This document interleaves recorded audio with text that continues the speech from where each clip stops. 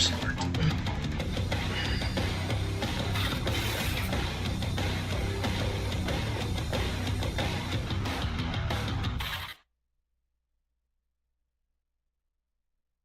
Yep, looks like it works. Awesome. Yeah, I just figured I'd create the stream, hang out for a bit, watch some Tennocon, and do some farming in the background. Because the show doesn't really start until like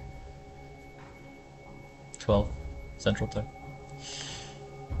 So I'll probably just farm some aluminum while I wait.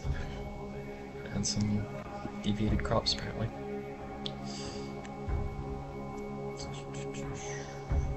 Let's check out my normal crops. Just growing a ton of mushrooms to maximize fertilizer gain.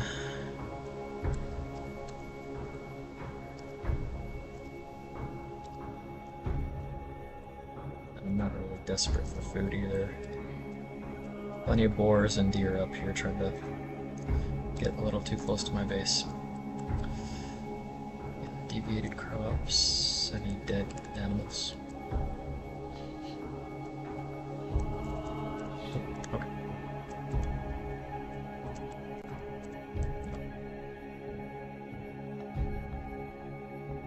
Some fertilizer. 5, dang. I'll run out of this fertilizer pretty soon. And then store the rest.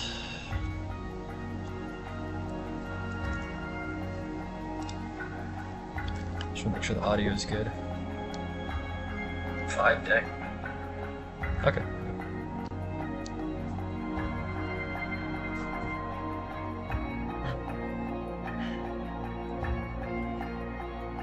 I crafted onions for something. Oh yeah. Italian soup can.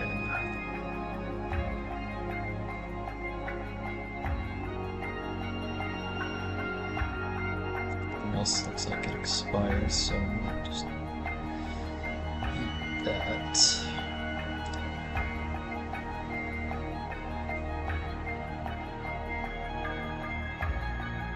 Kind of an interesting buff.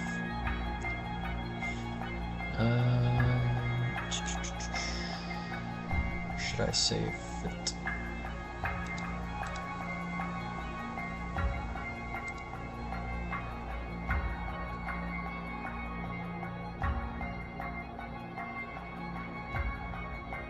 Yeah.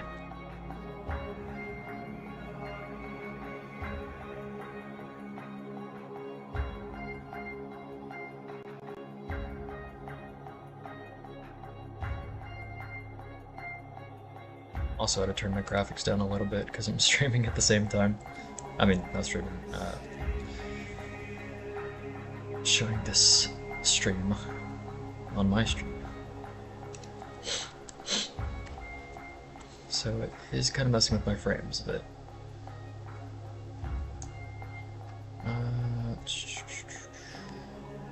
wonder if unplugging my TV would help, because that was pretty bad.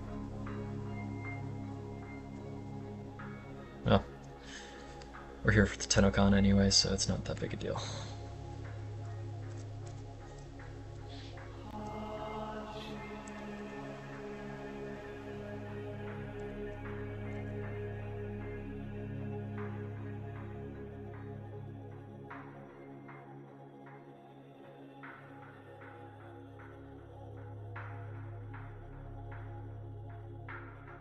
A lot of boars up here. I'm probably gonna have to do a little bit of shooting.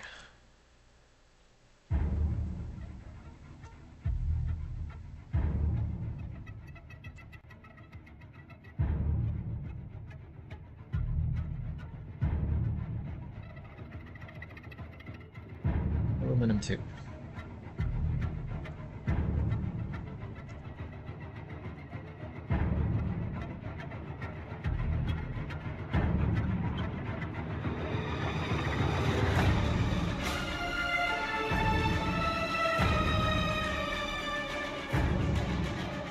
kill all these guys every day if I want some extra materials. But I think I'll pass for now. Oh shoot, they already saw me? Seriously? Jeez. I think they upped the detection the higher level you get. Okay, thanks for watching.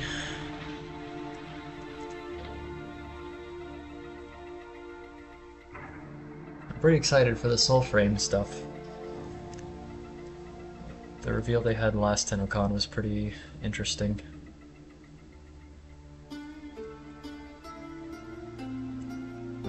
Let's see, 10. There we go. Yeah, this is a really good spot. I need to save this for next season. Except for these guys. Go away. I'm lagging too much for this. But I do need rawhide, so. Oof, nice.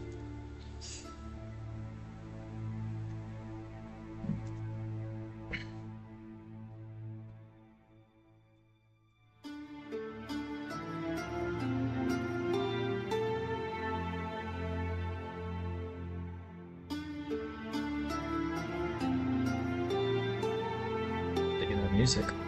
I wonder if that's soul frame music. It doesn't sound like a Warframe song.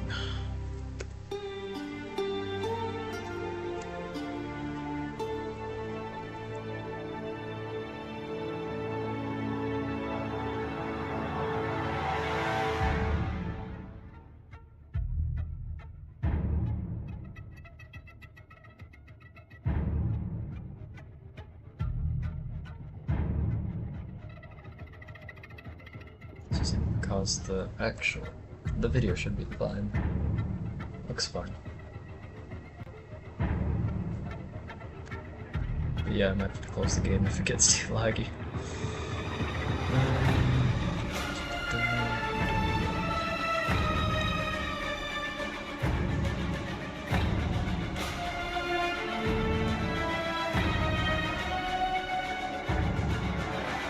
Turn my render distance up.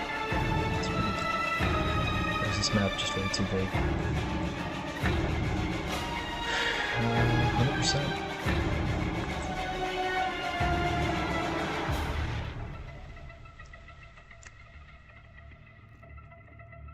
This map is just too big.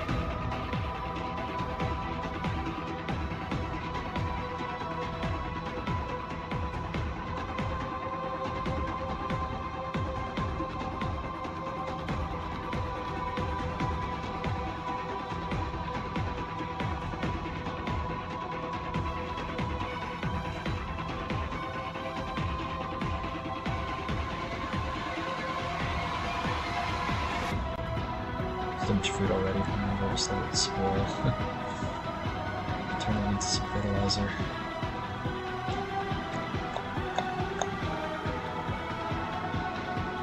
Yep, I think I'll do that. Did something like that. Get the 20-minute buff.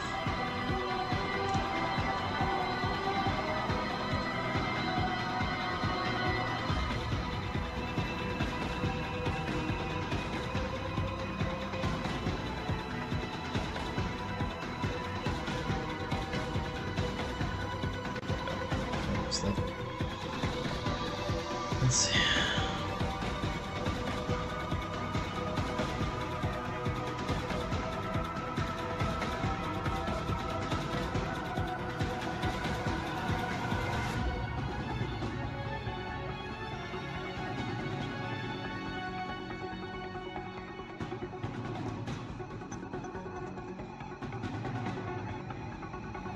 This lag is pretty bad.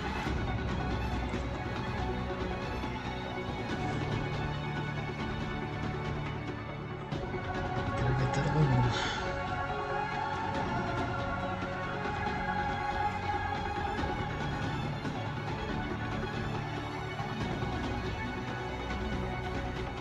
Oh, duh.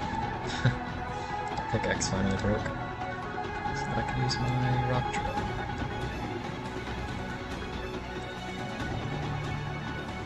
Oh, that is so much faster. I love it. There's the ores. Dang, do they attack the deers too? Those things are evil. They'll just kill anything on sight. There's not a lot of aluminum this way. It's tin. There.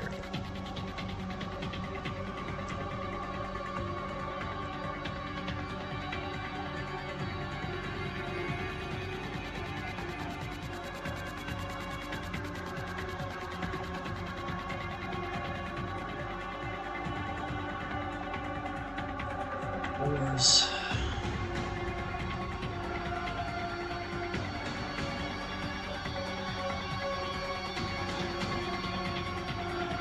Might just be because I'm plugged into the TV.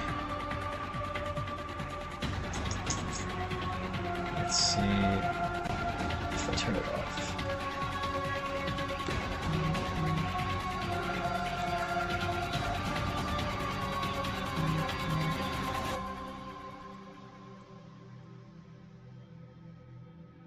A little bit smoother.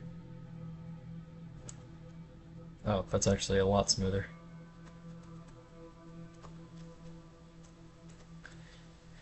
HDMI was eating up all my RAM or whatever. Oh, but it did shut down the Tennocon video. Okay. So I gotta fix that.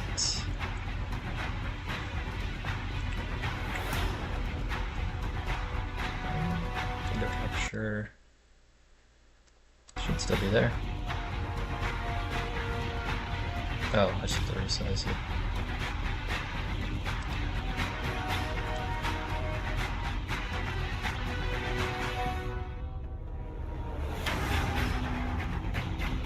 Yep. Okay.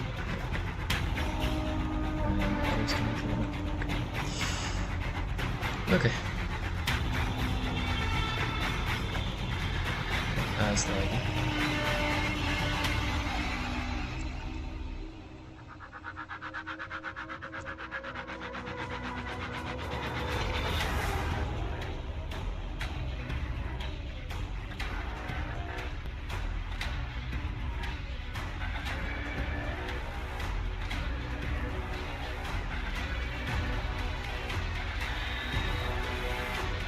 Got a new melee weapon last night. Stun baton. I'll test that out.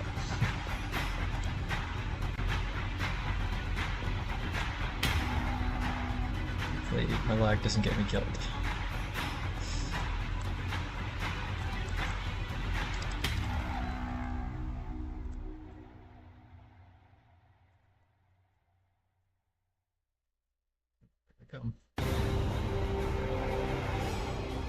It's a little bit of electric damage, I like that. This thing's powerful. They don't even have time to get shot off.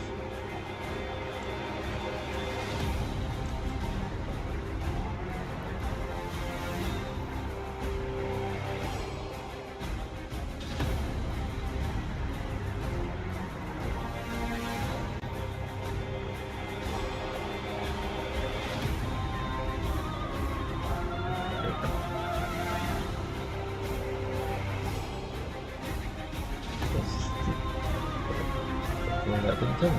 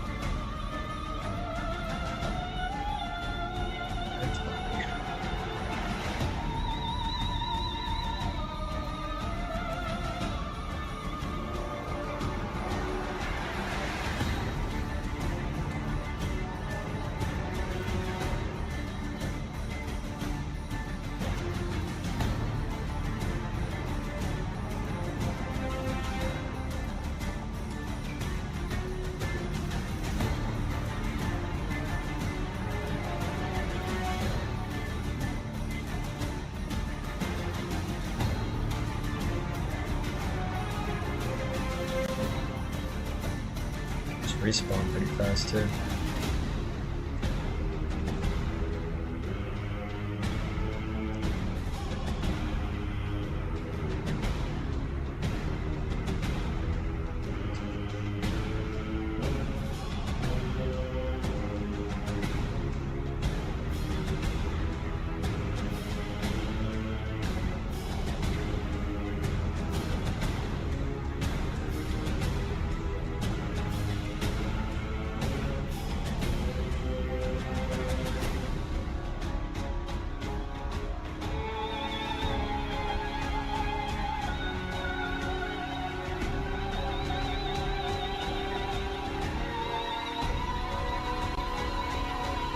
Guys.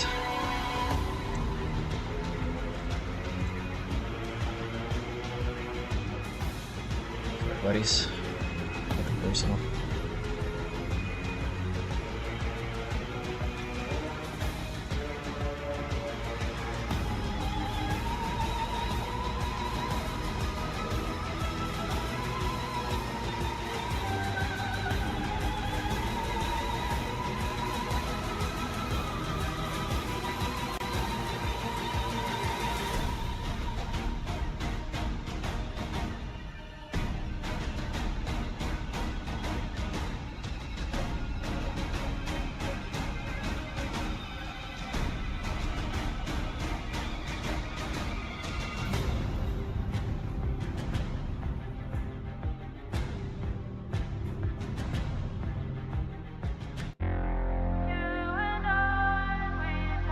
TV's up.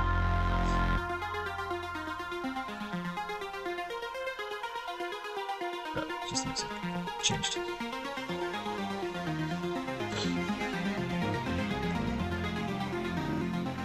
Pretty sick song.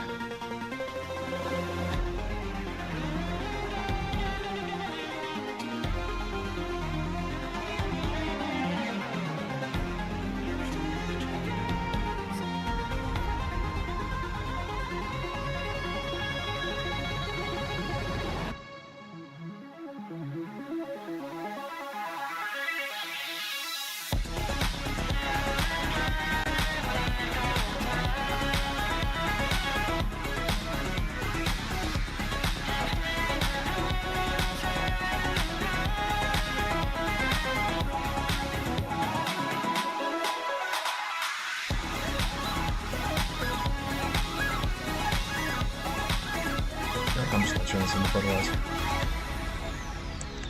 Where's my compost bin? Got way too much food.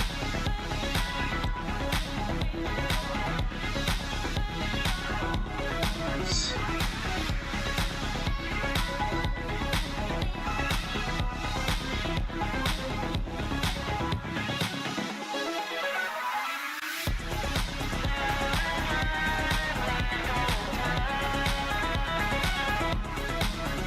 Wait a second. Wait a second. You can't use pork to make compost? What? And get away, keep stinker.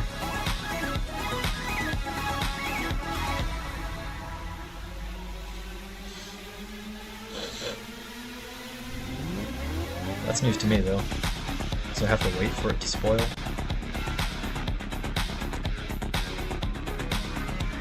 Interesting.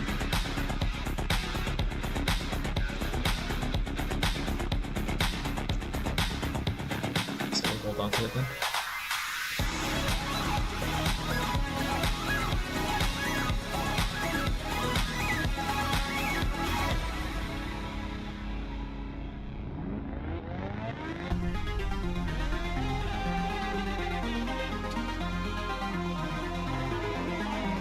This song better be in the game, because that would be so sick.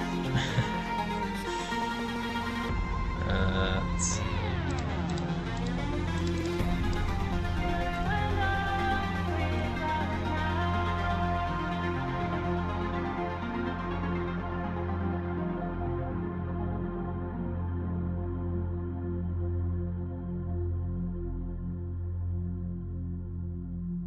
Like I have way too many materials, I need to craft some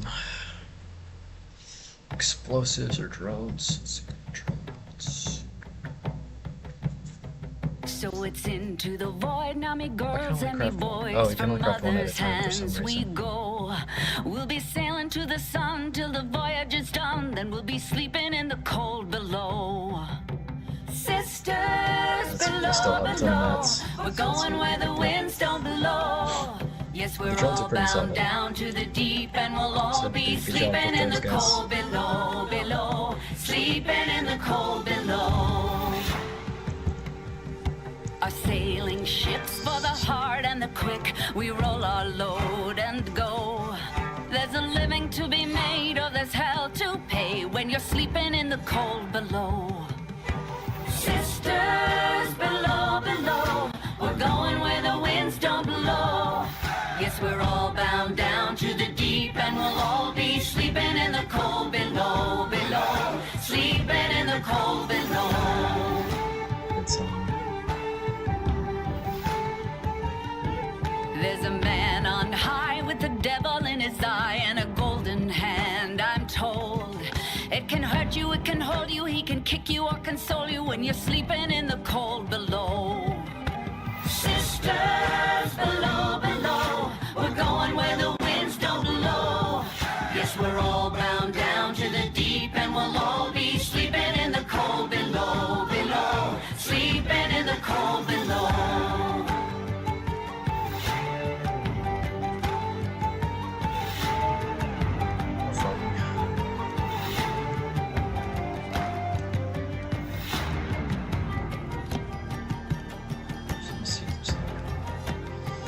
Any goodies I forgot to grab?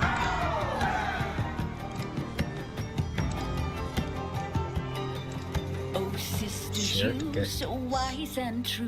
When it's my time to go, won't you lay me down under granum crowns, and I'll be sleeping in the cold below, below, sleeping in the cold below. There's the season once. Sisters below, below, we're going where the winds don't blow. Yes, we're all bound down to the deep, and we'll all be sleeping in the cold. Sisters below, below, we're going where the winds don't blow. Yes, we're all bound all just cosmetics, though. deep, and we'll all be sleeping in the cold. Can get some of this stuff, but it's mostly cosmetics. Below, below, sleeping in the cold below. Cool statue. 5,000. Today we sail Probably gonna be at the end of the season. on the solar rail. Oh jeez, can't see anything. For there's much we just don't know. So farewell with a kiss, then it's fast for the mist, till we're all sleeping in the cold below.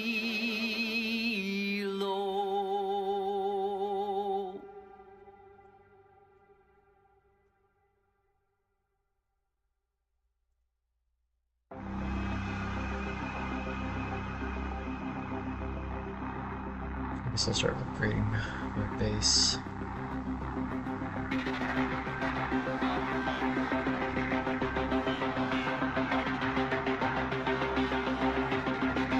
Again.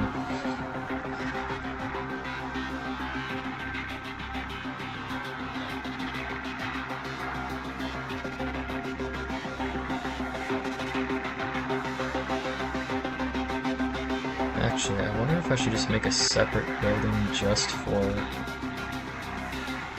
the resonator. That might be the way to go.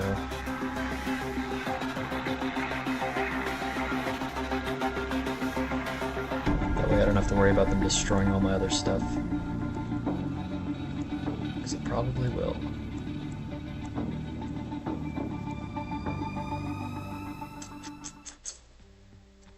Sup, Tenno? 90 Zach here. Wondering how you can get your free virtual items through the internet? Just from watching Twitch or Steam? Let me tell ya. Safety's off and destroy your enemies with the AX-52 rifle.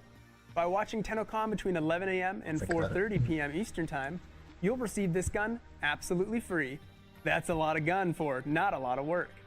Once Tenno Live begins at 4:30 p.m. Eastern, that drop is totally going to switch to the Sarin Prime.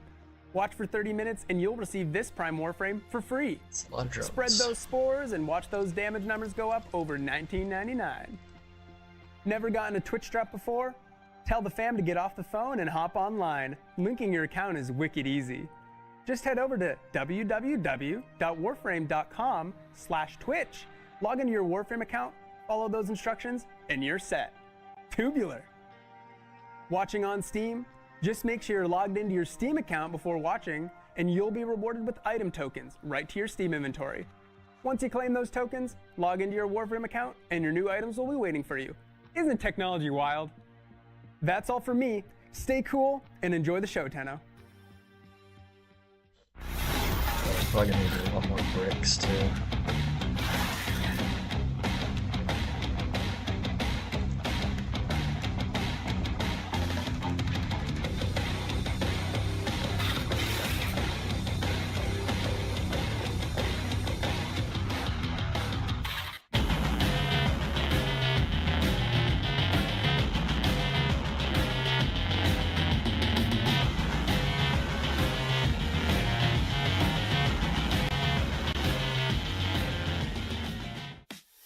Everybody knows there's nothing like a delicious slice of Big Bites pizza.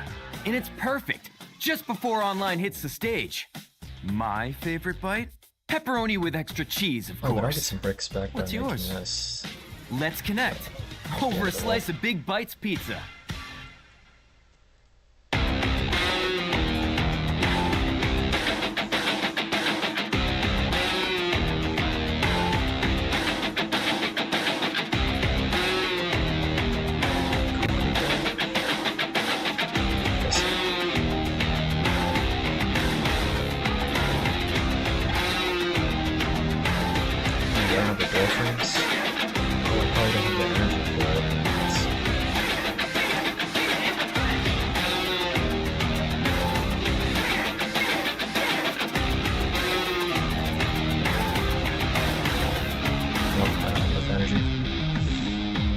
Gonna have to spam some dungeons or something.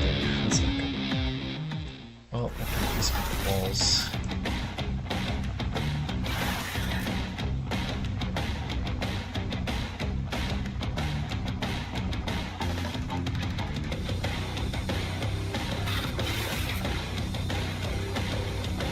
That's the difference.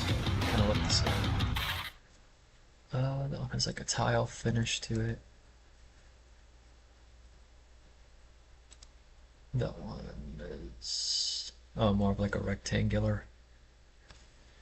I like the rectangular.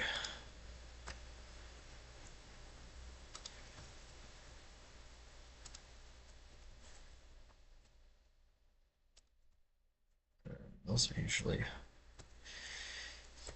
where they try to break in from. Can't do the windows or doors, unfortunately, so I'll just do all the walls.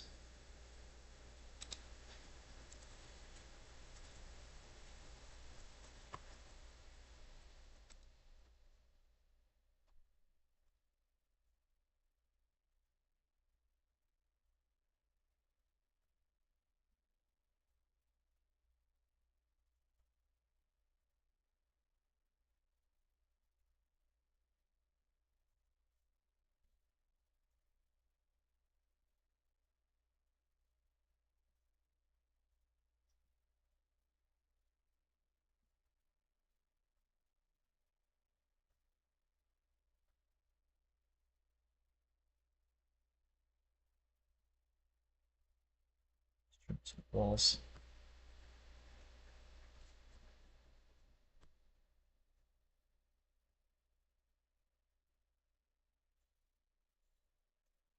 Lose all the natural lighting. See, this is why I want to build a separate building so I can have one that's all decorated and nice, and then another that's just for the home defense.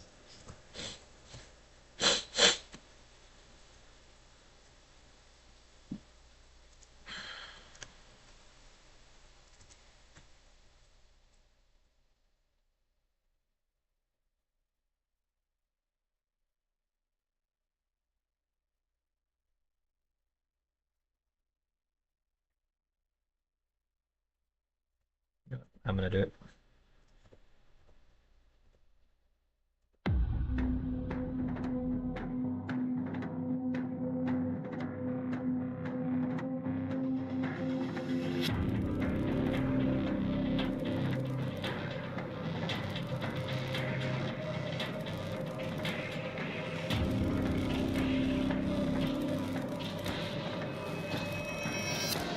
What's this power?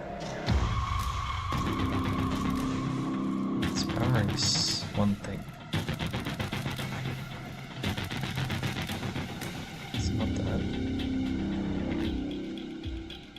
It's not these guys. Oh, the grow light. The grow light's horrible though. Look at this. 10%? 0? I mean, how many grow lights would I have to put next to each other in order to make it decent? Not very good in my opinion.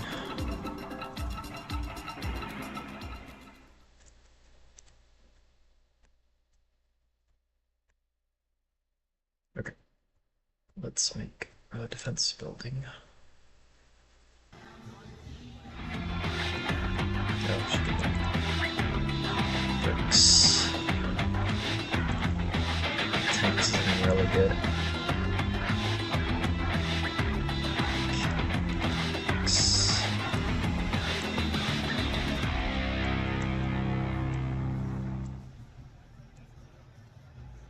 Ooh.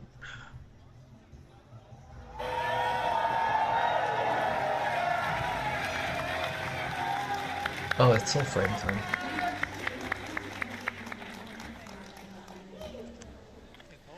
Okay, I guess I'll take a break then. We're live? Yes? Does this work? Hello. Hi, everybody. Hello. Hi. Thank you for coming. Thank you for coming. Rue, are we good on Twitch? Did we see our little Doyen thing already? Oh yeah, that's Oh yeah, where's our little Got intro like a bit? cool little hut That's with like a us. pink cape thing. all right. Okay. Well, welcome. Welcome to Tennocon. Oh wait.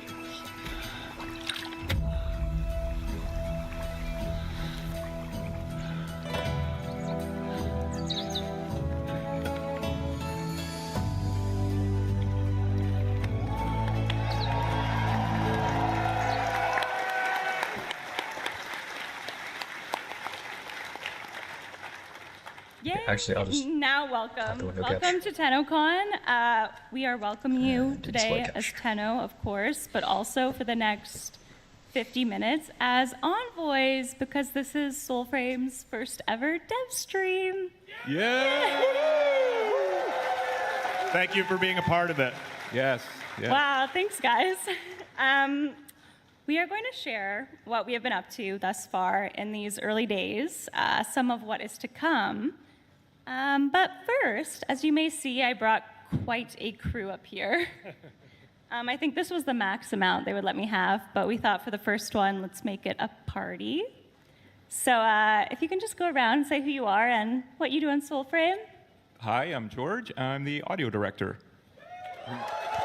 Thank you. Thank you. A lot of fans. I appreciate it. Thank you. Just yours. Yeah. Hi, I'm Scott, and I'm the lead designer on Soulframe.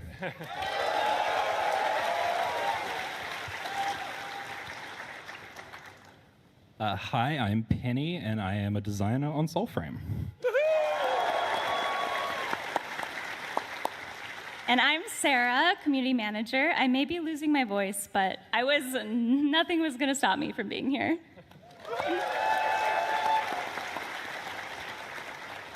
Who are you? Hi, everyone. I'm Jeff. I'm the creative director on Soulframe.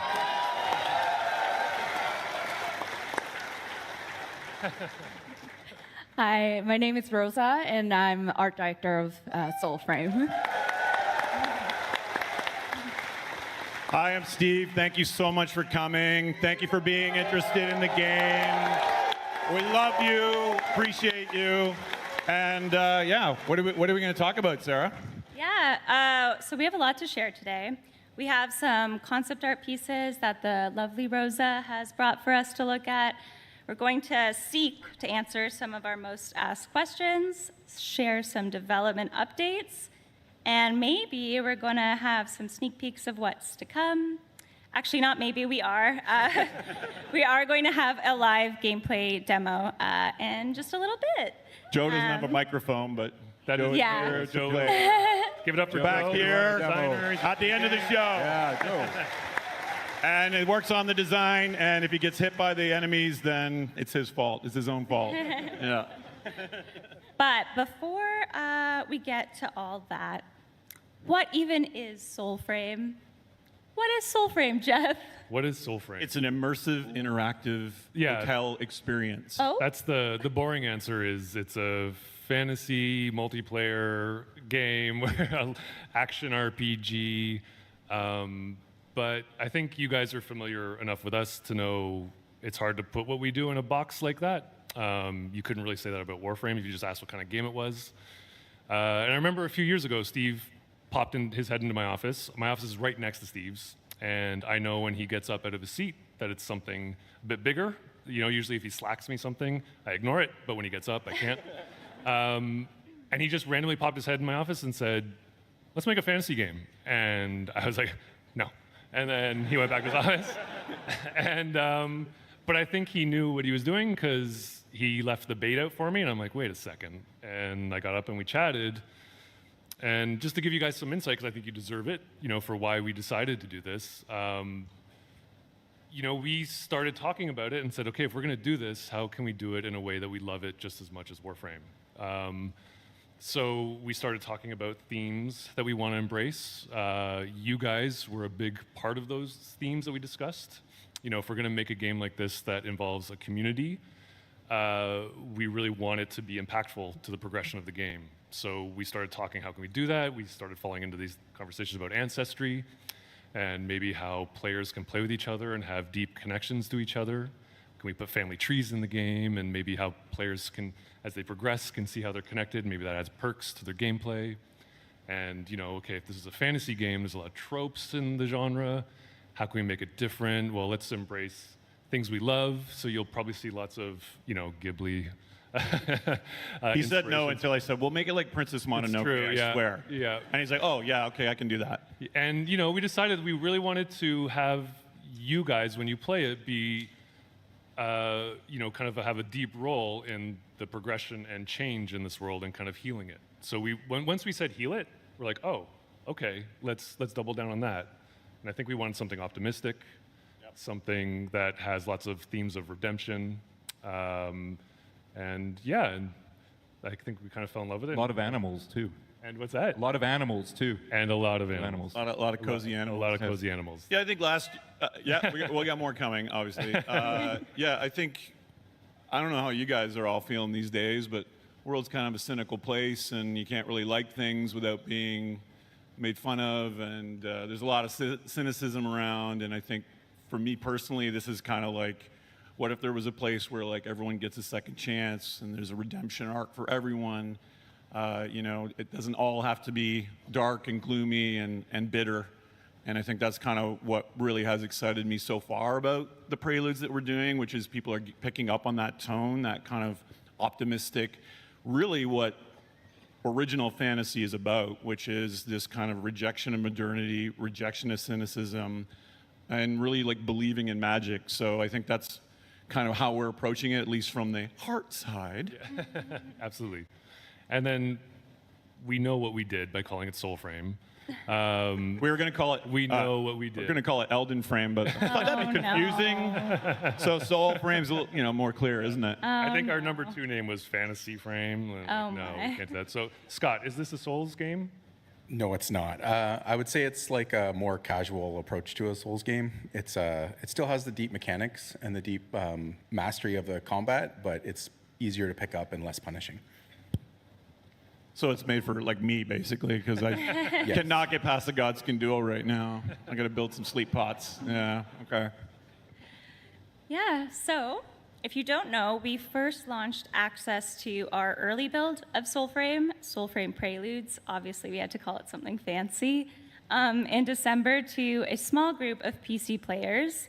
Players are invited through email, so shameless plug, number 1. Make sure you have signed up on soulframe.com with your email and claimed your Envoy title. If you're watching in chat, !Soulframe. that will link you to our site where you can do that. We're currently sending out 2,000 invites every single week, and is anyone in here currently, just by show of hands, in Soulframe Preludes? Is any? Oh, Wow. yeah, that's actually a lot of you guys. Thank you very A much. lot of you. Aw, okay, well, I definitely want to talk to you all after this.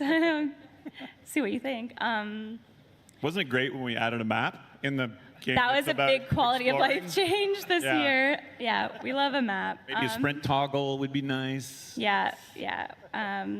So yeah, Preludes 5 was released to Preludes players at the end of June, and after this day is over, we're going to be hard at work for Prelude 6. We've been following a monthly-ish update cadence. Yeah, and lots of hot fixes in between. So yeah, today we're going to show you some of this and some new stuff that's coming soon. And yeah, so since December, Preludes has sort of become its own thing and its own community. And there's a lot of people who are so involved. And I actually have some really cute fan art I'm really quickly going to show. Adorable. Oh my God. This one is by elliecody.k on Twitter. That is a well-fed sparrow. That is a healthy Very sparrow. well That's Very a chunky healthy sparrow. Very. Well cared for. You may see a young Lady Diora and baby Garen. Oh, I've got one down here. I don't think you guys can see So it. good luck, Garen. And yeah, we have another one here by Staller D. Nice. So pretty. And oh no, who put this one in there? You did. Quick, someone flip the slide. But actually, this is a small shout out to the official Soulframe Discord server. If you ! Discord in chat, you can join in on the fun and maybe avocot memes. And a lovely Orangal by Danny W in the Discord as well. So yeah, just thank you guys for sharing such beautiful fan art already. Like, it blows my mind that you guys are already so involved. And speaking of pretty art, we actually have some from the team, and we have our lovely Rosa here. I actually brought up your painting. That's your original art here. I don't know if you want to talk about that one at all. Yeah, so this art piece was made for our promotion for last 2023 Tennocon. You surprised us by doing this. Yeah. Yeah, we wanted to push like the retro 80s film crafted the poster look to the game. So yeah, so I tried to paint it with like watercolor and like mixed media with on a watercolor paper, and it took me a few days. It's stunning. We finally got it framed. It used to be all like taped up in Jeff's office, so now it has the home it deserves. Yep. Yeah. So the Tennocon last year we introduced Garen Rude Fable. So I incorporated the two versions of the Garen and a few ancestors and our star avocado into the painting. So yeah. Yeah, we have some early concept art as well to share today. So this is our ancestors. On the sides is Orlick and Tuvalcani, the original sketches by Keith Thompson, who sadly couldn't be here today. We love you, Keith, though, if you're watching. And the middle one is an early concept of Fen Jotar by Munash on our team. Scott, Penny, what are ancestors?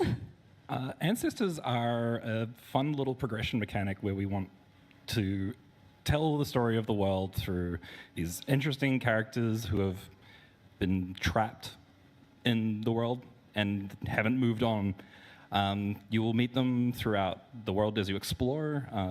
As we said, this is Orlick, Fenjotar, and Tolbocane. They're all representations of our sort of meta systems like crafting, or modding and stuff like that. So we'll see a little bit more of them later on, but I'm sure if you've played Preludes, you'll have hopefully, fingers crossed, met at least Tolbocane and Orlick. If you haven't, I'm sorry. Yeah. You'll hear us talk about ancestors a lot, but this is just a way for us to kind of hopefully add a bit more thematic progression to the game to reinforce the world. Yeah, and the idea is anytime we add like a cool new meta system to the game, we're going to show one at the end of the show, Verminia, that it would come with an ancestor that's distantly related to you, and they have some kind of problem, why they haven't kind of moved on to this sort of rings of the moon, which represents heaven in the game, and hopefully you help them with that, and that's kind of a key element to stuff like crafting and upgrading your gear and learning the histories of the world. So it's kind of builds out your village in the Nightfold that we'll also show. So Each has a unique personality too, right? Through all the voices and all the got their own music. I mean, obviously Everything. DE is known for amazing musical scores, George, Yeah. and Soulframe's gonna be no exception. Definitely, yeah. We've spent a lot of time crafting the music so that each region feels like it's its own thing, using a lot of folk instruments and natural and organic sounds as well, all the soundscapes. I said to the team early on that we shouldn't use any synthesizers at all in the game. So it's all natural sounds that have been manipulated, a lot of lighters for magic and matches and classes and stuff like that. And so yeah, it's a lot of good stuff. Awesome. We have. What are these? Oh, these are Scott, cool. what are these? What are we looking at? These are the packs of the game. So these are basically the physical representation of the classes of the game. So these will basically, you'll unlock them as part of your progression, or unlocking the Omen Beasts. They basically will be the kit of the game, the gameplay kit. So as if you want to play as a tank or if you want to play as an assassin, there'll be different packs that you can get. Kind of one of the cool things we're doing with this system is the packs come with an idol, and the idol is basically, if you've played the game, it's the ultimate of the pack. But the interesting thing I think we're doing in this time is we're allowing you to mix and match, so you can move your idol to a different pack. So I think it's a fun twist. Kind of like an exalted weapon you charge up while you're playing. Hopefully if Joe doesn't totally suck, we'll be able to see that today as well.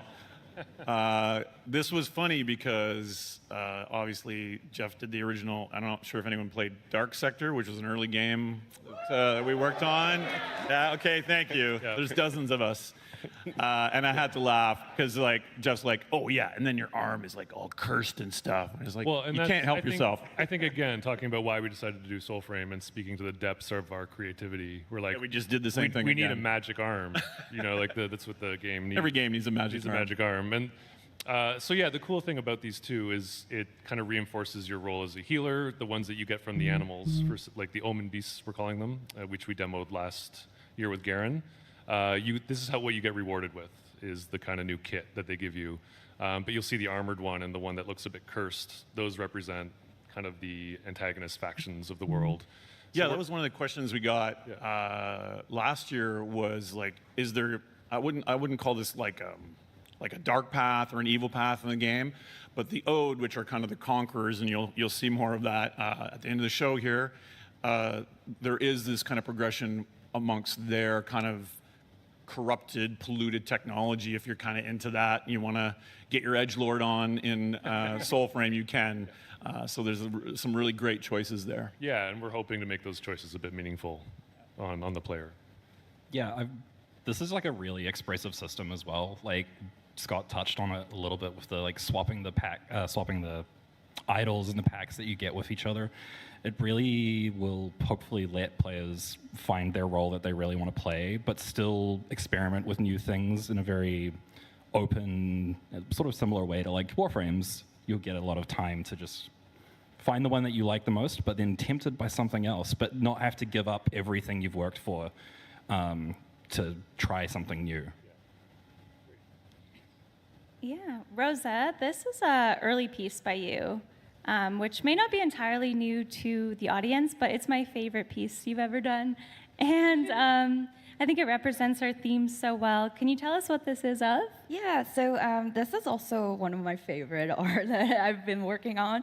And yeah, it's when we first worked on this, we wanted to establish like the first impression of the game when you log in, and have like capture the influences and the theme that we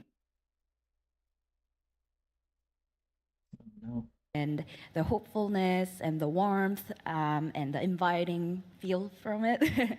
So yeah, so my favorite part of this painting was that the fawn is just totally enjoying the sunlight, and the rabbit and the animals surrounded is like just like passed out and dreaming.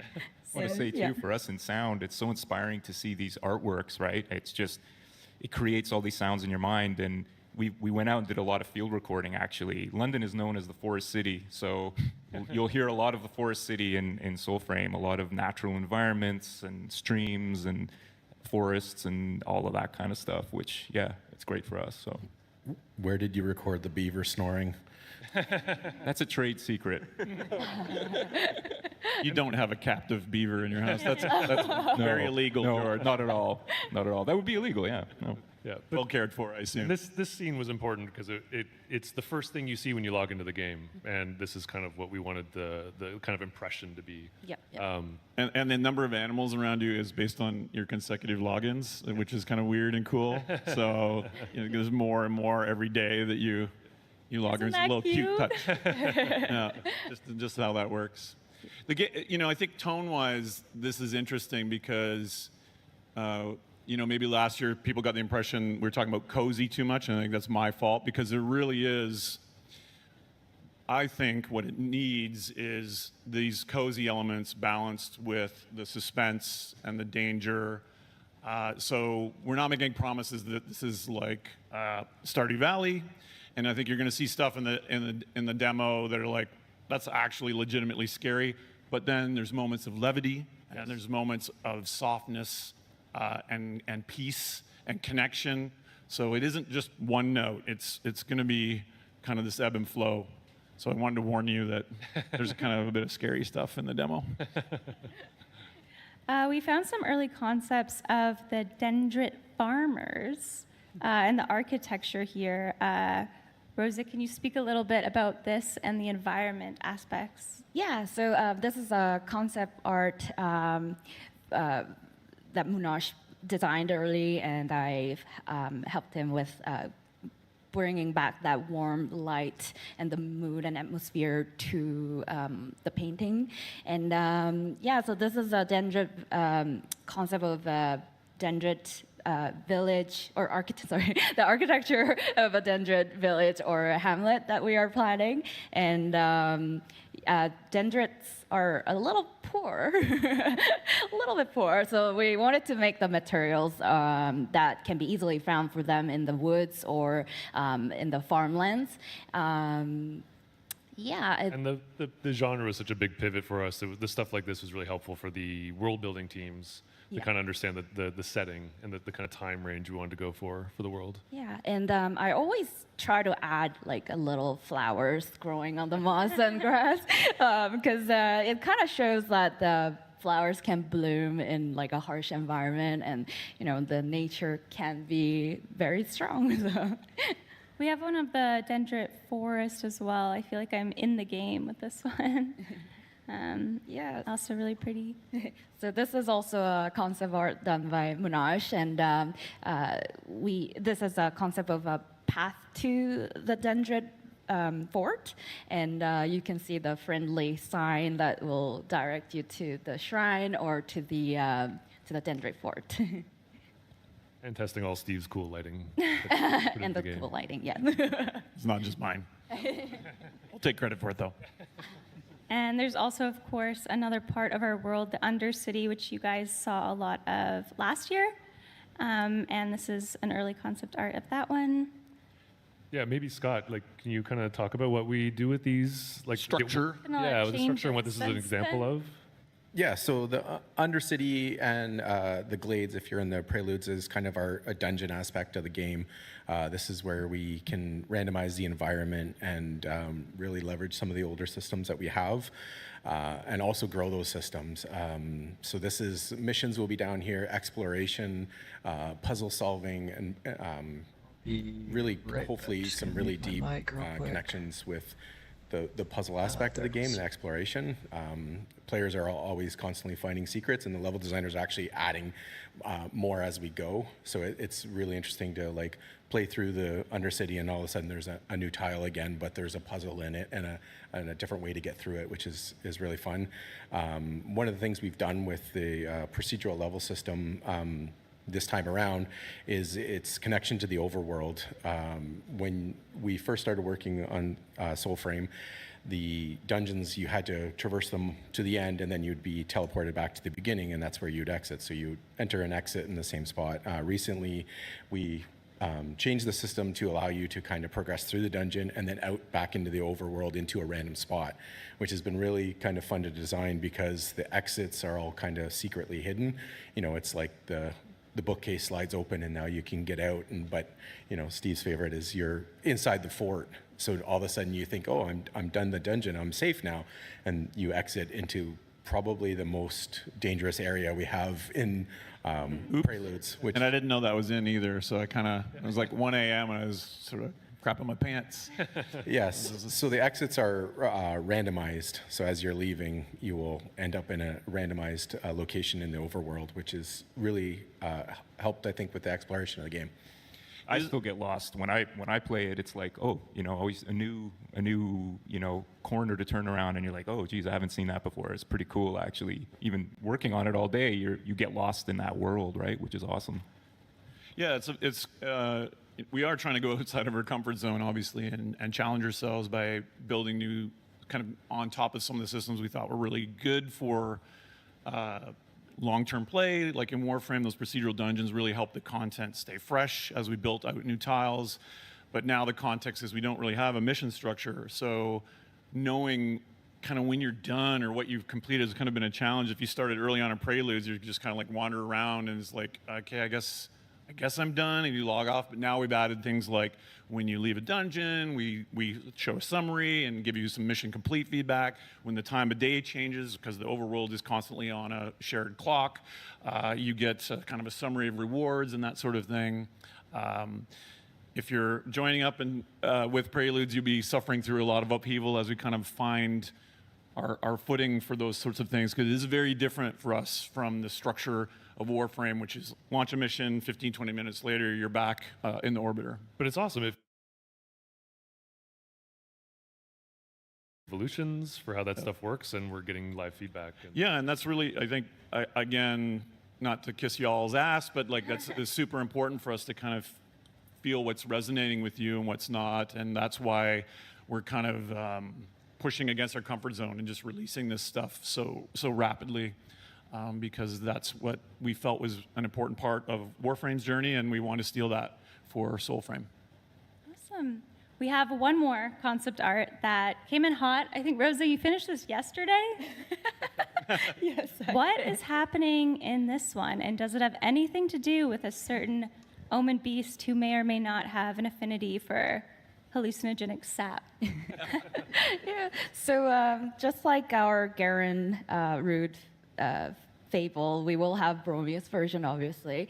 So yeah, this is a concept of Bromius attempting to eat the seed of the sacred sapling tree that he loves, and he's a bit addicted, I can say.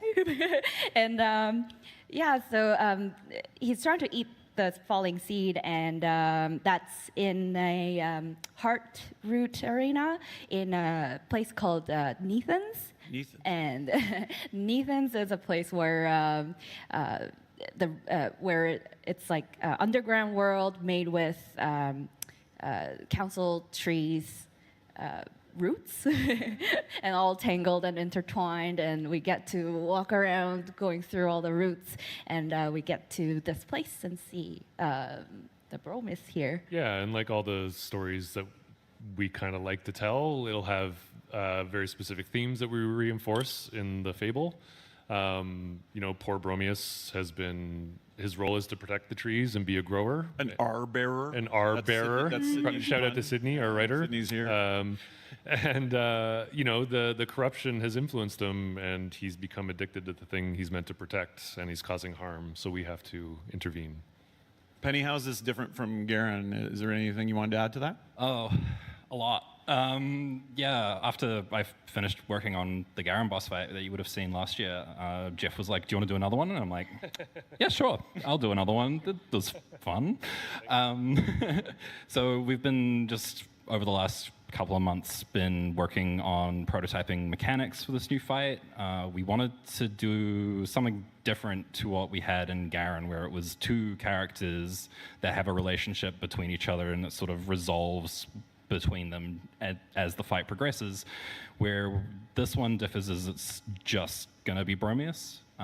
You are sort of fighting him as he is descending into a sort of descending on the spiral of addiction, and how he changes, and you're trying to sort of help pull him back. We paused him for a little bit because of Tennocon, but we're going to hopefully be kicking him back off soon with the full force of every talented person on our team. Yeah. Our intention is to get this into Preludes very soon. Yep. One thing I wanted to add Yeah, we should. was Oh, no, sorry. sorry. I wanted to add was the mood of it kind of changed throughout this whole week because it rained quite a lot earlier this week, and yeah, my basement flooded. So I wanted to put in that damp, really thick atmosphere to the painting. So it was really dry roots in the beginning of the concept, but now it's like all mossy. So you and- went into your basement. And yeah, I'm you're like, oh, I feel the air being very all this water thick. damage. I want to channel this. Smell. Like I gotta put that in the painting now. Sounds good. So there's a lot in the works that we have shown you, and that's just a taste of what Preludes is going to be. We're going to show you some live gameplay quite soon, but we haven't yet answered the question most of you have been asking. And yes, I've been seeing it. When can I play? And the answer to that question is...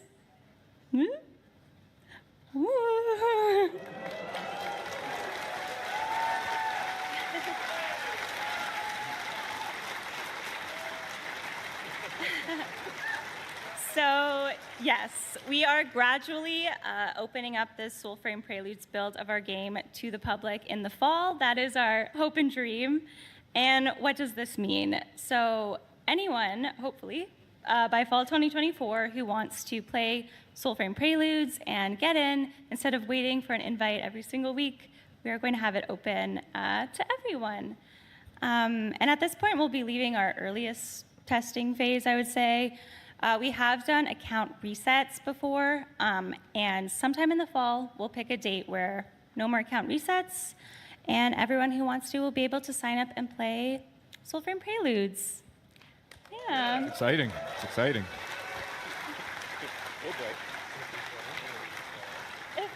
But if you want to reserve your in-game name, your Envoy title, you should do it today. We're still sending out invites. Because we're still sending out invites, Yep. and of course, that is a way to reserve, so. Yep. And that'll Even be if- ramping up, right? We'll be, as we get closer Yeah, to we'll the be ramping that open, up we'll be as well. letting the people that have signed up early and Yep. in early. first, yep. Yeah. Yep.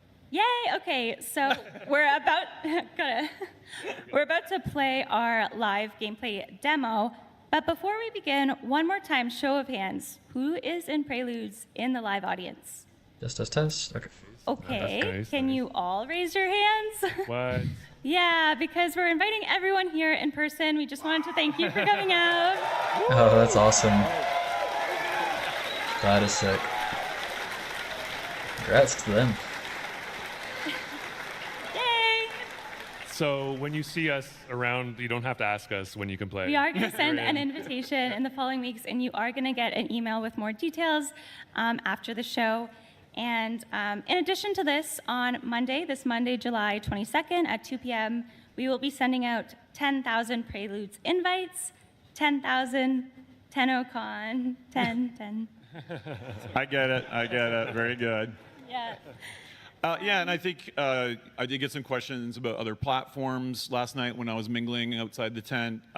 It is going to be PC first, a bit like Warframe. We can do fast iteration, and we don't have the cert stuff. But obviously, pardon me? We'll have to think about that. But initially, we're going to be doing the iteration on PC. If you are on console, obviously that's in our plans, and we are looking forward to that. And we have been talking to our partners on that side. But this fall is going to be PC, just to warn you about our current platforms. Yep. But yeah, Soulframe Preludes, and I think it's just been really cool and exciting and unique to build this game alongside you guys. So if you want to play Soulframe Preludes, you all can soon. Hopefully. Okay. It's time for the lovely Joe over there to play our gameplay. Yes, we're going to throw it to Joe, and just so this is a bit of a sneak peek. Yeah, we're going to set this up. Yeah, we're going to set this up. It's a little. There might be a few bugs, a couple glitches. Might be a few bugs coming in hot. Little animation pops. But it has foot IK now. So watch.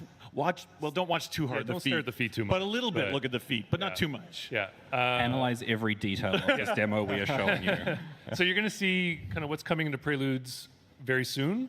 In addition to some bigger things that we're hoping to get in for the end of the year to kind of speak to the players' intro quest. And can I say this? Like, I hate to say this because you cringe when I talk about this, but like I cringe a lot when you talk. But this is.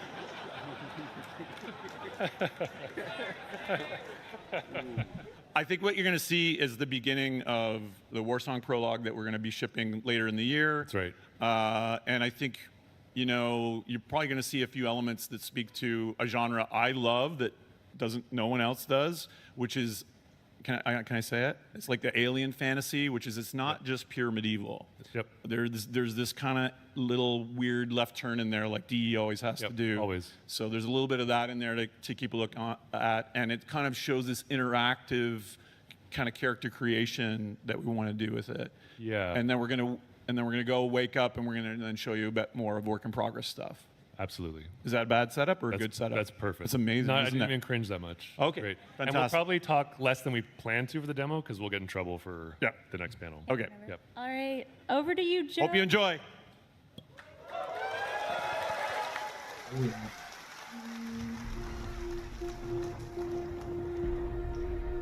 Remember little Minnow.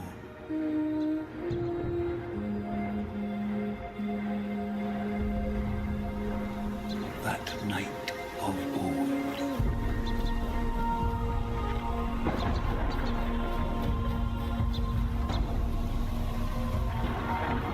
Not by Nog, but heart. A rally drum.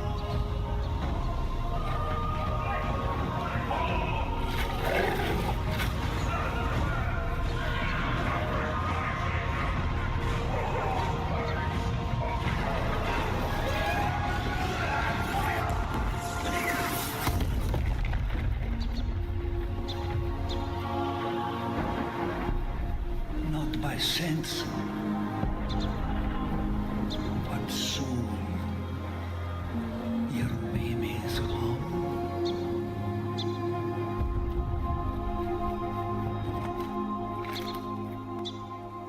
Go now, my brave, for tomorrow will come. This night of war will dawn before sun.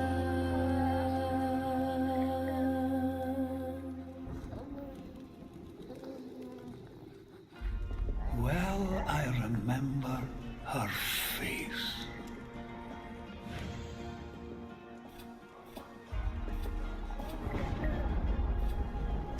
A copper glow, like amber rocks, a wealth of warmth, and of her locks.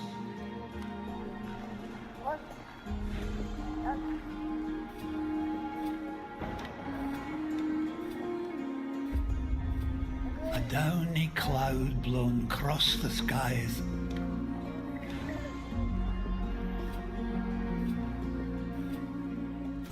night-lark feathers o'er her eyes.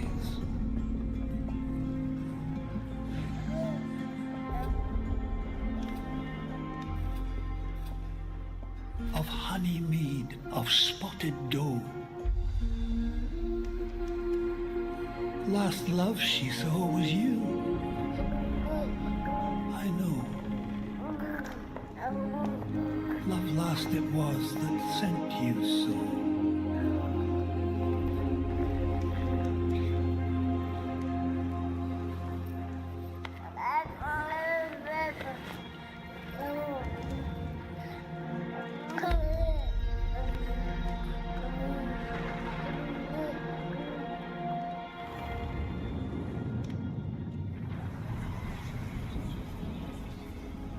So that was a sneak peek at War Song Prologue. As I mentioned, it's the intro quest, and what you saw there is how you create the first customization template of your character. There will be more for that to come, so you can customize further. We're jumping a bit now to a bit of a showcase on how you can get the next ancestor.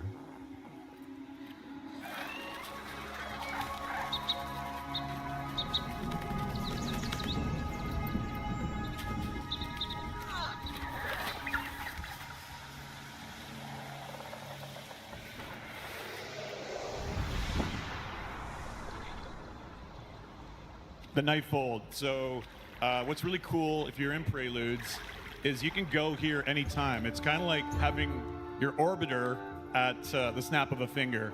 So you can go in here, you can talk to your ancestors, work on your meta, queue crafting, look at the lore you just unlocked, change your weapons. As long as there's no aggro enemies in the vicinity, at any time you can go into the Nightfold. And as you collect your ancestors, it's kind of like building a village within this kind of purgatory plane.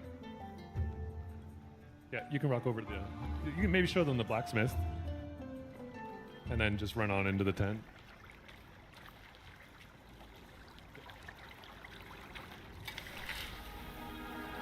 You can hear all the different musical cues here that we've been working on as well. Each ancestor has their own, which is pretty cool, I think. A lot of traditional instrumentation used and suits their personalities. Same with the voices, custom voices and all of that.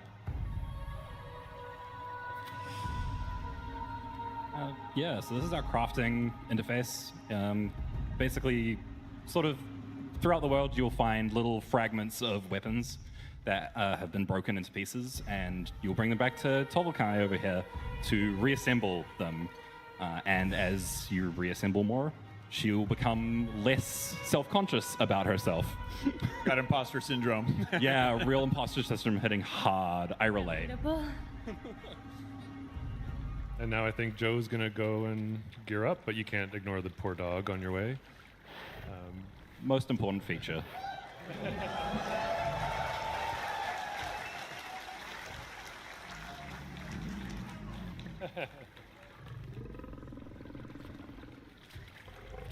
And then, yeah, Joe will give us a sneak peek at our arsenal that we'll have probably a better name for, and he'll just swap out some gear and maybe a little cosmetic change.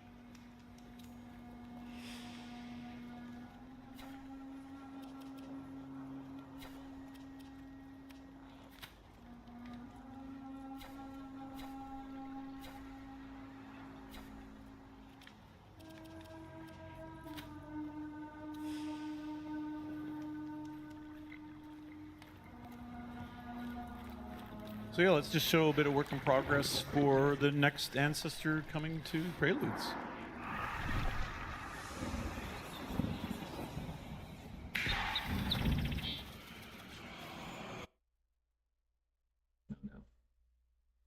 They're having some bandwidth issues.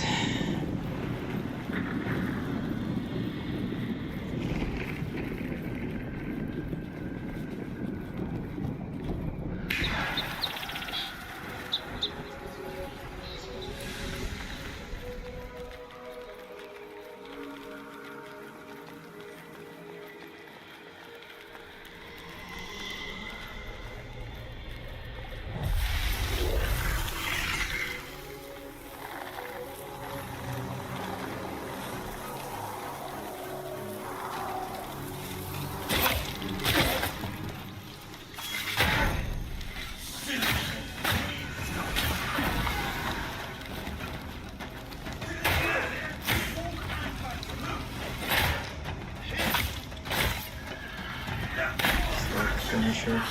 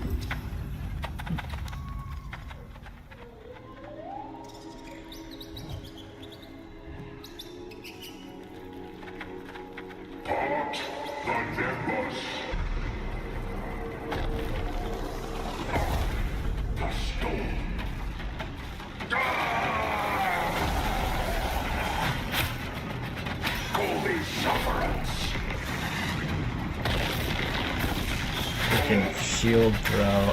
Oh, that's so sweet. Uh-oh.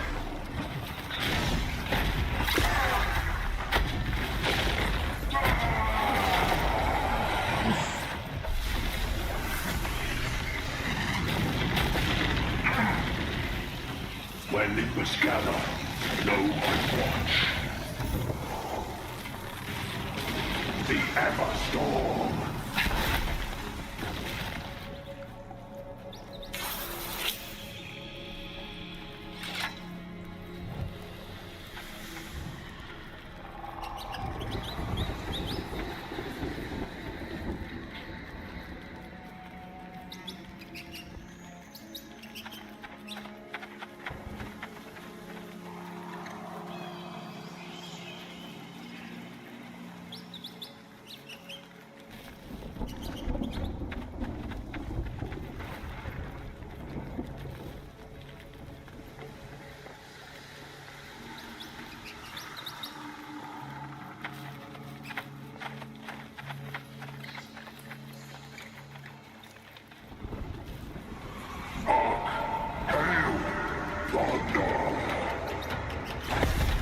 I seek the bear.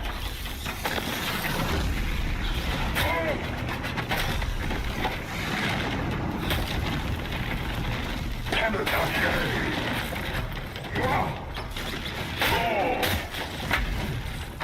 Call me sufferance.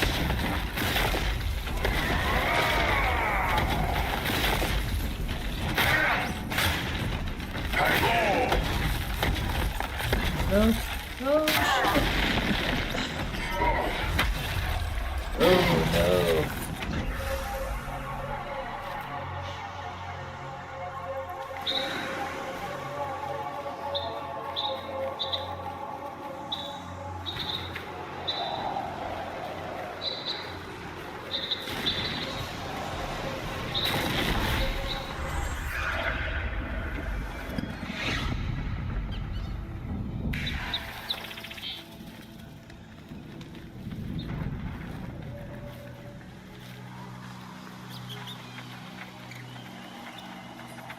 Puppet, here.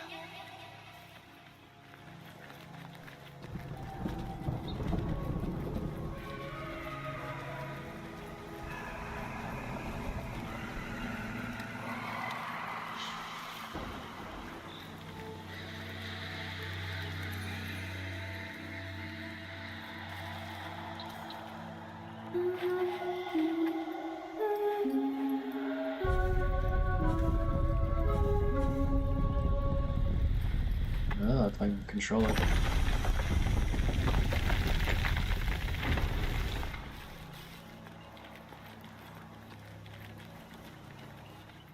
Hey there, puppets.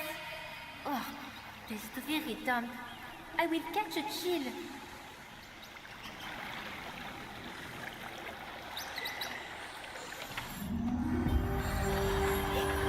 You sneak.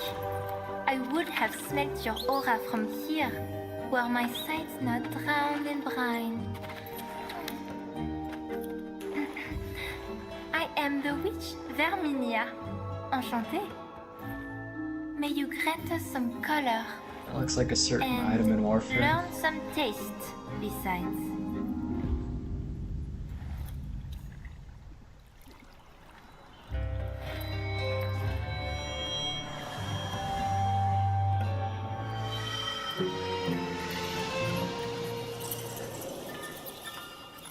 Oh, envoy, for you go. Un amuse-bouche.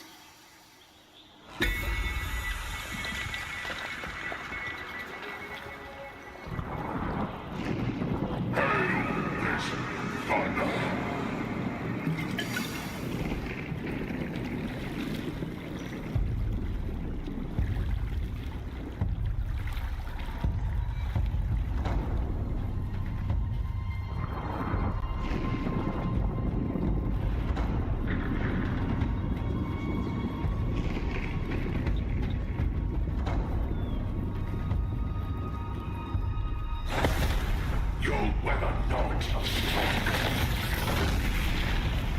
I weather the strike.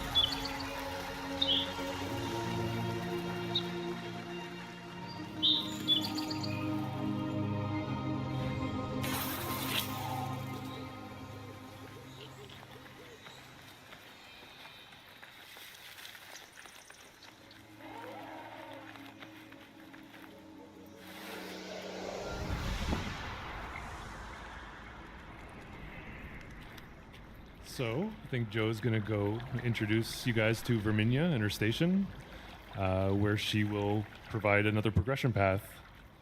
Oh, yeah. So Verminia is our sort of master of colors and elixirs.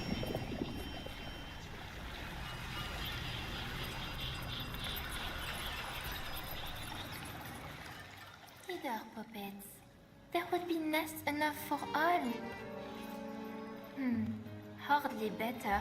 How am I meant to brew my hues in this washed-out puddle? I know not. Less. The envoy brings us a nibble? So this isn't final implementation, but we just wanted to give you guys an impression of the kind of customization you'll be able to do to her. We could just eat you up. The puppets approve.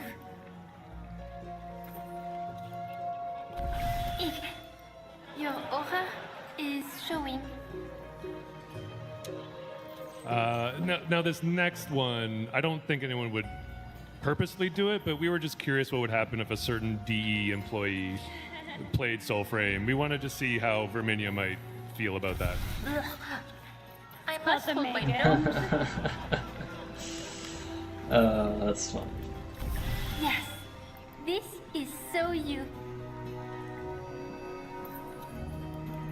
Oh, envoy, for you go. My puppets have wished to tell. How you say? Something unsavory.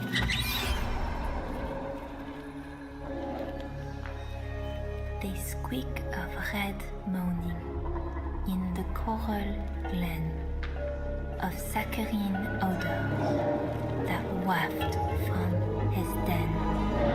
His bell tolls. Its echoes taste faintly of black, of torn parts, of claw marks, of drip, drip, drip, zap.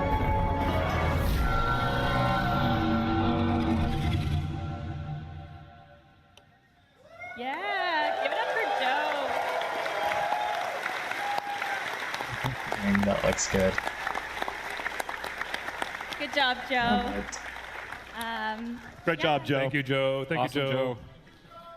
Thank you, Joe. He was very nervous, so thank you, Joe.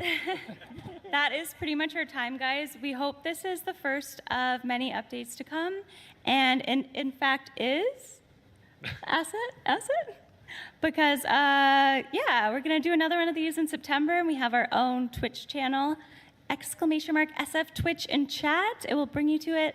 Oh yeah, there it is. Woo! I think we have 63 followers right now, so if you if you want to go join there, we're going to talk more about our plans for the fall, our next Preludes update, and yeah, just thank you guys for all your support and Thank you patience so much. as this Thank world you. comes to life. Like, our community is so central to everything we do, and we couldn't even build a new game without you. So thank you, and thanks for listening and being here today. Have a great show, everyone. Thank you. Thank you. Thank you.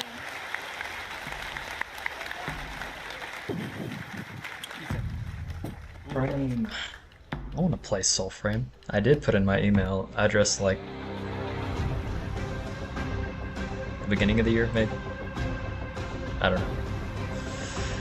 But I never heard back. Oh well. Art of Warframe in an hour. Or is that in 5 minutes? I guess in 5 minutes. Sounds of the system. Alright, I'm gonna get back to farming. Let's see, how should I do this?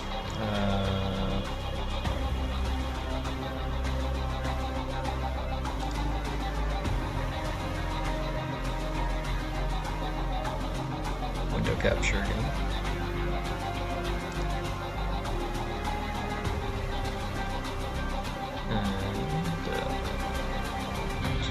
Full screen.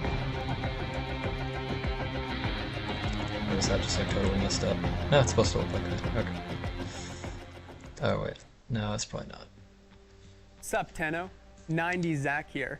Wondering how you can get your free virtual items through the internet? Just from watching Twitch or Steam? Let me tell ya. Safety's off and destroy your enemies with the AX-52 rifle. By watching Tennocon between 11 a.m. and 4:30 p.m. Eastern Time, you'll receive this gun absolutely free. Okay, That's a there we lot go. of gun for not a lot of work. Once Tenno And I'll Live just begins use at farming in the 4:30 background. p.m. Eastern, that drop is totally going to switch to the Saren Prime. Watch for 30 minutes and you'll receive this There's Prime just way too Warframe much for for my free. computer to handle. Spread those spores and watch These those frames are damage pretty numbers bad. go up over $19.99. Yeah, I should Never probably gotten get to out of full Twitch Drop screen. before? Tell the fam to get off the phone and hop for now. online. Linking your account is wicked easy.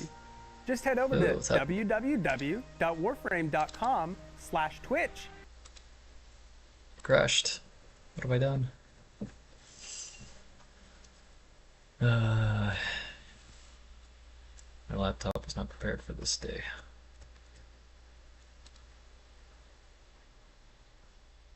No, I blame Microsoft Explorer.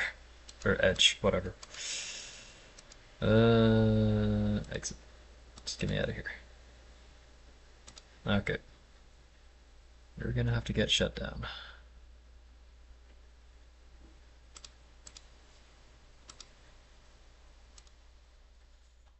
Let's try this again.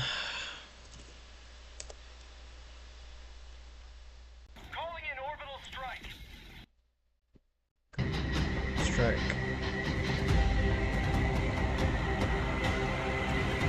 Theater mode. Okay, theater mode looks good. Just leave it at that. Window capture. There we go. There. Okay, I should be able to play now.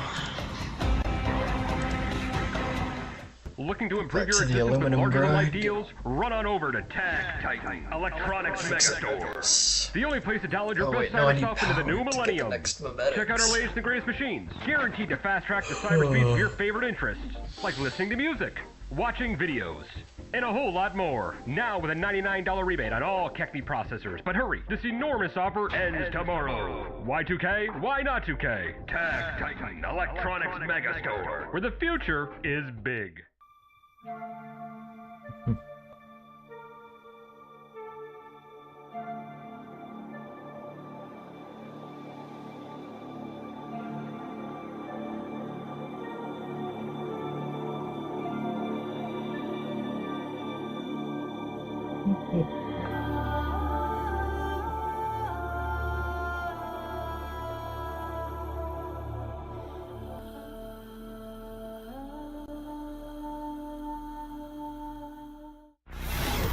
Let's see what server I'm playing.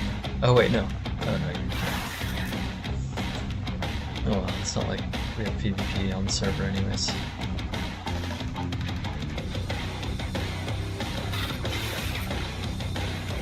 I'm still not 100% sure how PvP works in this game.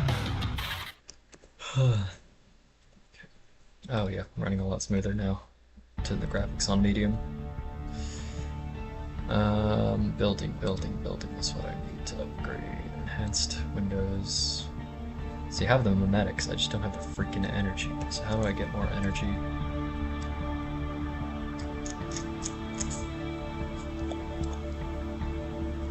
I wonder if anyone's doing X. You can get energy from the silos.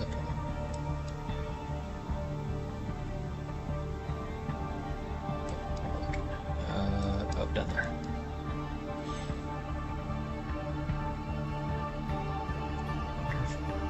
I'm gonna check out the quick, like, team up target dungeon, NA, securement silos, Sigma, Phi, Alpha, X1. Oh, there's nobody running these. Oh, I could choose the auto match. Let's try X1, auto match. Auto matching on securement silo X1.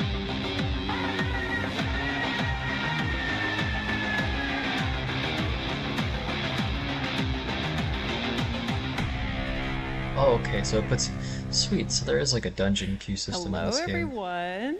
Hello. Hi. Welcome to the Art of Warframe panel. We've got about 55 minutes here to show you some of the incredible stuff the team has been working on. We've got some sneak peeks, some never-before-seen concepts, and some really big reveals. And it's jam-packed, so I'm going to stop yapping and let these guys introduce themselves. Say hello, Carrie. Hello, what do you do here? I'm the art director on Warframe. Hi, everybody. Hi, Gary. Yeah. Marco. I'm Marco, Associate Art Director on Warframe, yes. Yeah, Marco. Give it up for Marco. All right, Kaz. Hello. Hello. I am Kaz. I am the lead weapons artist on Warframe. Yeah, Kaz. Woo, woo, woo, woo. And the lovely Greg. Hello, Greg. Hi, guys. My name is Greg, and I'm the character lead on Warframe. And I tried to upstage Kaz wearing these sunglasses, but I just can't pull it off. Where's your leather jacket? You're missing the leather jacket. All right, and my name is Danielle Sokolowski. I'm your host for today. I'm also Warframe Senior Community Manager. Thank you for coming and watching. And hello, everyone watching from home. Hello. All right, so Ember Heirloom Collections launched this morning, very exciting. Ember Prime is also available right now through Prime Resurgence. But you know who else is available right now? Rhino Prime. That's what I was going to do. Wouldn't it be cool if Rhino got an heirloom? Oh, snap. Oh! Yeah, our boy Rhino is going to be next up to be receiving the heirloom treatment. And now this is a pretty special one for us, isn't it, Carrie? Yeah, this one's great. I mean, for us to be able to lead the panel with something from Minky feels absolutely great because, of course, he's the foundation of so much of what we've done on the art side right from the very beginning. So, wicked piece right there, as you'd expect. Absolutely. We love you, Minky. Thank you for this. So you can expect this in 2025. We'll also be showing more of Rhino heirloom in future dev streams, so you'll want to tune in for that. Now, if that wasn't spicy enough, as is, why don't we take a look at the next Prime Access? Yeah. We're starting off hot here, guys. The Epitaph Prime. Uh-oh, okay. All right. Now, Kaz, this is a pretty interesting layout for a Prime weapon. Why would that be for the Epitaph Prime? Yeah, so the Epitaph Prime is actually a really complicated weapon if you've ever used it. It's got a lot of moving parts on it, lots of like little arms that move around and articulate. It's got like a little scope thing on the top, and it shoots those huge square projectiles that kind of come back, like they just disintegrate from space and then come back again. So it's really useful for concept art to be laid out like a blueprint like this, so we can see every single part clearly, and then we can just model it. It's great. Yeah. And Liger was the original concept artist for the epitaph, the base epitaph as well. Yep. Yep, which is great.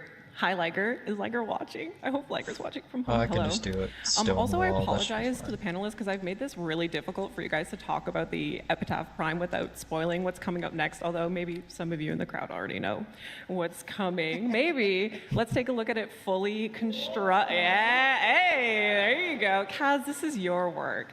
What was it like turning the concept into this gorgeous specimen we see here? Well, it's always a treat being able to work from a concept that is that detailed, and and then you always end up embellishing a whole lot on top of that because you can't always draw every single little detail into everything. So I got to be able to kind of add some flourishes and just put my own little touches onto it in addition to Liger's amazing art. The Kaz special. All right, so I know, Kaz, you mentioned that the Epitaph, as we know, is already a pretty complex weapon in terms of movement and what you see in its animation. So why don't we actually take a look at what this weapon looks like in action? We got a video here. Yeah. Yeah. Ooh, we love that. Yeah, charge shot. That's a good one. It's also got a custom VFX as well, and I know we kind of had to do a bit of upgrading to the animations as well to fit how the Epitaph functions a little bit. So shout out Tim Sorman. I know he, he apologized to you guys for saying like, sorry, we made the Epitaph so complicated. I'll fix it. Don't worry. But here we are. Looking fabulous. The original one, the little arms on the side actually stretch a whole bunch for these animations. So to clean it up for the Prime, I decided that we should probably do like ball joints or something. But Tim went further with it and decided to streamline it even more once you got to the animation phase. So just all together, it just ended up being a very bespoke experience with this one. Yeah, looking really badass too. All right, so what else do we have in this totally not obvious based off of what you've seen already upcoming Prime Access? How about a new Prime Sentinel? Ooh. More specifically, the Nautilus Prime, yes, our trusted Railjack Sentinel, wink, wink. And as you probably would guess with this little guy, the Nautilus will be coming, Nautilus Prime rather, will be coming with its signature weapon, the Vergless Prime. And also, some Prime Sentinel accessories. Kaz, we did a little number here with these. Anything interesting about the accessories that we see them up here? Yeah, so this is a pretty complicated Sentinel with some pretty complicated looking accessories as well. We put a bunch of flourishes on with the effects on this one to maybe match something else a little better.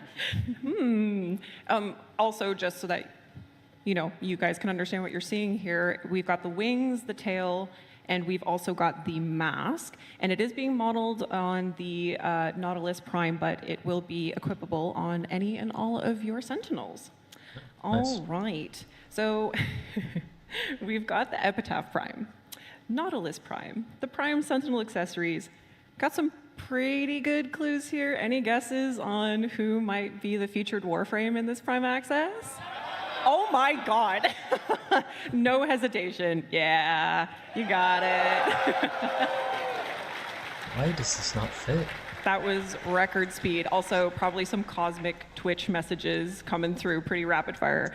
All right, yes. Our captain of the Tempestari, Sevagoth Prime, is our next Prime Access. So, Greg, what were some of the inspirations, themes, maybe even, epochs, time periods that inspired Sevagoth Prime?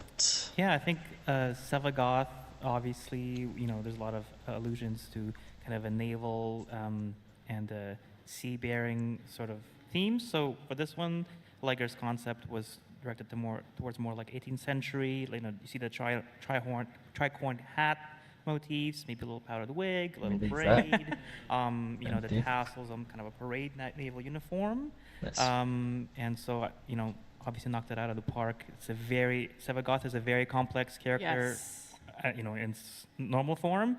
And I think the prime now I just want only to put it- cascades the complexity even higher. works. 100%. Nice. And now another Liger original here. Liger, also the original concept artist of Sevagoth. Not that I'll be able to test it Now, out right Carrie, now. what's it like for an artist Sweet. to come back to their previous work and get a chance to make something prime out of it? Well, it is a bit of a different thing for us because, you know, like often an artist does a piece and then it goes out, but with live surface, things sort of come back to you. So I guess, you know, for other industries, you'd be doing your sequels and stuff like that Right. if you're lucky enough to. And in our case, you know, you get to come back to something like this and suddenly you're doing a powdered wig in Warframe. Yeah, super special for our concept artist. I know we've got kind of like a don't talk to me or my son or my grandson situation happening in the concept. For those of you who are familiar with Sevagoth, you'll recognize the little dude, or maybe not, on the end there. We'll get back to him in a bit. But of course, an essential to Sevagoth's characteristic is his shadow. Yeah. And this is crazy. The exalted shadow. Yeah, Kaz has got the. I'm a fan. Got the claws on lock there. This is obviously very, very cool. What was the direction of the shadow in comparison to Sevagoth? Was there some kind of like additional resources or references that were used? Yeah, you can tell in the concept, excuse me, you know, some of the quilted tufted leathers and fabrics, obviously some, you know, deep sea creatures, some fins, and, you know, the shawl, well, it's kind of almost like a shawl on top of the Sevagoth Prime, so it really kind of exaggerates the profile and makes it much more regal and, you know, blending both the creature and almost like a parade uniform. And, you know, so really bringing up the feeling of kind of a regal, royal, and parade uniform. So we love that. On the left there, we also see kind of like a rough sketched outline of what I believe is base shadow.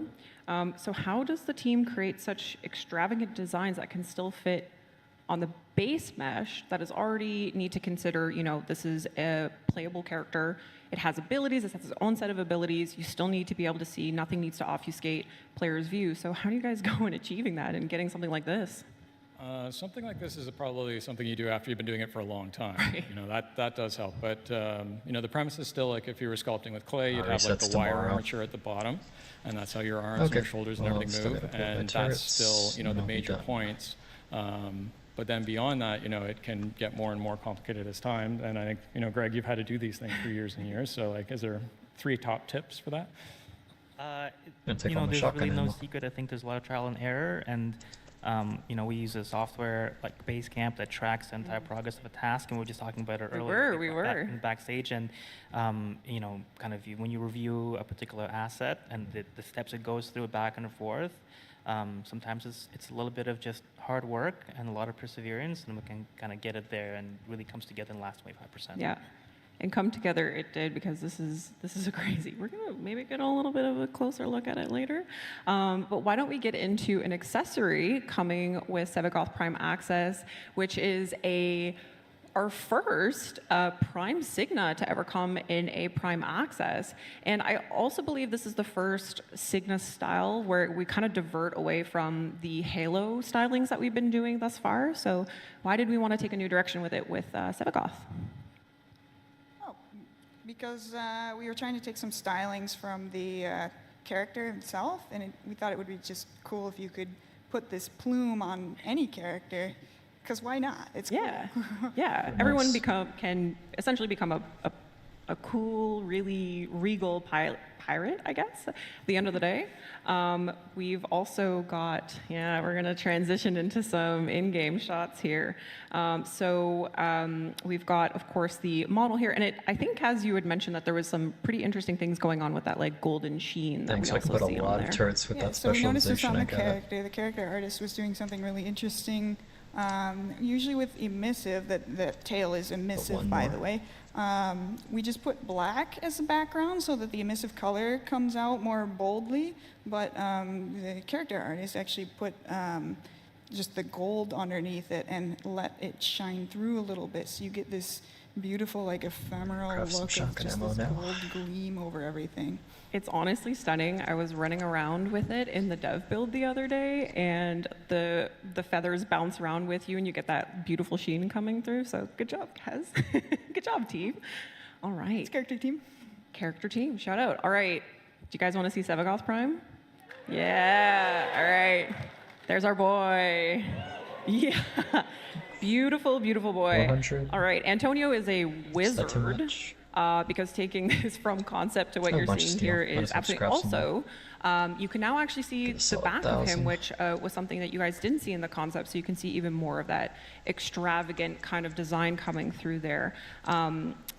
As you mentioned, Greg, Sevagoth's base model is fairly complex as is, so how did you guys make it possible to kind of push the limits of how Sevagoth could look?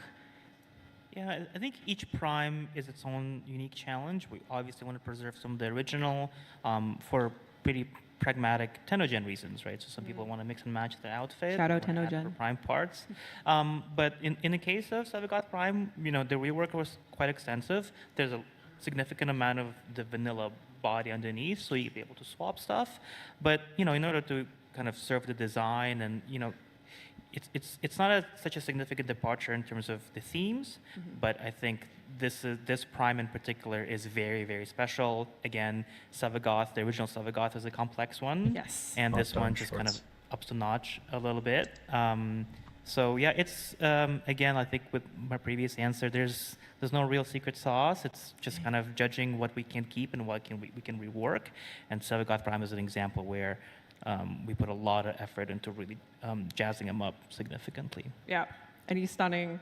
Now, remember how I mentioned the little guy in the concept? Well, if you are a Sevagoth player, you know about his passive when you're down. So he's got a really crazy tombstone. Should try dungeons instead.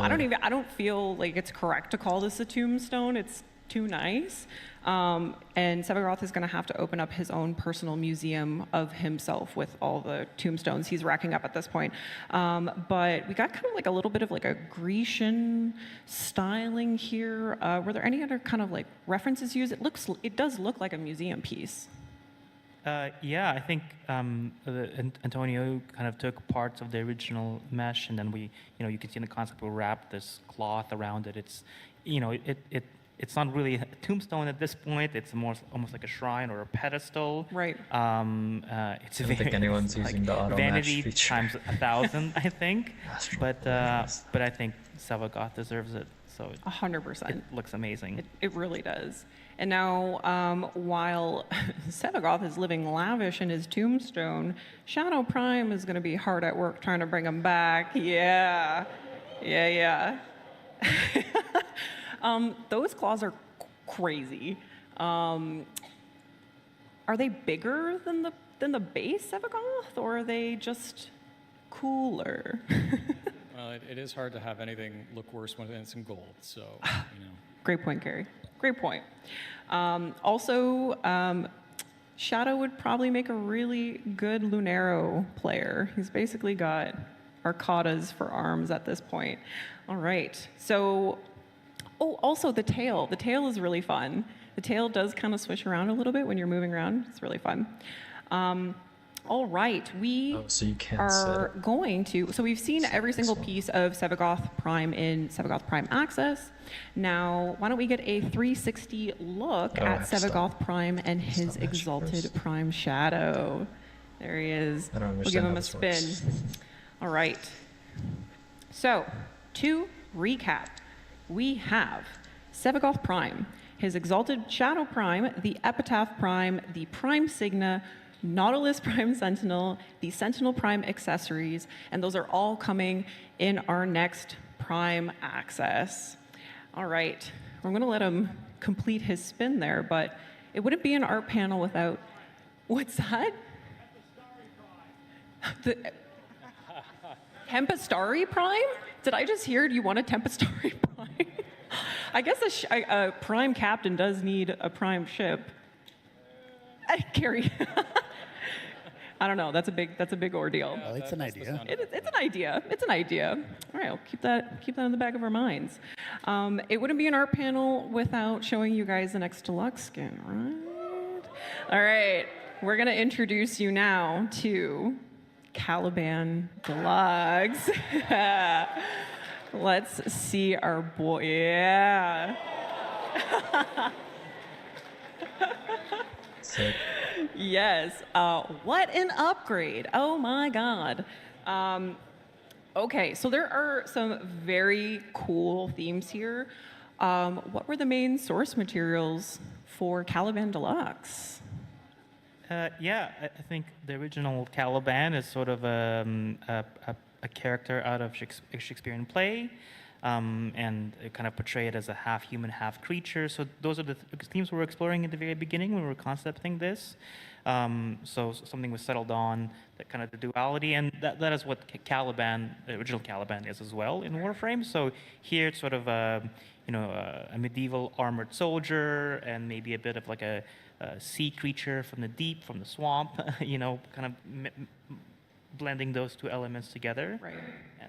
And now, Carrie, how does the team go about choosing deluxe skin themes for Warframes while still kind of honoring and maintaining the core visual elements of the Warframe, and obviously more specifically Caliban Deluxe here?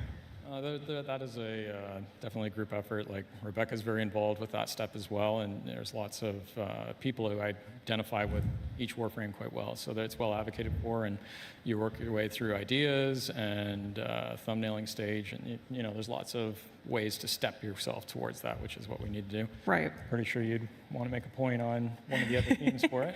Oh yeah, well, you try to settle down on a main theme, and over what Greg mentioned early on, we decided to do more of a Death Knight kind of vibe on this one. Still trying to keep some characteristics from Caliban itself. So you have the middle section still open. We went a bit more overboard with the VFX there.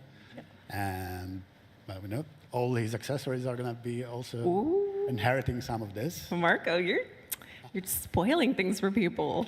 So yes, a core element of Caliban's kit, as you may know, and kind of lends to his sentient nature, is of course his lethal progeny Conculist, which, as you can see here, have also been deluxified. If we come back over to these, yeah. Yeah, so from their heads to their toes to their baton, they don't have toes, to their baton arms, they got a completely new look. And you guys really went the extra mile with this deluxe, because I think originally the Conculus maybe weren't going to get deluxified, and so you guys are like, nah, we got to make it, we got to pull it all the way through. Nice. So how did you go about creating such a complementary companion to Caliban Deluxe? Sick. Well, you still try to keep some of the characteristics from the original character. In this case, the armored look. We still have some of the cloth in the back. Of course, you have to still go over with the rig of the original asset, which in this case was the Conculist. But we gave them baton arms or back scratchers. Yeah, back scratchers.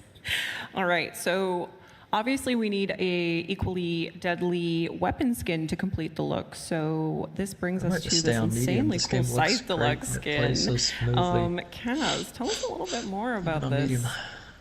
Yeah, so on the character, there's a lot of like fleshy areas and let's stuff. See if I can we kind of want to change get these those boars areas killed by my into turrets. something that's not flesh, because you boars, don't have a come weapon here, that's made come of get me. like your arm or something. That'd be weird. So we kind of leaned more into the hard materials and stuff with this Come get one, me. but we still wanted to retain some of that ephemeral kind of, or ethereal kind of look to it. So we've got the top section is actually floating on got the that effects deer. there.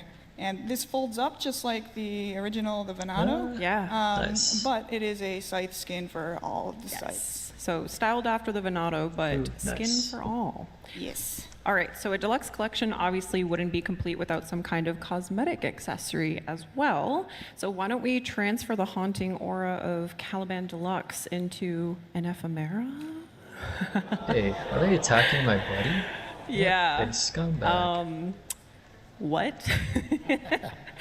Well, you follow the same theme of this summoning that night, and in this case, maybe the souls he is picking from right there available to him. Oh, we love it. Look at those guys go. Oh my goodness. All That right, is so sick. that's not all for Caliban, Tenno. That is You'll really want to sick. tune into Tenno Live to learn more about Caliban's future. Ooh. All right, so since we see Caliban hanging out in Albrecht's laboratories, living his best life, we're going to switch it up here, and we're going to have a look at some of the foundational concepts that brought us the labs and the man-on-the-wall environments from the Whispers in the Wall update. So we're going to start with this one here. Marco, this one's really cool. What are we looking at here? These were very early steps into the Man in the Wall project. In this case, we knew we were going to tie them to the Entrati labs. So we took what we had at the time, which was the Demos hall, and try to Church show no mercy. the Man in the Wall. In this case, start ideating what would it look like, in this case, literally overlapping to our reality and breaking the slowing walls and traps, I coming forgot to the walls. Ooh. Yeah, opening up that door into something like this. Yeah. Yeah. Gradually, you try and picture what's on the other side. And in this case, you have this weird kind of labyrinth skybox on top, some of this floating weird architecture. Right. Initially, we went very generic, like floating piece and bits. And gradually, we tried to integrate some power more outage. What the- architectural pieces from the brutalism architecture. Oh, maybe yeah, I don't actually have we enough see that power. in, we're starting to kind of see that in here, right? Yeah. Yeah, and also the, poor Excalibur. Those are very huge. But It is, yeah, it kind of gives you an idea did not. of what you guys were going for in terms of scale, like really making this tile set feel impactful and kind of dreadful at the same time, right? Like bigger than you, bigger than anything. Well, we haven't really meant to imply that the man in the wall would be like a happy person or anything, so. Very fair. Glad you brought that up, Carrie, because we can't talk about these environments without actually talking about the man in the wall himself. Yeah, this is crazy. I know there could have been like a million different ways you guys could have gone in integrating what we know the man in the wall as now. So how did you guys settle on those particular elements pulled from our boy Wally? Well, I mean, at the beginning, we were looking at a lot of body horror aspects and stuff right down close, and you do have to be honest, like, what is achievable? If you have to do like a character sculpt for everything, that's not going to get done now. So we simplified in the foreground, but there's a lot of those elements in the skybox and similar, and you can see how we sort of made progress on that over time. Right. We're seeing a bit more of kind of like that brutalism that you guys were talking about. A lot of stairs and ramps that don't really go anywhere, maybe foreshadowing our prospects here, but we also see that a little bit more in here as well. a lot of overhead and floating pieces as well. Yeah. In the environments. Yeah, and I guess that also would have lended over to the Murmur faction too, right? Okay. Very much wound up being a cross-pollination. Right, awesome. All right, so I believe, do I have one more here? Oh, we do. This is kind of getting to more what we're familiar with now as you roam around the Man-on-the-Wall tile set. So we also added something here too, I believe. Gradually, you try to add elements to the original theme. In this case, we started implementing like sand floors and sand flowing up, weirdly enough. Why does it flow up, Marco? Well, we know it's a void dimension. It doesn't really have a specific time flow as we normally will look at. Eternalism. Eternalism. All right, so from concept to execution, there are obviously many stages to how a level actually gets built. So let's take a look at the part of the fragmented arena where we went from, gray boxes here to what you kind of know it as now. And we're going to see a bit more of that sand going the wrong way. But man, lighting and volumetric fog makes a huge difference. It really does help. Yeah, we can't say enough. Like, thank you, graphics programmers. You're great. Yeah, thank you for that, because it really brings a certain kind of moodiness and liveliness to these tile sets while you're hacking and slashing away there. And props to the environment team. And Absolutely, yeah. It's a team sport all the way down. But yeah, which there you go. You can see their lovely names of the wonderful people who worked on that particular tile. So yes, please applaud them. Please, they deserve it. They deserve their flowers. Absolutely. Oh, that gave me chills. All right, so we've seen how the man-in-the-wall sausage is made. It's time for us to explore Albrecht's laboratory, since these two areas are very highly intertwined, of course. What were the early days of mapping out Albrecht's laboratories like? Well, we were working from some of the prior work with Deimos, so you'll see a lot of the same bones, but of course this has far more flourish. And there was, what would a mad Victorian scientist in a sci-fi world wielding void energy do? A lot of things, apparently, and a lot of really neat machinery to accomplish those tasks. Some arcana and whatnot. Time seems to be a very important theme here. Yeah, if you need to time your eggs or go back in time, you've got your machine right there. Thanks, Albrecht. All right. Also, obviously, actually, before we get to that, we have this, of course, the streaming connector. So what bridges the gap between the Sanctum and Atomica and you actually entering Albrecht's laboratories. And this is a crazy area. You're only in there for so many seconds, but it's just, there's a lot happening. And I really want to know how you guys go about concepting something that's going to obviously have so much movement and impact. I think that one actually, Rebecca may have mentioned some of the early type of gyroscope and clock connections and stuff like that. Then you kind of rough it in the space, and then you do a few versions that give yourself motion sickness. And then once you get past that, you start to get into sort of the same ornate family that you see in a lot of other pieces. Right. Yeah, like Iotans, a lot of those highly moving parts that we've seen already in Warframe. All right.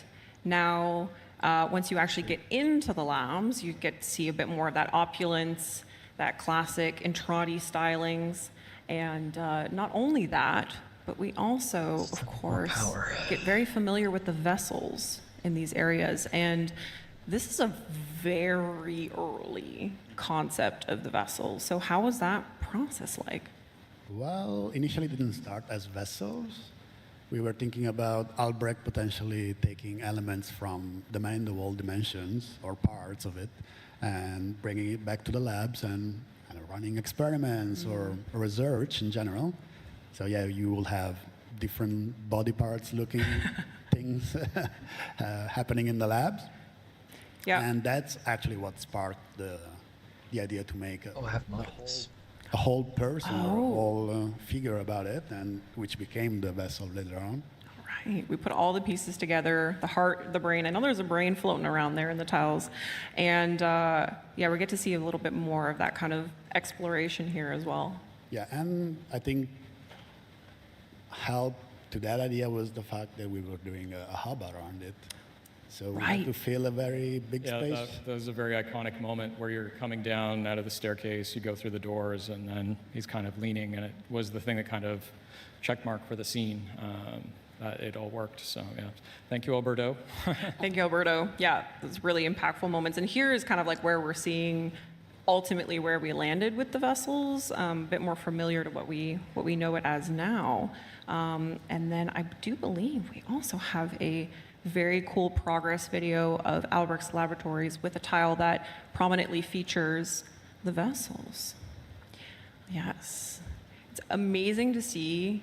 And this is only 40 seconds of a video, but this is like potentially months of work put in from the team. At this step, a lot of like the Lego pieces, so to speak, so like your walls and things like that are pretty well established. So parts of it click in pretty quick, but the work to get to the point where these things can go quickly it's a huge pile. So. Absolutely. And again, that lighting coming in the volumetric fog, just making it so moody. Yeah, and there's the sand again. It's back. All right. Yep. Again, another applause for our wonderful team. And we can't talk about whispers in the wall without talking about 1999, right? I love this piece. I just want to say No, that. it's one of the, and it's also one of the cooler, well, there's lots of cool moments in that quest, but this is a pretty fun moment of the quest. You know, you're wandering around the labs, you hear that like subway chime, you hear the voiceover come on, and then the next thing you know, it's ripping right in front of you. And it kind of leads us into the really, really cool moment with Arthur. And is this the Arthur concept? Is this where you guys kind of envisioned that going in the quest? This would be illustrating some of the early ideas for the quest, yeah. You know, we hadn't completely settled on Arthur at this point, as you can kind of tell by the head. But, you know, other than that, yeah, this is trying to capture those moments, which I think, you know, folks will remember from the quest fairly clearly. Yeah, absolutely. And then, yeah, we can see a little bit here of that building out the subway itself. And I imagine you guys had quite a myriad of references to pull from 1999. And was there anything in particular that kind of helped build this subway area up that we're briefly in for a little bit, but... Well, I mean, like, some of us were old enough to experience it pretty well, so... Fair enough. Yeah. Fair enough. All right, and... We're so glad everybody was able to get here because it sounded like a bit of a bad couple of days, so yeah. It looks like history is repeating itself, and maybe Mike has a magic, I don't know, some kind of look into the future. Yeah, we didn't have a crystal ball, but, you know, we were thinking about it. Yeah, things haven't changed much since 1999, but... A strange relic of the past. Oh, wow. We also see, someone's kind of poking their head out there in the window. We also obviously can't talk about this moment in the quest without bringing in our boy Arthur. Yes, we love Arthur. We love Arthur. And also, more specifically, his weapons, which you guys have been asking us to give you. And luckily, if you're watching this panel and the rest of the panels, you are actually earning the AX52 that you see in his hand right now via Twitch drops. And if you guys are in here right now, don't worry, we're sending you an email with the code. So let's have a look at some of the exploratory concepts that went into the AX52. Now, Kaz, as I understand it, this was a pretty interesting exercise for the team on, dungeon. You know, going through a more kind of traditional weaponry. Yeah. So everyone on the team has different likes and dislikes and like things that they're comfortable with making and things that they really want to make. People like doing Infested, people like doing the Corpus stuff or the Tenno stuff. There are some people who really just wanted to make some real life weapons. It's about as close as we're going to get in Warframe. And we had two very enthusiastic people working on this, people who are big fans of the original real-life counterpart of this weapon, obviously, the AK-47. So it was really cool to see their enthusiasm come through on both the concept and the modeling of this weapon. Yeah, we can see that we're getting this final concept piece that brought us to, of course, the weapon itself. It's very cool. And again, AX-52, this is yours, guys. It's a full-blown weapon that you'll be able to use. Now, we can't forget about Arthur's melee weapon either. Yes, and this will be a sword skin that you can equip on your swords. Now, the cloth around the ricasso of the sword, I'm not sure. I'm not a swordologist. I don't know what that is. But is it fashion or is it function? Maybe a little both. Okay. You know, like you got to wipe your sword off sometimes. Arthur's a stylish dude. Conveniently red colored, you know. You never know what you're going to be wiping off. Maybe it's just ketchup or something, right? Well, spreading some jam on your toast in the morning, you know. Yeah, Arthur's got to feed himself before he goes out and hacks and slashes all those bad dudes out there. But were there other kind of embellishments that we explored other than the cloth for the sword? Yeah, at some point we were thinking about putting maybe a Tamagotchi or something on it. The idea of Arthur having a little Tamagotchi buddy is incredible. I think we need to maybe make that happen at some point. But yes, you will be able to equip this protocol sword skin on all of your swords in the 1999 update. We've also got more 1999 weaponry, and here's something you guys haven't seen yet.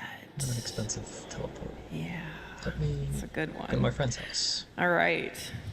We've got like a camcorder situation going on in there. It's Kaz, what's going on with this here weapon? Yeah, it's got a little 90s style, little flip out screen. You know, it's 90s. Yeah. And again, like this was probably a cool way for you guys to explore a bit more on what we can do, like on the tech side of things, like how do we want to implement more of that 90s tech into even our weaponry? Mm-hmm. Yeah, so all of the textures that we're exploring here are going to be shared across all the weapons and stuff. And we've got these weird tubes going on there. I wonder what those are for. Oh, can we tell them, or is that not yet? Oh, I see Greg shaking his head. Spoilers. Spoilers. Okay, no, we're not going to get into it. Anything. Here we can see it actually. Yeah. Now I really want to know what's in the tubes. I'll keep looking. Oh, all right. We'll have to just wait and see.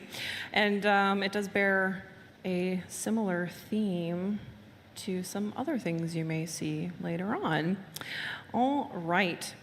So we got a bit of an interim here. We're going to look at a little bit more of the 1999 content to come, but before, let's take a moment to announce that there will be a limited time opportunity for players to submit their 1999 themed drifter accessories.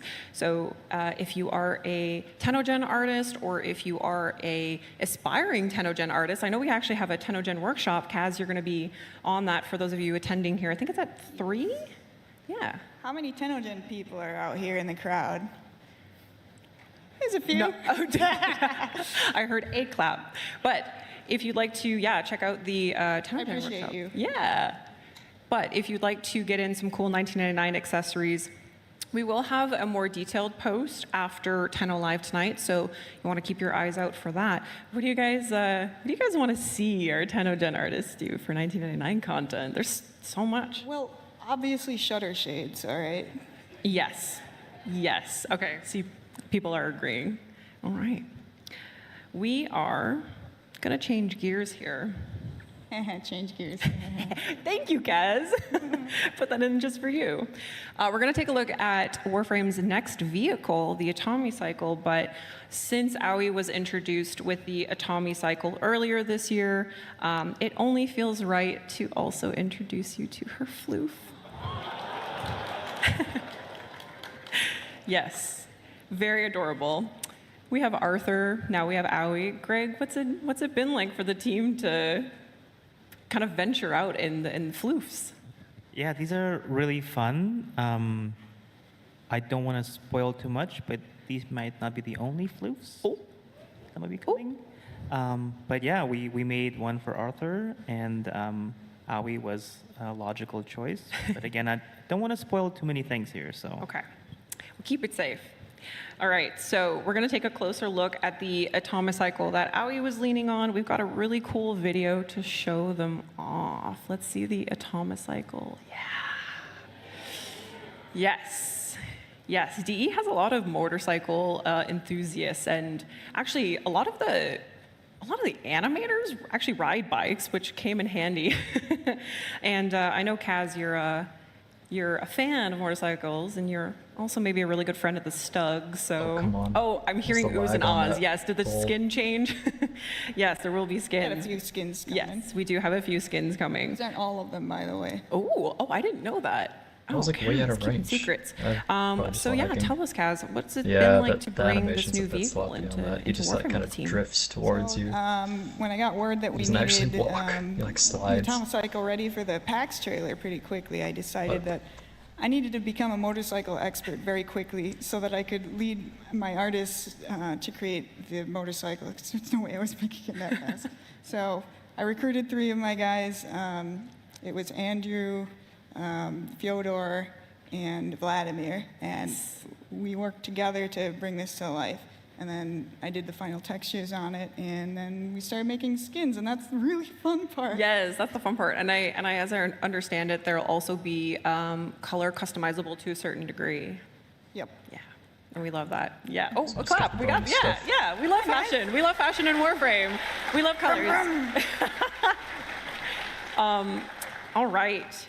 So, with such a cool bike, you're going to need an equally cool set of keys.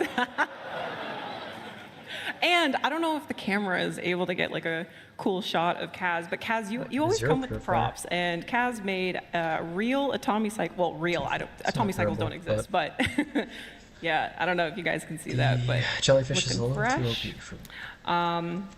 Now, obviously, I think we can tell which of the keys is the Atomi cycle key. Do the other keys do anything? Are they anything special? House keys? There's something scratched out there on one of them. I wonder what that one says. Okay, take your screenshots, y'all, and try and see if you can decipher that. All right.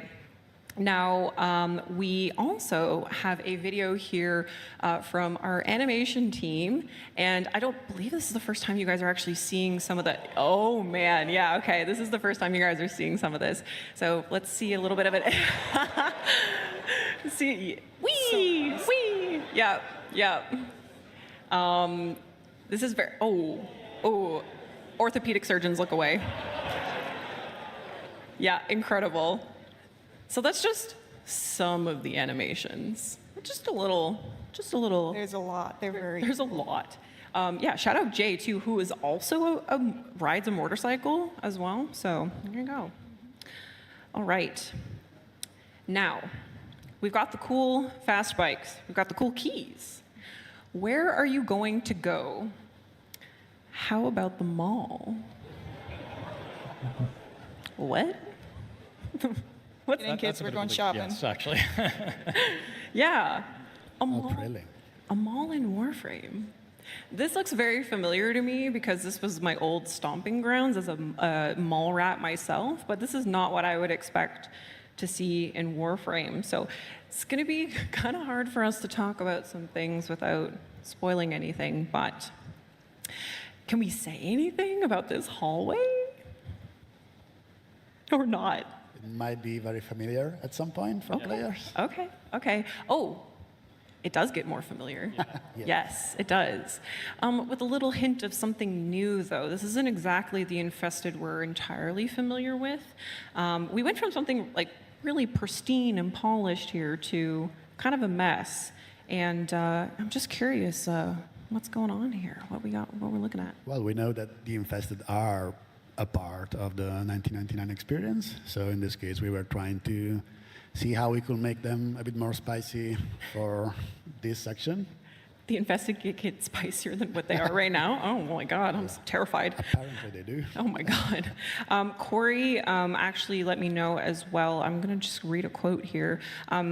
You wanted to create anglerfish-like lures to kind of pull out any potential victims. You pulled a lot from arcade games and other electronics to kind of merge in with that infested style, appropriate era TVs and stuff like that, and referenced a lot of jungles and abandoned malls. Maybe one that we are familiar with, but we also have, gotta have a furniture store. Perhaps you're looking for a mattress. Hopefully not the ones you get at Cetus, because they're kind of nasty. Yeah, we've got, again, not sure how much we can really spill the beans here on, but... No, there'd be some very upset people who will be showing up later that would kill us, yeah. Well, let's take a look and see what else is going to be there.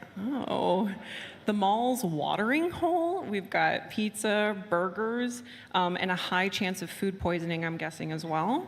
Yeah, the graphics are very fun for this. Actually, this might look familiar to you guys. Maybe tease this a little bit. Yeah. All right, so you fill up on pizza, you fill up on burgers, you take your greasy, grubby fingers over to the arcade. I can smell this carpet through the screen. It's just feet. This is cool though because we have a chance to make some games within a game. Is that any games that we can spoil anything about the games? Well, yeah, I mean, this is some folks' childhood right there as well, so it's an interesting location for us to see, and I think you'll get a kick out of it later today. Yes. Thank you. Yeah, you will be visiting this later today. Don't be late. I think everybody expected that. Yeah, okay. Yes, this is true. All right. We're getting up to our our final area here. no. What's the time looking like? All I right. did start the So, animation. now, who might you meet in 1999? What characters will you come across? Maybe even in a place like this. How about a new Warframe? This is a Keith Thompson original. Keith, hello, Keith. Is Keith here? Broke them away. Yeah, this is an old one. What can we say about Site 09's design here? Yeah, so this is one of the more original Keith Thompson's interpretations for Site 09. You can probably see we were going for themes of maybe like a weapons specialist, military Seriously? war veteran perhaps, like an infantry, not gonna freeze him. expeditionary marine. You can kind of see a bit of like an army boot, bandoliers, layers of armor. Shoot the fucking Obviously, laser. Warframed up. Nothing is ever quite so generic in Warframe, but those are kind of the themes we're playing with here. Right, and I know Keith had shared with me that the pose is pretty integral to his design, and that he couldn't really imagine another frame posing quite like this, so it's going to be a pretty interesting character, I think. And also we see a weapon in Site 09's hand as well. Now, Kaz, is that going to be a weapon that players will be able to grab?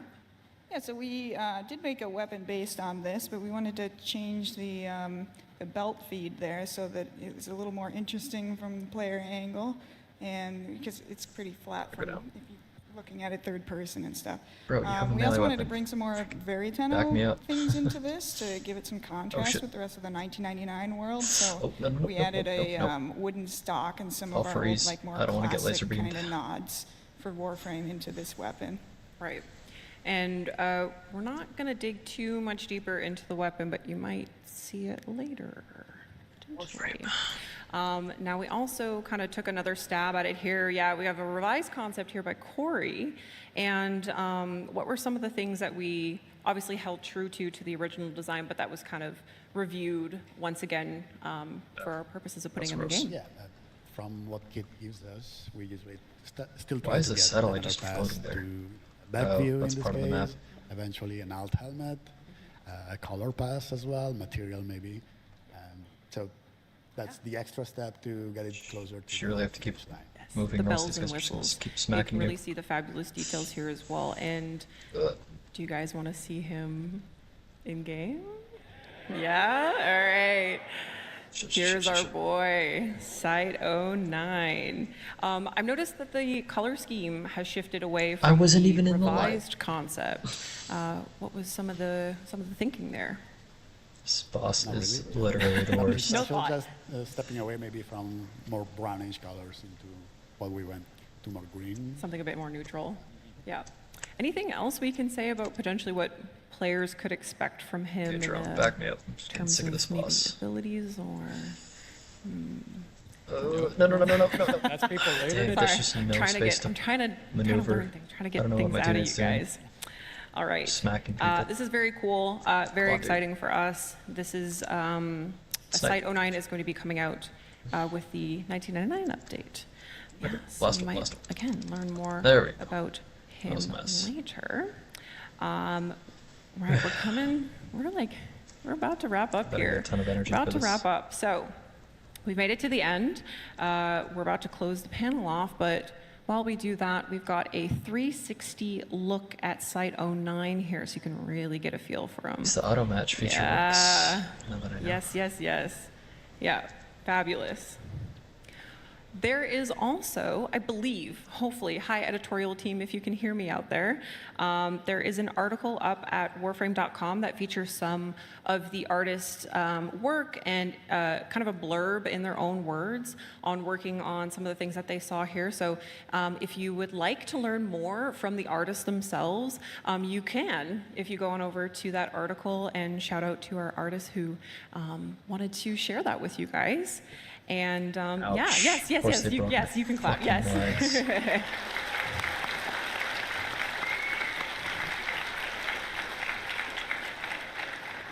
Thank you so much, guys, for all that you do. Warframe is very special, thanks to you guys, and Thank you, Carrie. Thank you, Marco. Thank you to the whole art team. You guys and gals are amazing, to everybody involved. So thank you. And thank you, Danielle, for putting together the presentation. She does so much work to make this look smooth because, I would not be smooth. So. They made my life easy because they get to make this cool stuff here, and I just get to show it off to you guys. So yeah. But yes, thank you, Carrie. Thank you, Marco. Thank you, Kaz. Thank you, Greg. Can we hear another round of applause for our incredible panelists on stage here? Yeah. Yeah. And like Carrie said, thank you to our art team. We're so lucky and proud to have you share your talents with us and with the community. And we're so excited we got to show you some really cool stuff today. And of course, thank you to the Warframe team in its entirety. And we got a minute here for any final words. Any final words you want to say to the community watching out there? Thanks for playing our game. Yeah, thank you. I think it's a good way to end it off. All right. Thank you guys for watching. We've got the Sounds of the System panel up next with Zach and the sound teams. You're not going to want to miss that, yeah? Enjoy the rest of Tennocon, guys. Thank you so much for coming. Thank you for watching. Have a good one, okay? Bye.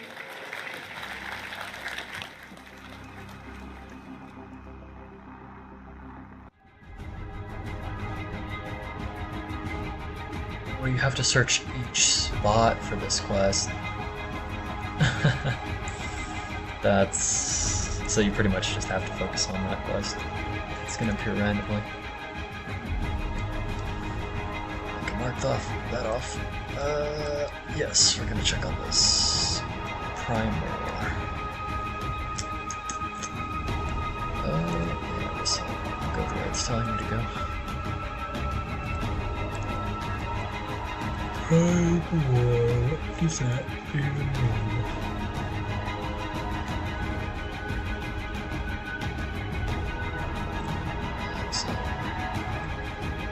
Switch back.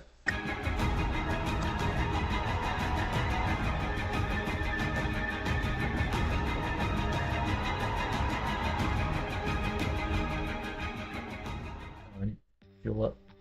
Sup, Tenno? 90 Zach here. Wondering how you can get your free virtual items through the internet? Just from watching Twitch or Steam? Let me tell ya. Safety's off and destroy your enemies with the AX-52 rifle. By watching Tennocon between 11 a.m. and 4:30 p.m. Eastern Time, you'll receive this gun absolutely free. That's a lot of gun for not a lot of work. Not bad. Once Tenno Live begins at 4:30 p.m. Eastern, that drop is totally going to switch to the Saren Prime. Watch for 30 minutes and you'll receive this Prime Warframe for free. Spread those spores and watch those damage numbers go up over $19.99. Never gotten a Twitch drop before? Tell the fam to get off the phone and hop online. Linking your account is wicked easy. Just head over to www.warframe.com/Twitch. Log into your Warframe account, follow those instructions, and you're set. Tubular. Watching on Steam? Just make sure you're logged into your Steam account before watching, and you'll be rewarded with item tokens right to your Steam inventory. Once you claim those tokens, log into your Warframe account, and your new items will be waiting for you. Isn't technology wild? That's all for me. Stay cool and enjoy the show, Tenno.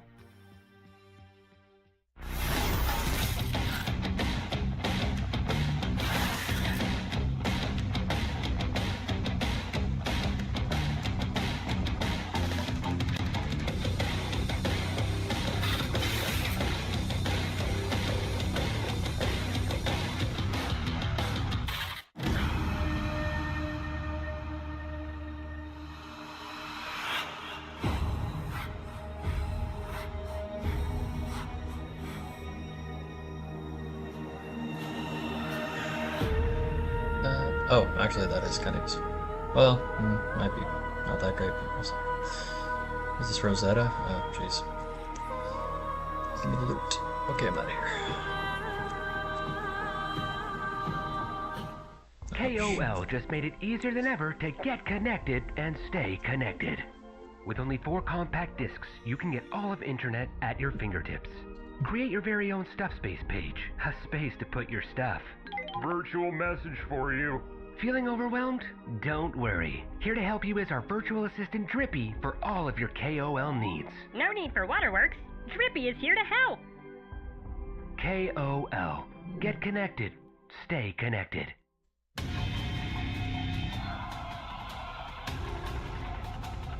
Oh, jeez. Send me into these rocks.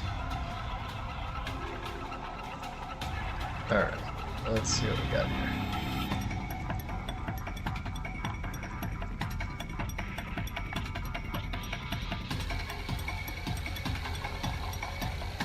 Go and start the prime mode. Details. As an entity emerging from the influence of the map, bless the madness and transfers.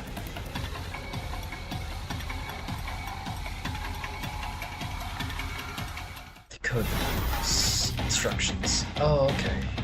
Use starlights to activate storm restraint and avoid defensive installations to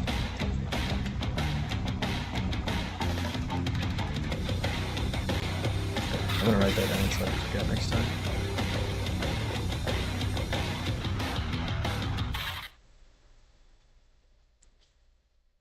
Gatling cannons, plasma rounds. Reduce their silver plague protection. That's why I saw all those randoms fail, because nobody had that. I'm sure they do now, though.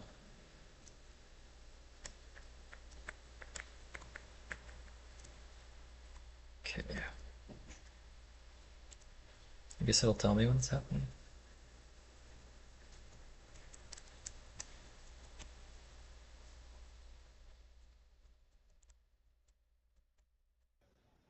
What's the name to press? Starlight Restrainer. Oh shit, I got stuck in a wall.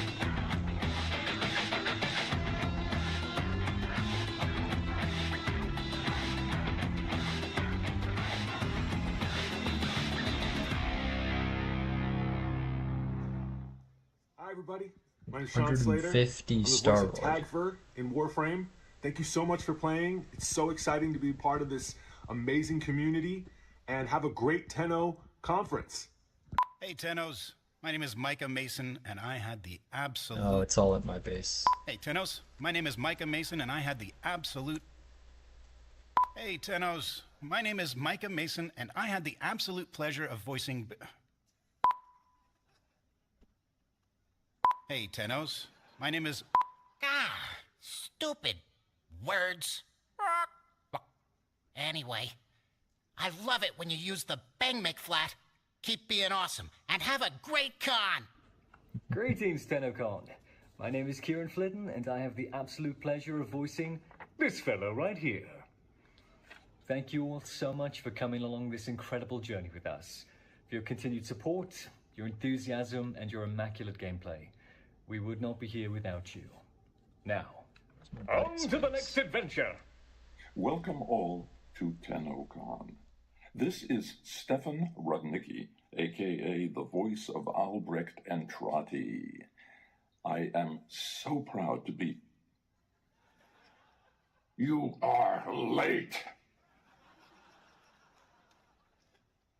I am so proud to be a member of the Warframe family. Welcome. I look forward to seeing you. Don't be late. Hey there, Tenno, it's Ben Starr here. I play Arthur in Warframe 1999, and I just wanted to come on here and say, I hope you have an amazing Tennocon. I can't believe that I get to be a part of this community. This game would be absolutely nothing without you. So thank you for welcoming me, and I can't wait for us to go on this journey. So let's celebrate it together and have an amazing time. Lots of love. So, you coming to Tennocon, Alpha? It's a party, Tenno. See you there.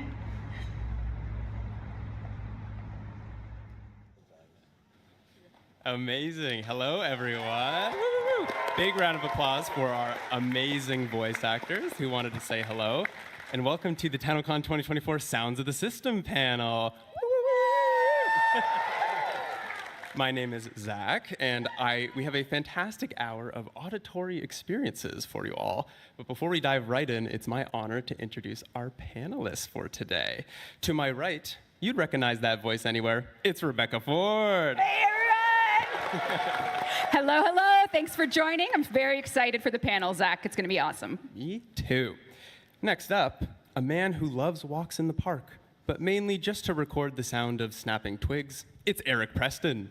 Hey, everybody. Thanks for being here. Hello. On his right, a newcomer to the Tennocon stage, but a master of sound design. Please welcome Mark Perquin. Hi, everybody. Thanks for coming out.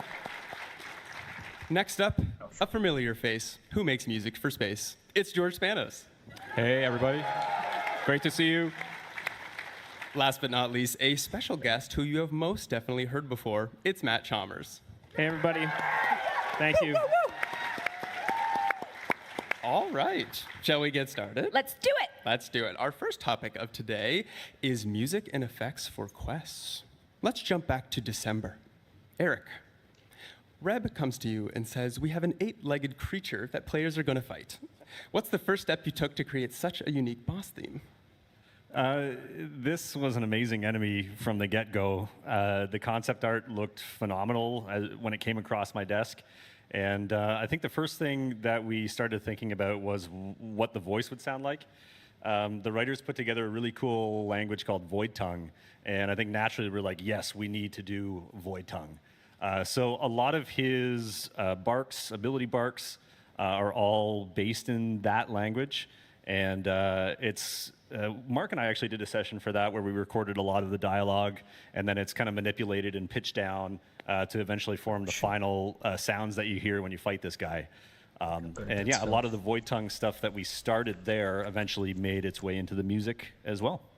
I love it. Now, when you guys are creating themes for bosses, do you get to see the earliest concept of how a fight is going to go, and does it help you make the music, or do you create a song and then the designers go from there? We actually usually get to see really early versions of the boss fight. So it's a combination between looking at the mechanics of the boss fight, looking at how the boss fight looks, and then deciding on the intensity level. Where do we want to go with the music? How do we want people to feel when they fight the boss? This one's a bit of a slam dunk in terms of theme. Big, imposing, menacing. Void Tongue being the basis for the language. So it all came together pretty well, actually. And then at that point, getting on the phone with Matt and starting to talk about how we want to craft it. Yeah, and we had done some Void Tongue on the combat, and I think you told me, like, let's push that even further. Let's feature the huge, enormous layers of vocals, and so I got Fran, who actually was the vocalist for Duviri, the opera singer. She actually helped me on some of those crazy Void Tongue chants, and her friend Anika, and the three of us just layered up all these like Ivbok Ishlung Jus Ve Shota Ra, and then we put a bunch of effects on them, and yeah, that was kind of the vibe for that boss fight. Can we just get a whole live performance of Void Tongue from you here? Sure, yeah. I won't have a voice after it, but yeah. Amazing. Well, let's take a quick listen to what you guys came up with.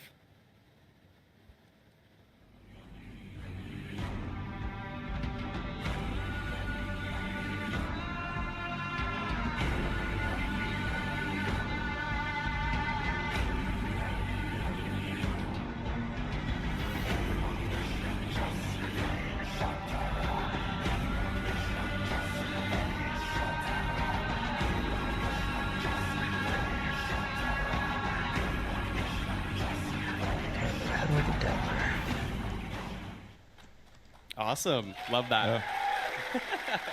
It's awesome. Nothing quite resonates like the sound of the human voice, too, right? Like whenever there's an opportunity to put some, vocals in something, it always gives it this much more flavor, right? It's just, yeah.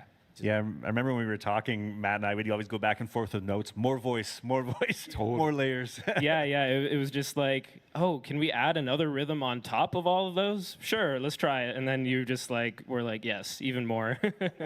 It adds to the playing experience when enemies with hands are jumping at you while vocals are playing as you're fighting them as well. Love that. The same update, Whispers in the Walls, also brought a brand new tile set to Warframe, Albric's Laboratory. Filled with beakers, gilded machines, and vials of elemental ooze, there are many things to break in this tile set. I must personally destroy everything in my sight, so I have to know how many glass jars were broken in the recording process, and did you have a favorite recording technique for the labs? I mean, we're always breaking jars and glass. We have been for 10 years. So we have lots of sound libraries of all sorts of stuff that we've kind of broken over the years. Cool. But actually, Laura and Jeff were the sound designers who handled all the breakables. And as they started kind of coming in, we were starting to see all these kind of little levels of detail that were happening. You could break the little vase on the desk and the desk itself and the machines on the desk. So they did a great job. Going through and meticulously placing all those sounds for all the different items that you can break. And when they all kind of break together, it's very satisfying. It is very satisfying, and players can even just walk around without breaking anything. You can hear the machine moving and all of that, so it's a very complicated tile set. Would you say it was the most complicated tile set you've had to work on? I think so far, yeah. I mean, the open world stuff is obviously very complicated, and there's a lot that goes into the open worlds. But in terms of tile sets, this is probably the most complicated. But I knew immediately that the breakable stuff was working when I couldn't stop breaking things. It's like every time I'm running around testing, it's just constant breakables. I love that. We also met some new faces in the labs. Let's talk about the Cavia. Reb, how did this cast of characters come to be?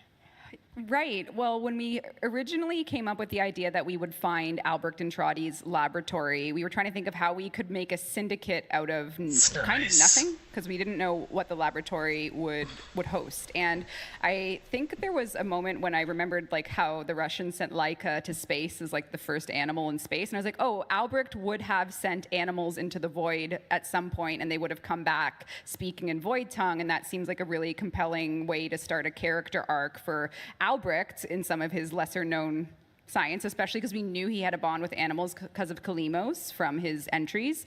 So the first one that came together was the Norg, and I was like, oh, sending a fish to the void and it coming back smart just makes sense. And then we actually had the tag for as an art asset. I think one thing that we learned in our pace of updates is if you have something and it can work in an update and you believe in it, just go. So we had Tagfur, who is actually a deer species that we were going to use in the plains of Eidolon that never got used. So I was like, oh, he's going to the void. And the bird as well. I was like, sorry, folks, no planet Earth for you. You're going to the void. And we sent them all on their journey, and the rest is history. I think I remember an early version of that, actually. That's right. And I think we had done sounds for it and everything, and then we pulled it. Yeah, and I was like, I'm not going to waste work. Yeah. Into the void. So there you go. Yeah, so it's all, sorry, animals. We're efficient in our casting. Yeah, for people. Listen, we gotta do it. Love it. And the sound team, how different was it setting up all this voiceover work for animals? I mean, when we saw this, I think initially we went to, we're going to have to process the voices a lot, add a lot of animal sounds in between words. But as we began to receive the performances back from the actors, they were so strong that the decision was made to just feature them basically without any processing. I think there's a tiny little bit here and there. Bird 3 almost sounds like there's animal noises introduced, but that's just the actor's performance. So yeah, we just kept it super clean, super raw, and featured their great performances. It's all about the casting too, right? Like, it's such an important part of the whole thing, and people don't think about that as much. It's like, obviously, great writing and everything as well, but when you cast the right person, it just works, and they embody that character, right? And it just makes our job so much easier too. So, yeah. Yeah, totally. I mean, getting your heart broken by a Stereon, you just end up as a talking fish in Warframe. That's the ultimate payback. Payback. The team that worked on that, the writing, everything was just really lovely to behold and watch it come together. Let's check in on our cast of critters now. Hey, how's it going? Are we winning? We all got something to do. Mr. Fishinacci's got his thing. Mr. Tagfur's got his thing. I got my thing. It's so nice.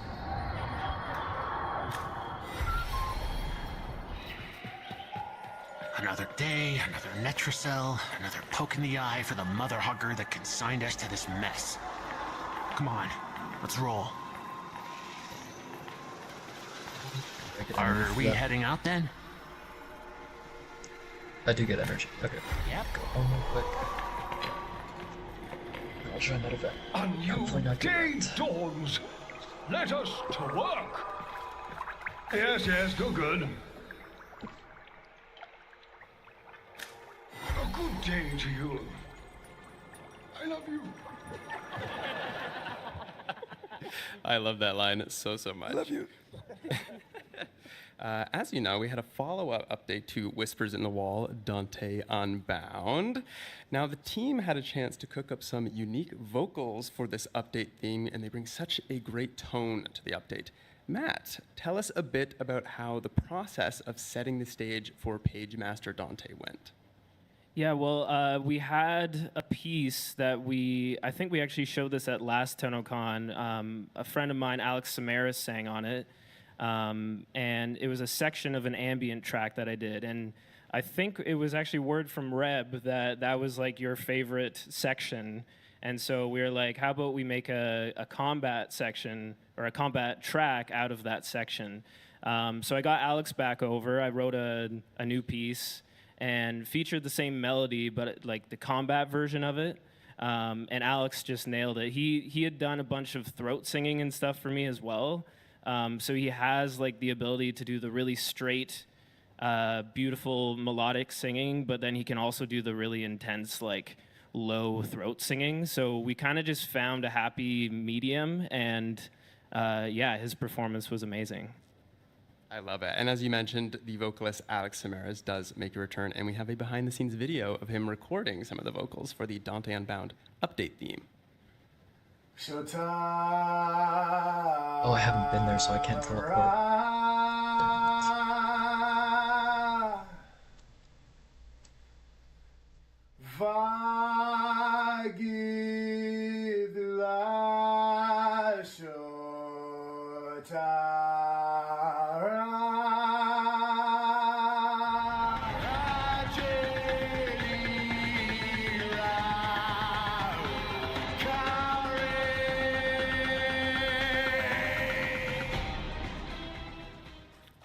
Amazing. Love it. Such a great melody. There's a great little melody there. Fantastic. And some more void tongue there too. Yes. Did Alex mention it was hard to sing in a language he's never read before? It was actually okay because he's also a jazz singer, so he does a lot of do's and da's and bips and bops. So I said like, this is kind of how I'm saying it.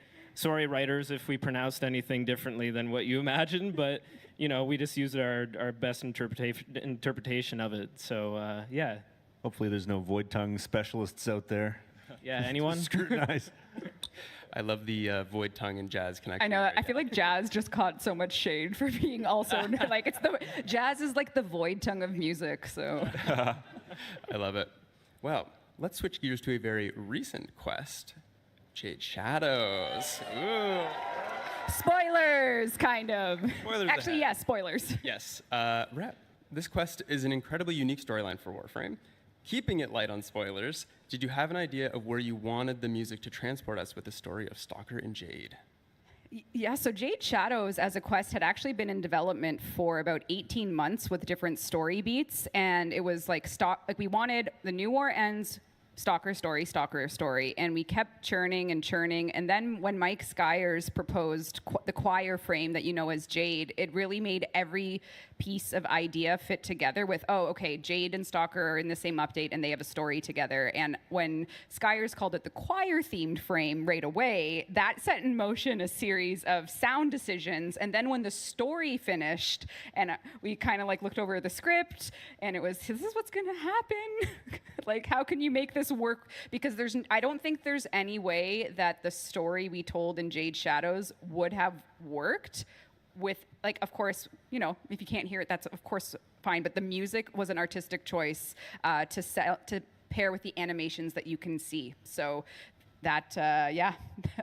Yeah, we took that theme and ran with it. And with the theme for Jade Shadows specifically, I think we wanted to bring together a lot of themes from older parts of Warframe as well. So we're bringing in, you know, Stalker's theme, Jade's theme, tying it together with, you know, the Naga drums. So there's a lot of pieces that we wanted to incorporate into this So kind of this big ball of stuff, eventually throwing that over to Matt. And then when I heard kind of Matt's first draft, it was like, yes, this is totally going to work. The big beautiful section where the choir kind of swells and ascends, it was kind of great from the get-go. And then after that, it was just on to polishing it up and working on different production elements. Love it. And you guys got to work with a choir and did a lot of recording sessions for that. How was that experience for you for you guys? Oh, it was amazing. I mean, I love being able to go to a studio and record live anything. Musicians, vocalists, and this was a special one because we were able to get 12 singers all in the same room, and hearing my theme the first time was just like, oh yeah, okay, that's perfect. That's way better than the MIDI. That was just a placeholder, and it was great. Awesome. And we do have a behind the sounds look at how that choir session went. Let's take a look. Get your Kleenex ready.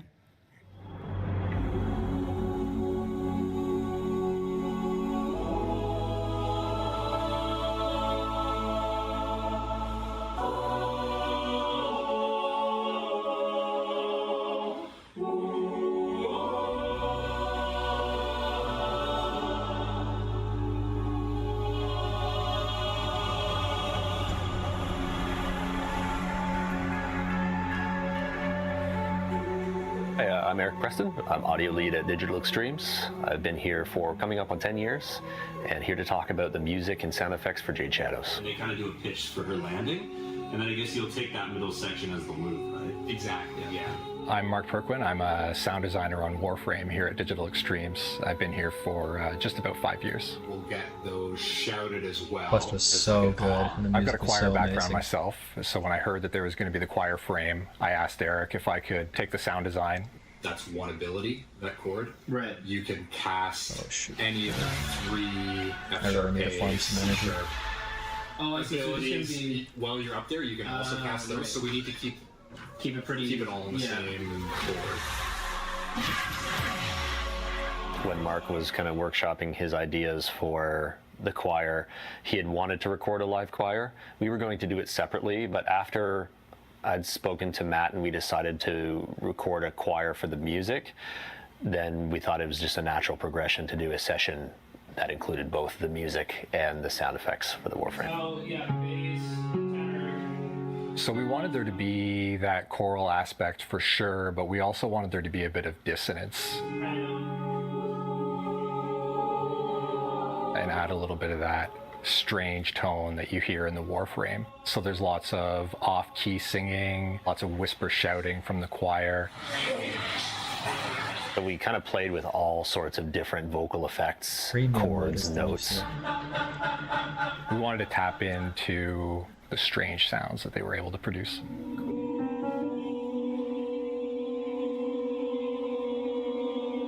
The choir is so talented that whenever we would suggest ideas or want to try different ideas, they could reproduce that very quickly on the fly. It felt like sort of having your own live synthesizer, except they're human beings and they're amazing. Cool. Was the tuning of those chords okay? All good? Eric definitely had some great direction as to how he wanted the frame overall to sound. I had some specific ideas for the 4 abilities that I wanted to hear, and then Matt was able to pull that all together in a very musical way and in a way that fits with the music that we'd also recorded for Jade. All of the notes that you hear in the frame's abilities are all in the same key and in one chord actually that fit really well with the music that we'd already recorded.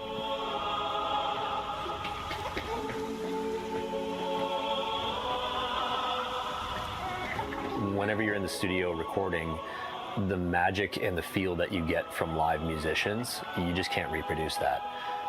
So that's something that we'll definitely be looking to do for score again in the future.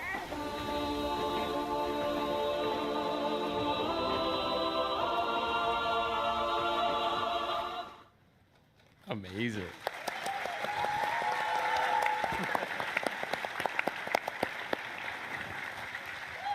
Now, Mark, a choir background. Oh. Tell us a bit more about that.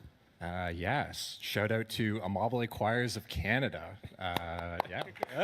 Local, very renowned local choir here. I grew up singing, so I've got a choral background. Yeah, I was very excited when I heard about Jade. I absolutely wanted to grab the sound design for her. Was there How come I'm only finding out about this now, Mark? Come on, where have you been hiding this? Secret. Might have come up in an interview, George. What were some of the specific things from your time in a choir that jumped out when you were making the ability sounds for Jade? Sorry, say that again, Zach. What were some of the things that you had from your time in choir that jumped out right as you were making these abilities?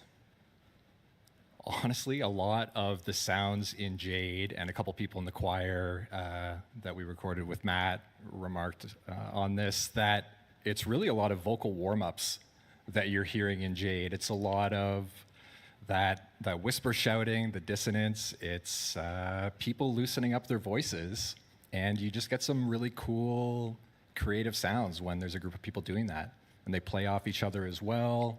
It's just something that you need live singers to be able to do. Like Eric said, you can't just use a synthesizer for that. I love it. Right, let's move on to our next topic, weapons and warframes. If you've seen a dev stream before, we love taking a look at how certain weapons and warframes are made directly from the desks of our sound designers. And we do have a few videos for you today covering all things Jade Shadows. But before we dive in, Mark, again, you had a chance to do some of the ability sounds for Jade, as we were talking about. How did that differ from previous warframe sounds that you've worked on? Yeah, I guess just coming back to the choral background, for Jade, I had a pretty good sense right out of the gate, the overall tone that I was going for. It wasn't something that I had to figure out or sit down and, workshop. I had a pretty good sense in my own mind of the type of tone we were going for, and that's pretty similar to what you hear.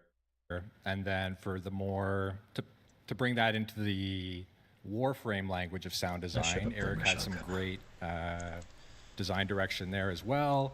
And in terms of dealing with the choir themselves, I mean, Matt's the choir whisperer over here. He's able to take what was in my head and just communicate it to them in just an incredible way and try out some new things too. Well, Mark had a lot of great ideas, and I would just be like, okay, let's try that, and then basically direct them. If we're wavering pitch or something, I'd be like, if I go up, we're all going up, or if I'm like going up on this side and down on this side. So we just like got them all doing a bunch of experiments, and you'll hear it in the upcoming videos. They were put to good use. Yeah, absolutely. We got a great library of sounds now with this choir. You're going to hear a lot of it even later on today and some of the 1999 stuff. Oh, yeah.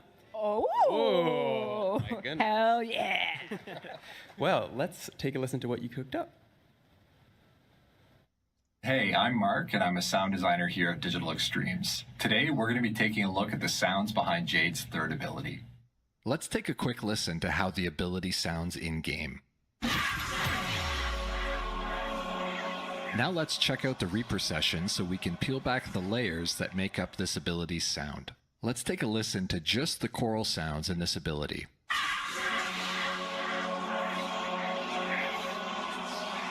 Now let's mute the choir to hear everything else.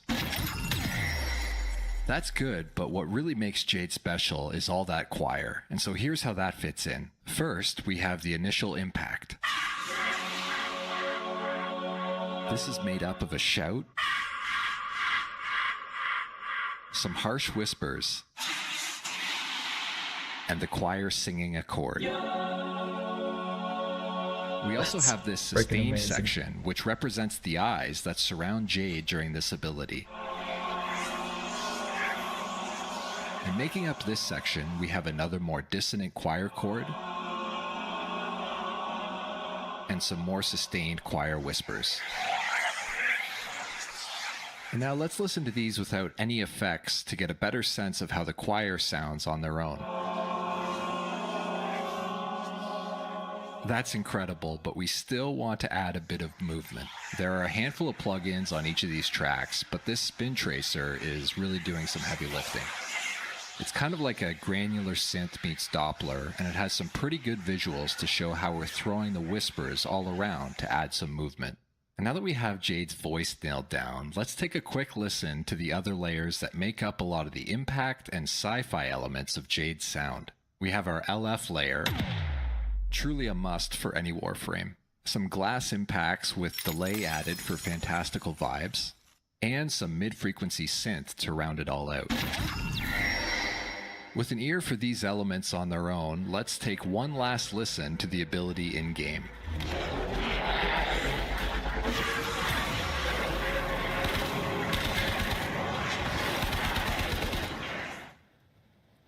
Love it. Thanks, Mark.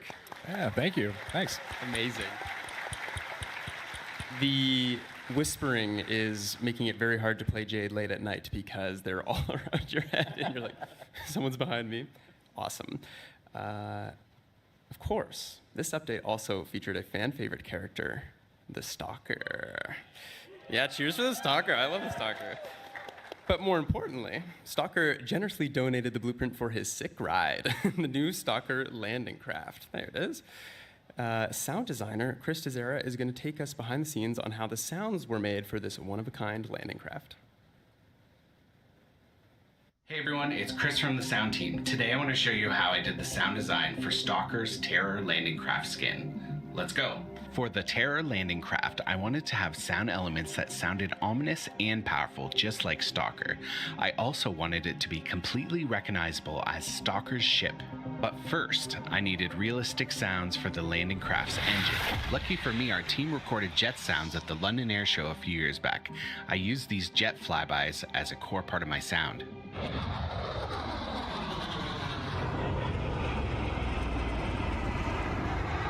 Thanks, guys. First, here's the jet sounds on their own.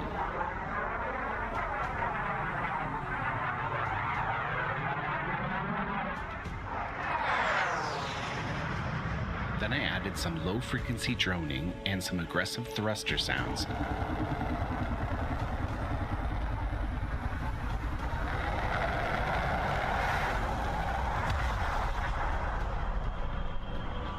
Now let's Stalkerize it. Your sentence is death. I started with the Stalker bowfire sound.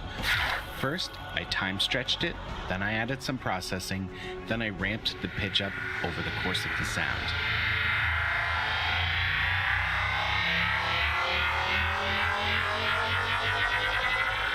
That is so sick. Next, I took samples of Stalker's breathing, I pitched it down, and I added some processing.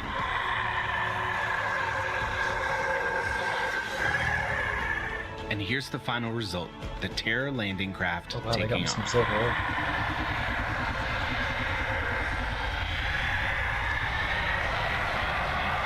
Shotgun or pistol, I have no energy, but I can just grind that out with some... And there you have it. Thanks for watching and enjoy the rest of Tennocon. Let's see if I can get into it. Love it. Thanks, Chris. Thanks. Chris is here right now somewhere. Is Chris here? So shout out to Show Chris. yourself, Chris. Thank you. Now, we did have a taste of some Stalker gameplay with the Duviri Paradox last year, but his abilities got a fresh coat of paint for Jade Shadows. Sound designer Giovanni Agapito is going to show us how those ability sounds for Stalker were made. Hey Tenno, my name is Giovanni and I'm a sound designer at DE. Today I'm going to show you how I created the sounds of one of the Stalker's abilities. First, let's listen to the sound in-game.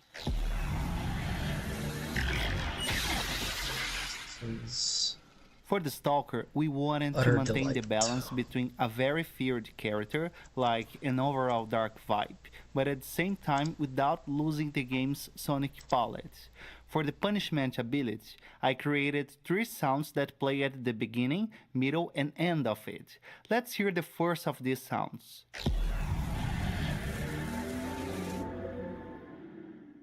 This one has some really cool layers. For example, this energy layer that has a pitch automation and becomes more acute over time, creating a sonic tension until the Stalker releases the projectiles at the end. For the build-up sound, there are more tonal and sci-fi elements, as you can notice. full screen. One of the layers has a really cool automation in one of the plugins, which makes the sound becomes a riser until the last sound is played. Be right back. Let's hear the sound of projectiles being released at enemies. For that, I created several whooshes using my own mouth and made them very high-pitched, distorting each layer a little to contribute to a more sci-fi vibe. After putting it all together, this is what the punishment ability sounds like in-game.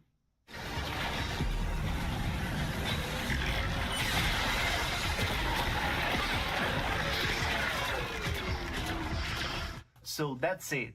Thank you very much for watching this behind the scenes, and I hope you enjoy the rest of the show. Bye! Thanks, Giovanni. All right. Before we move on, we actually have an audience question all the way back from a Dev Shorts in April. The question is, what is your go-to software for creating these sounds? Do you have a plugin or tool that you can't live without? We'll start with you, Eric, unless, Reb, you've been dabbling in some sound design lately. Hey, I just do what Eric tells me when it comes to sound. So get in the booth, cry some more. Yeah. Cry more. Okay, yeah. We use I use a program called Reaper. I think most of the team does too. Matt, you use Logic, right? Yep. So yeah, we use Reaper as our DAW. That's what you saw on the screen in the videos. And yeah, my favorite plugin is the L2 limiter. I definitely cannot live without that one. So. Did they pay you to say that? Some big L2 heads. Lots of money in the house. My turn, right? Your turn. Do you see the Spin Tracer? I'm milking every drop I can get out of that. He's also got shares in Spin Tracer. That's right. Another one that I probably put on, it's in every session, almost every track. Kilohertz has this little plugin called Haas, and basically what that does is just delays your left or right channel by anywhere from a few to 100 milliseconds and spreads your stereo image. So you can turn any mono sound into a stereo sound, is what you're saying? I think it already needs to be... No, you're right. It's my boss. You're right. You're hired. Yeah. Yeah, for me, I think Q3, I really love Pro Q3, just great EQ. I like Microshift as well, and I use that on all the Prime trailers to widen the voices and stuff. But you know, at the end of the day, we get this question a lot too, but it's important to just not think too much about plugins and software and everything. And it's more about what you put into it and where you start with, you know, what the sounds you start with. Again, like the voice acting, it all starts with good source, right? So you have good source going in, and that's the big thing, and then the creativity behind it. Yeah, don't let that limit you in your creativity if you don't have a certain plugin, for sure. So, yeah. I think the analogy that probably a lot of people here is easy to digest is if you've ever played the vocal patch on an electric keyboard, and you can hear the ahs. Doesn't sound like a real choir, but going back to the real choir that we were able to record and that source, that's what we're talking about when we talk about having good sources. It's always unique, right? It's always a unique performer. It's in a unique space. It's a unique delivery. It's always going to feel different, and it's the magic there, right? The magic of the performance and of the sonic fingerprint, really. Yeah, it's so important for sure. Yeah, I'll give a shout out to a little plugin called Little Altar Boy. It was used a ton on anytime I need to have really low vocals and I'm doing it myself and I can't sing a certain low note. You can pitch it down, but you can also change the formant, so you can adjust you can make yourself sound like a chipmunk and you get really high and nasally, or you can have sort of this dark sort of sound. And so for all the that I think I'd pitch that down an octave, and you can adjust it to make it kind of sound natural. But I think it worked really well with the void tongue and stuff because it just sounds kind of otherworldly. That's a great plugin. Back that one up for sure. Void Tongue brought to you by Little Altar Boy. Exactly. Just wait till you hear them big altar sponsored boy. by. Oh my God. Hey, I love the hey, yeah, yeah, yeah. I sang it in my head for like, yeah. So That's good. awesome. Well, if you asked that question back in April, there you go. My next question for the Coust is focused on our weapons. Many of our weapons can be identified just from their shot, reload, or swing. How do you craft a weapon's identity through sound? Yeah, weapons are a really fun process. We all take turns doing weapons, I would say. But the core experience of doing a weapon is an iterative one. Because it's a sound that you hear so often, there's often a lot of time put into just playing with it. So after we've done our first draft, getting the character right, getting the punch right, and getting the power right, then it's just a matter of hearing it over and over and over and kind of sanding off all the rough edges. Yeah, it's a super fun process, and each one is unique because we all work on them. It's funny too because it's like you have to kind of be happy with what goes in, because if you try to change it later, you'll hear about it in the forum. No bueno. And but it's great though. It's like the fact that people get so attached to the sound of a weapon. It's just, yeah, it's so awesome to see that the sonic identity is just so, it resonates with people so much. Sometimes in bad ways, but most of the time in good ways. Seems like you're still traumatized from the Bratton Vandal sound change. And a little trauma there. The heck too, I think. Oh, from the back heck. in the Oh, day. yeah. It was what the heck, because we changed it. But we changed it back too, so that's okay. It's okay. Now, there is such a thing as writer's block. Do you guys have sound block? Have you ever just been struggling to find that perfect identity for a weapon through the sound? Oh yeah, for sure, all the time. It's a totally normal part of the process, I think. I think with any kind of creative discipline, you're always going to run into a block or where the ideas aren't coming as easily. And usually, like you said at the very beginning of the panel, a good long walk in the park does the trick for me, at least. Sometimes for me too, like when that happens, I'll just go into the sound library, and instead of using search terms, I'll just randomly click on things and listen to them. And sometimes you come up with the most unique sounds that way, because something you wouldn't expect would be like, oh, that'll actually work really well for this weapon. And that's what gives you the unique kind of weird sounds, right? Is the unexpected. I find I do that a lot, actually. Yeah. Exploring old libraries that you've recorded that you're just like, when am I going to use this? But you record it anyways. I've got stuff that I recorded a long time ago and come across it, and I'm like, oh man, I forgot about this sound. This is just perfect here. So yeah, it's always fun. It's like Christmas every day when you do that. So. Love that. Well, a similar topic, but something more new/old. Let's talk about some 1999 stuff today. As we saw on the art panel, things are a lot more real.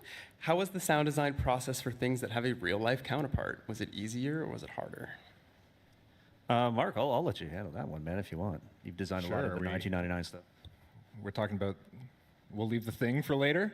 We'll leave the thing. Okay, so working on 1999 stuff, I'd say it's more of a technical challenge, if anything, to get some of these real-world sounds into the game in ways that new systems that you're able to interact with things that you haven't really been able to interact with before, and figuring out how are we going to ground that in reality while also giving it that signature sci-fi sound that, that we love to put into Warframe.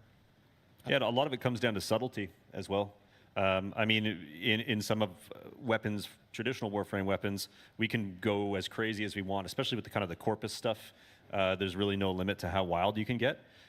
For these, we're definitely taking it a more realistic, grounded approach, but we still love to put our spin on things. It's kind of subtle, interesting layers here and there that maybe are from a synthesizer or from just a weird library that we recorded a long time ago. So there is still a little bit of that Warframeization that goes into all the sounds we've been making. Awesome. Of course, we have two familiar faces by now from 1999, Arthur and Aoi. You may have seen them walking around the convention, but the amazing Ben Starr and Alpha Takahashi lend their voice to these new faces. George, once there was a time where we were recording our own staff for Warframe characters. What's changed over the years now that we have these epic cinematic quests? Yeah, it's pretty crazy to think that it was from humble beginnings, right? Where it was pretty much all staff, like Darvo, Sargus Rock, Lotus, obviously. And yeah, it was a lot of fun because you could just grab someone after lunch and be like, hey, can you meet me in my office and we have some lines to record. And it's kind of crazy too, because one of the employees who impressed me the most, James, he's so quiet and he's so like unassuming. He's like, oh, hey, how's it going? And then he gets in the booth and he's like, rah! And you're just like, where did that come from? And so that was always cool. But, obviously, as we've grown the universe and we've developed the characters, it's important to, seek outside talent as well. But we still use people from in the office. But yeah, it's always great, again, like the sounds, to have a mixture of different flavors in there, right? So, yeah. Love that. Now, we do actually have a little tease of another character from 1999. Just a little audio tease. Let's take a listen. A slug dares to show its face at night. Ooh, who could that be? I guess we'll have to just watch and find out. Now, I know you guys had some fun with the music design for 1999, and we did get a little bit of a taste in Whispers in the Wall. But Matt, did it feel like you had a blueprint for 90s music when composing, or did you want to make something unique that could still fit within Warframe?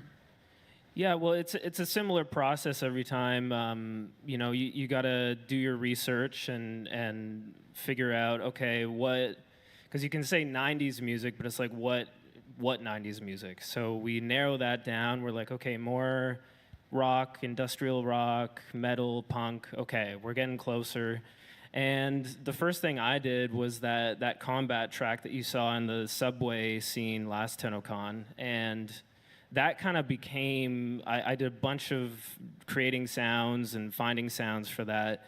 And then that session became sort of my template for where to start with a fresh piece of music. And that's kind of how you do it. You just like start fresh, but you have all these sounds that you can pull from. So if I'm like, oh, I need a lead synth, and it's like, oh, well, I have 10 of them right here. Let's see if any of these work. And yeah, you just kind of keep working on it and talk to Eric. He's like, let's get it sounding more Warframe. Okay, what does that mean? Let's try some other thing. You experiment, trial and error, and eventually you have something in the game. I love that. Now, it wouldn't be a panel without a little bit of a tease. Let's listen to an upcoming track from 1999.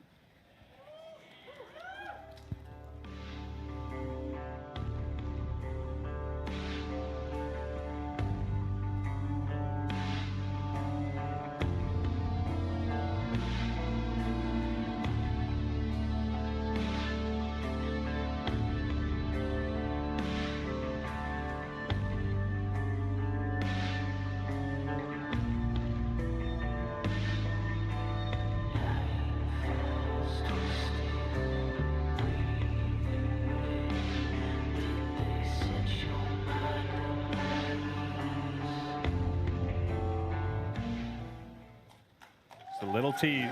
Yes. Love that. Excited to show you where that will Worldwide premiere right there, right? Worldwide premiere. That's one of the ambient tracks. So you heard kind of the combat version of that, Whispers in the Walls. This is the ambient version of it. So yeah, it really set the vibe. And as soon as we introduced that into the game, it was like, okay, yeah, locked in. When we got that song, so we have like on our internal channels where we work together, we were really early in some of the 1999 world building for Feel, and we actually got that track, dropped it in the internal global channel and said, this song, that ambient track, everybody work to it so you can feel the tone of what we're going for. So that was one of the first like established tone pieces, and it's just, I'm so excited to have it in the game. Yeah, and there's a theme in there that kind of became sort of the Warframe 1999 theme. So we'll be using that in other pieces, and that kind of just happened accidentally. It's one of those things where you write a set, you're writing different sections to keep it fresh. So it's not just one thing for 4 minutes and then it loops for an hour while you're playing.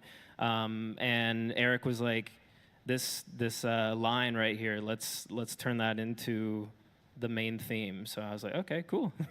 It's always cool to evolve the universe too, right? Yeah. Even like musically and everything, and to hear how it's becoming something else, but yeah, still maintain some of those Warframe roots, right? Which is awesome. Totally. Yeah.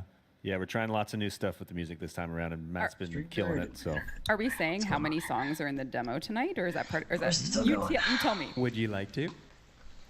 We have 5. Wow. So 5. Yeah. Stay tuned. One demo. In one demo tonight. Yeah, so stay tuned for a lot of music tonight. They're being very humble, but it is truly ridiculous, the music tonight. So I hope everyone will enjoy it later.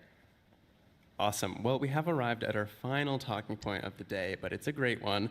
Let's talk about the Atomocycle. Oh, yeah. Look at that thing. It's beautiful. Crazy. Mark. Beautiful. Tell us a bit about how the sound for the Atomocycle was crafted.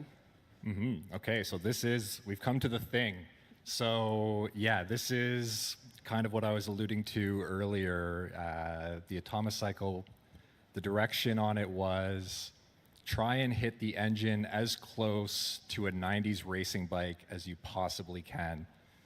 So that was just a big challenge right out of the gates to get the engine to sound big and powerful, but also realistic. And then Eric gave some great direction as to where we could start to push some other things that the bike can do into more of the sci-fi realm, but really keep that engine grounded. The technical implementation on this was super tricky. You tried a bunch of stuff, and yeah, you've been working a long time on it. It turned out great. Yeah, a huge part of the work in this has gone into how are we going to get a bike to work in Warframe. I remember you started on it, and I remember seeing like an early version of it. And I was blown away at that point, even just like with the technical implementation. It's a first for Warframe as far as like how it's all going in the engine, a lot of programming, a lot of cross interdepartmental kind of work there too. Absolutely. I want to say thanks to Jem because I could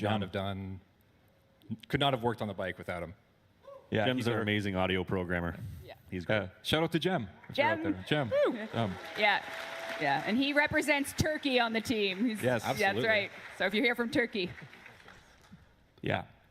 Just to what you were talking about, George, yeah, the early proof of concept for the bike just had a sine tone as an engine to show that as the bike increased in speed, we could also increase pitch, and as the bike leans and does different things, that we could change the volume and pitch, and that's all thanks to this new tech that we have. Like all the gears and everything, right? Like you were talking about that, how like you have an in-depth knowledge now of how like bikes work too, right? Like engineering-wise, because it's like you got to make it feel realistic in that sense, right? Yeah, and how do we make it feel responsive as well? To all the user input. It's been a puzzle, but it's been a fun puzzle to work on. Yeah. I love that. All right. Well, before we sign off, we have one more thing. It's time for some audience participation. Yes, we need all of you desperately. It's very important. My shirt will make a lot more sense at the end of the night, but we do need a chant. So similar to last year where we had the New Year's countdown, we do need a chant this year. Eric has the recording, and I'm hoping that, Zach, you just kick us off and we'll see what we can get from everyone here. This is the biggest room we've ever had, so this is our opportunity to get the most voices at once. Yeah, look at all you beautiful people. Yeah, so this is great. I'm sure you're loud too. What would you like us to say? The instructions are very simple. You just have to chant the word online. Online. On the count of 3, give me your best online chant. Online. Just like that. And we're going to do it 5 times. After 5 onlines, I'm going to point at you all, and you're going to give your best cheering applause. Everyone ready? All right. 3, 2, 1, go.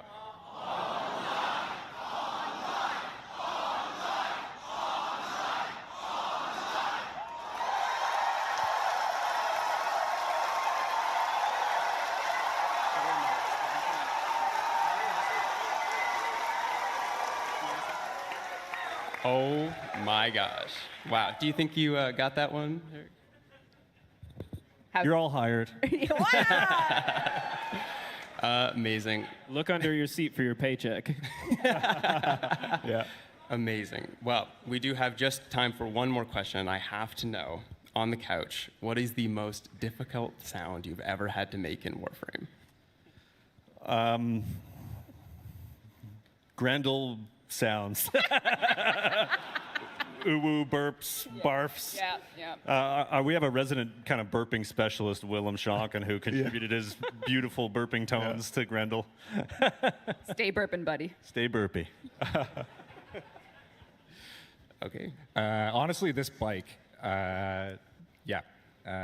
There were 3 animals that I had to put into it and trying to figure out how I could fit those in.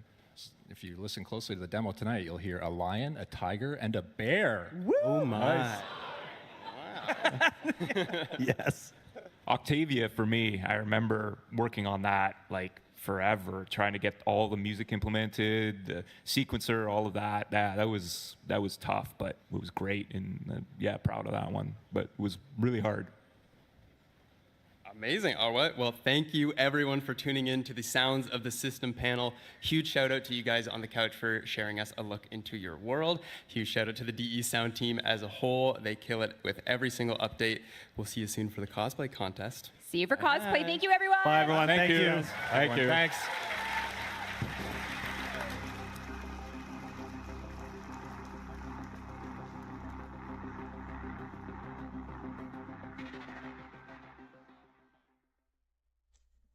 I like sound.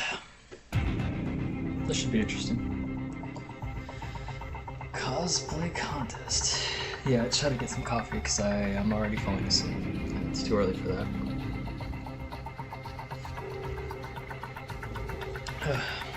This is fun.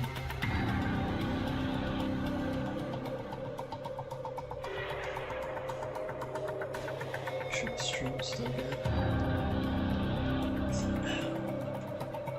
Yes.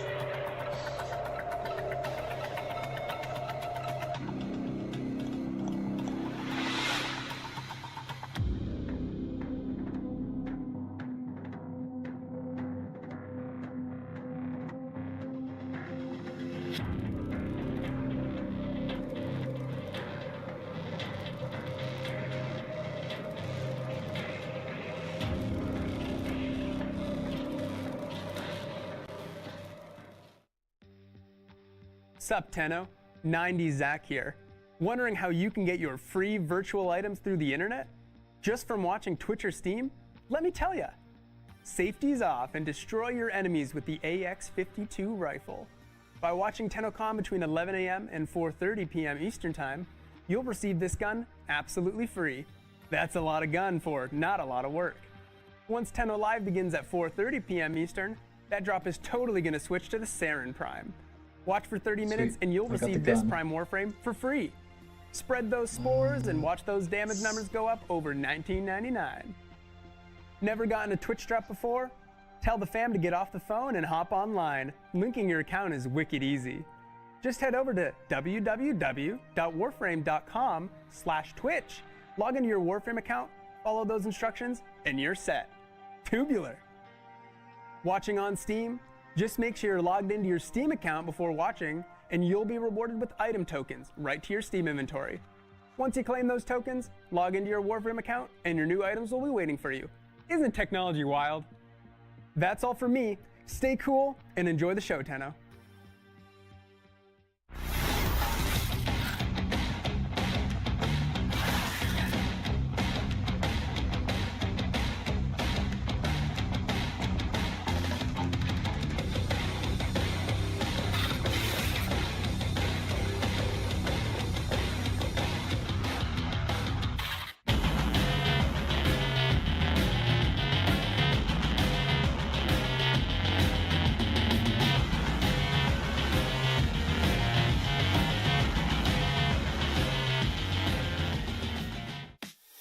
Everybody knows there's nothing like a delicious slice of Big Bites pizza.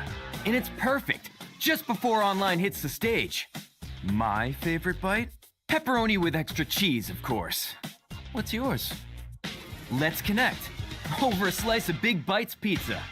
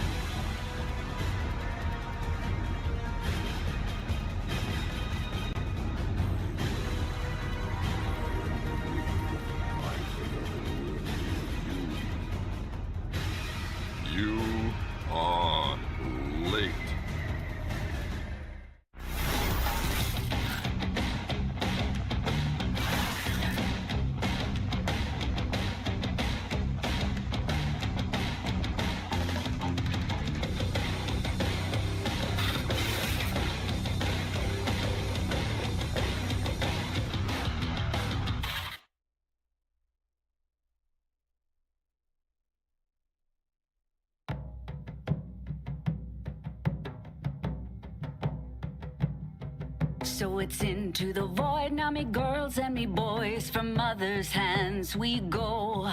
We'll be sailing to the sun till the voyage is done. Then we'll be sleeping in the cold below.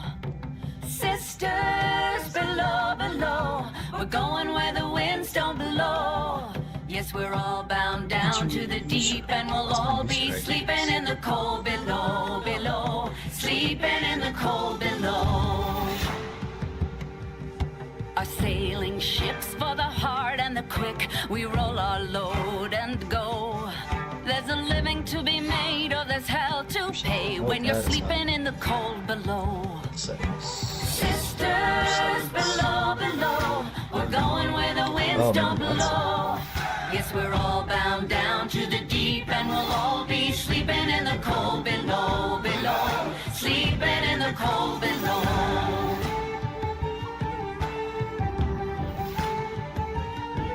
There's a man on high with the devil in his eye and a golden hand, I'm told.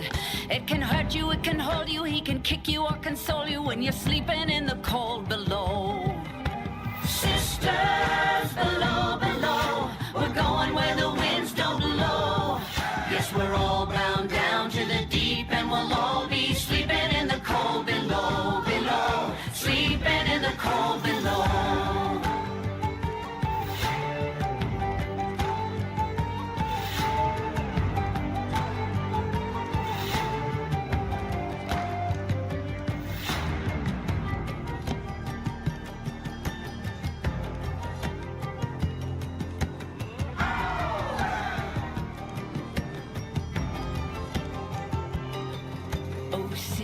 You so wise and true, when it's my time to go, won't you lay me down under granum crowns, and I'll be sleeping in the cold below, below, sleeping in the cold below.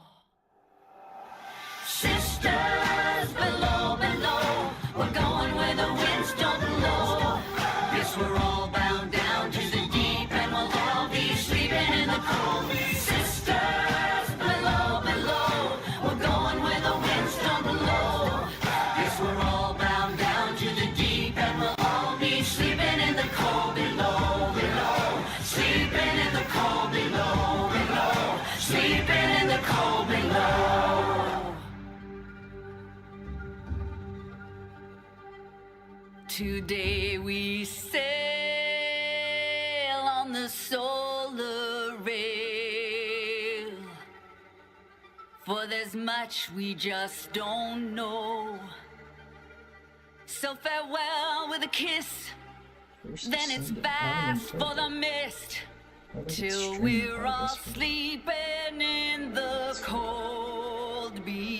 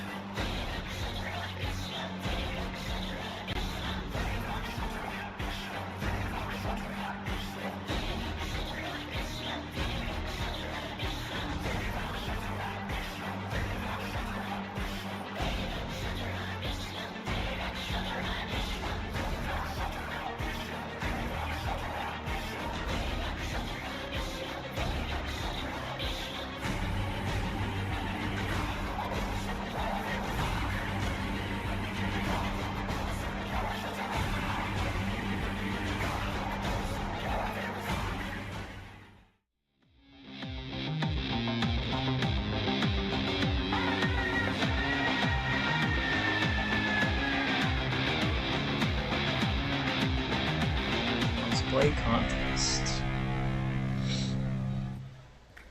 Hello, everyone, and welcome to the Tennocon 2024 cosplay contest.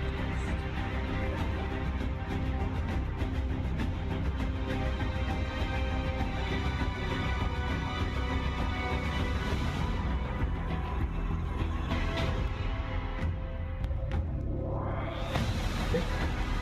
So if you look for this fish.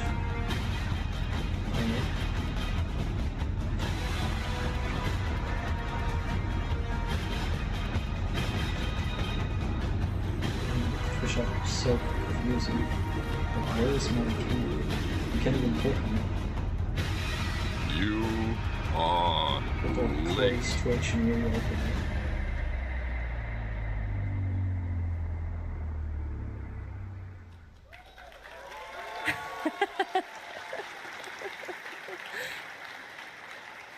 Hello, everyone, and welcome to the Tennocon 2024 cosplay contest. I am Taylor King, and I will be your host for the next hour.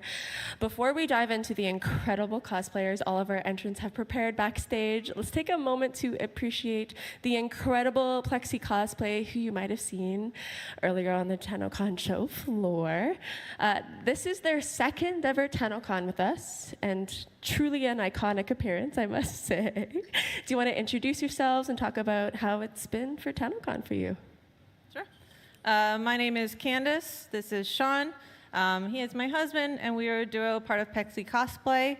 I am cosplaying as his faithful servant. Obviously, this is Albrecht and Trotty, and I am Lloyd, and so this seemed like a very good match. We love Tennocon. We love being here. I actually started before ever coming to Tennocon by cosplaying Titania, which you might have seen online during COVID. And then we got to take part with Hacksmith last year, where I was the MOA. And then this year, Lloyd and Albrecht, as well as the Eros Wings. If you haven't gotten a photo with those, they are out in the tent. But it's a lovely convention. So nice to see you all. Thank you for being such a supportive community through everything, the whole creation process. It's all online, so thanks for following along with that. And it's so nice to see you all here in person. Hi.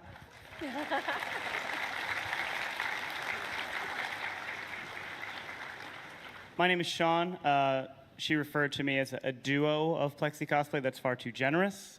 She is everything that is Plexi Cosplay, and I occasionally help her with some engineering and wiring challenges and things like that. But Candace is truly a born artist, and everything that she makes is absolutely beautiful and incredible, and I don't want to take too much credit. I'm just the eye candy today. Absolutely incredible. Thank you so much, Mr. Lloyd and Papa, for joining us on stage, if you don't mind taking your way off. Another round of applause, absolutely.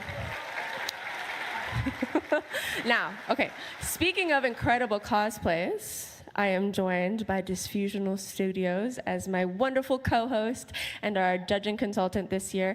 You may recognize her as Aoi from Warframe 1999, but more importantly, as our Tennocon 2023 cosplay winner. Disfusional has been a prominent member in the Warframe community for many, many years now. So let's take a moment to look at some of her previous cosplays.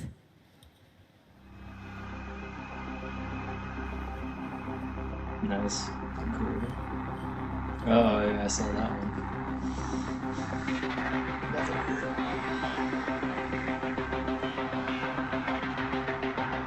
Oh. Cool. That's freaky.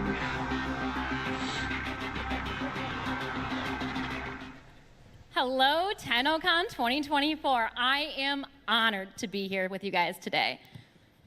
Now we have one more introduction to make before we get started, and it's our judges. We're joined again this year by Lightning Cosplay, who we'd like to invite on stage now. While they make their way up, let's take a look at the absolute magic that they brought to the Tennocon show floor.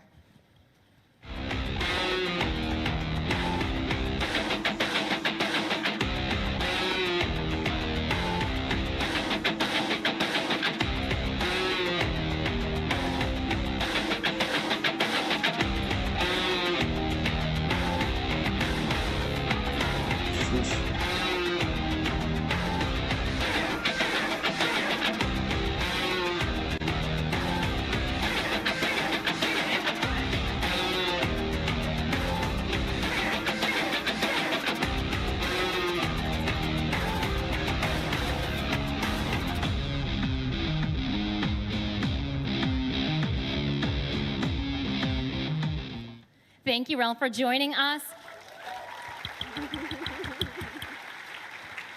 Now, I do want to make a point. Just off stage, we are joined by another cosplay guest coming to us all the way from Germany, Maya. Maya, I don't know if you could raise your hand. Thank you so much. Cosplay content creation has been her profession for over 10 years now. Maya focuses on painting, weathering, and makeup. She is taking care of Ralph's makeup and helping to bring Arthur to life here at Tennocon today.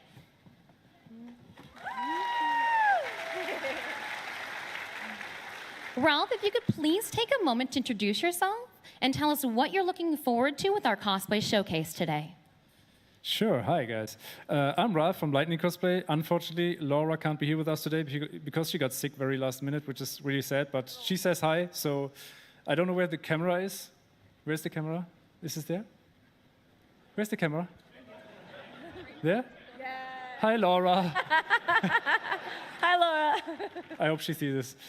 Yeah, so when DE reached out to us last year and asked us to create the Lotus and the Dex Soldier costume, we instantly fell in love with the overall aesthetics of Warframe and especially the character design. And but soon, same goes for Arthur, soon as we started to create the costumes, we realized how hard it actually is. You know, and this is why I have a huge respect for all the people who face the challenge to cosplay these characters, which is amazing for me. It's crazy, and I'm just really excited to see them on stage right now. Yeah. Amazing. Thank you so much, Ralph. You look incredible. Between his appearance and the IT outage yesterday, I feel like we're truly back in 1999. It's crazy. One quick final thank you, I promise. Shout out to Kaz and Skyers, who assisted in prejudging this year. They weren't able to make it. They have a workshop. It's fine. We love them. But I'm sure they're here in spirit, and they have, given their thoughts and wisdom to us. Anyway, that's enough. Ralph is seated. It's time to get this party started. Alrighty, let's move over here, I think. To kick this show off, we have our non-competitive showcase. These entrants are here to present their cosplays and show off their hard work, but are not competing for our cash prize. Let's move over so they can take center stage and show us their spotlight. Phenomenal. Everyone saddled and ready to go? We got that thumbs up from Charlie. Hit the music. Starting off, we have amateur cosplayer as Prisma Excalibur. This is his first ever cosplay featuring EVA foam, clay foam, and acrylic paint. Give it up.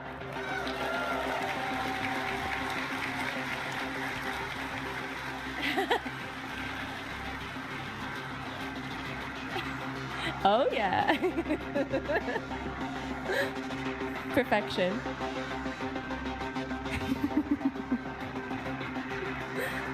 Love it. Thank you so much, amateur cosplayer. If you want to just head off this way, or that way, that's fine too. Next up, we've got Gage cosplaying as their version of Drifter. This is Gage's own operator, including the dyed hair.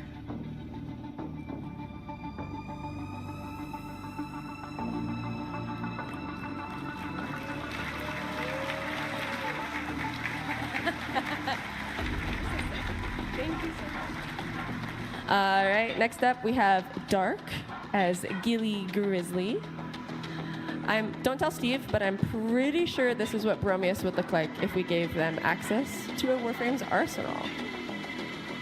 Oh, he's coming. Oh, he's coming.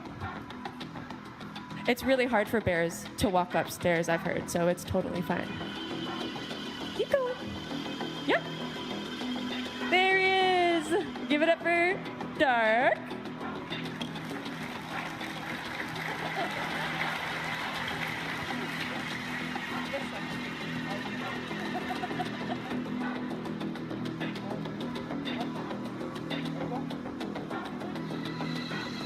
Let's welcome Spitfire05 cosplaying as Operator in Xenos armor set. This is Spitfire's own operator after a month of work. Thankfully, customizing in-game is much quicker.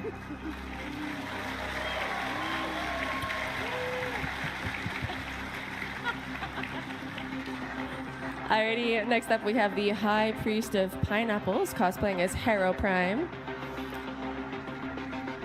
We're ready to go? Yep, come on up.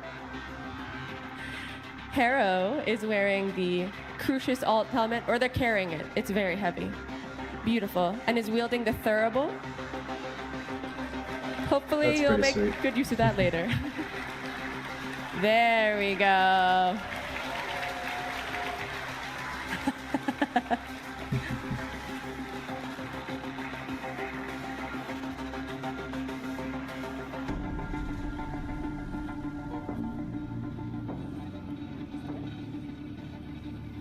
Next, we've got Zach B cosplaying as the Drifter from the New War. This Drifter is wielding a 3D printed Sirocco in addition to the original outfit worn in the quest. That's pretty sick. I like that.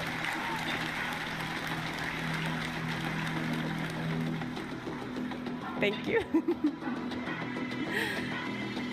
Very fitting after the Drifter appears, we have a group Duviri cosplay, starting with Lucinia, Rey as Lucinia. This is made from EVA foam and a miraculous find of dead stock fabric.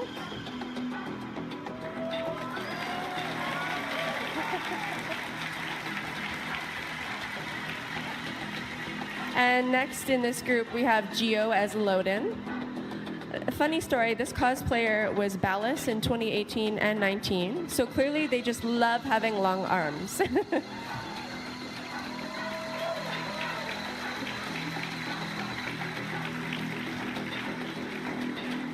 And then next up, we have Mercury as Mithila.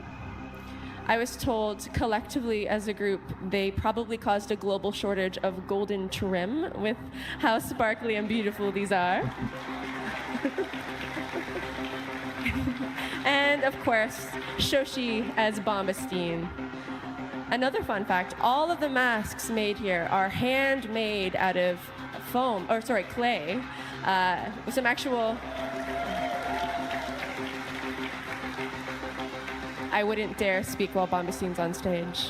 If the whole group wants to come on up, yep, come on up, all of them up. One final group photo for the Paragons, of course. They're not often seen together, so we gotta take a moment when we can.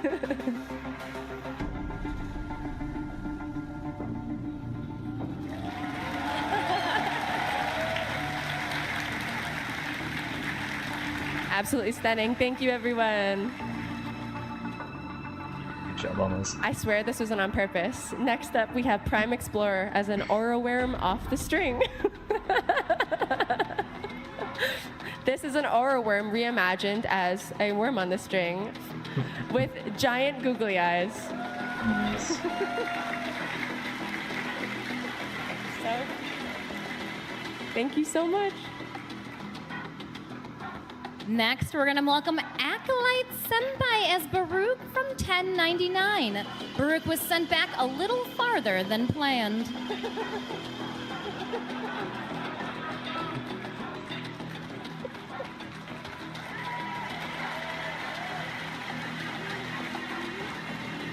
Absolutely incredible. Alrighty, next up we have Richard cosplaying as Grendel 1999. After chatting backstage, I found out this Grendel isn't a big fan of Big Bites Pizza. You can call it up. Keep going. Oh yeah.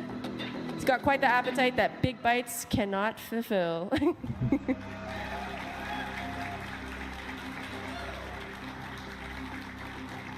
Hell yeah. Thank you so much. Let's welcome Bethany as Valkyr, featuring the cheetah helmet and hysteria claws.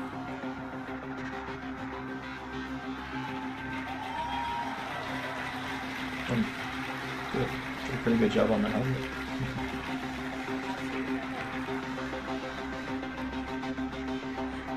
Oh, I feel that way too. Alrighty, we have Hobbs cosplaying as Mirage Prime. This cosplay is made out of cardboard, fabric, and repurposed materials, and clearly has gotten the infection that's been around the Tennocon show floor.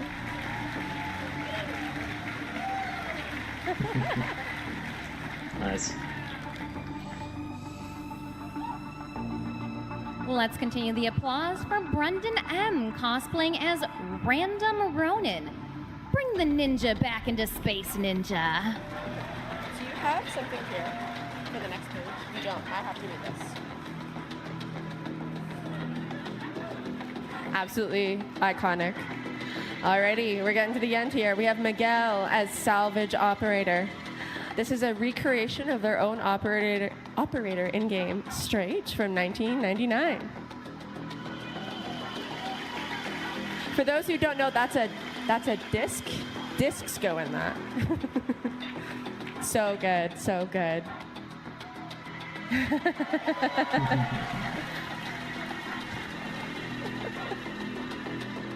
Thanks. Alrighty, next we have the Scarlet team as members of Infinite Singularity. They're representing their clan, I believe. And this is, in fact, our youngest cosplayer. And he's already been on stage before. Cannot believe it.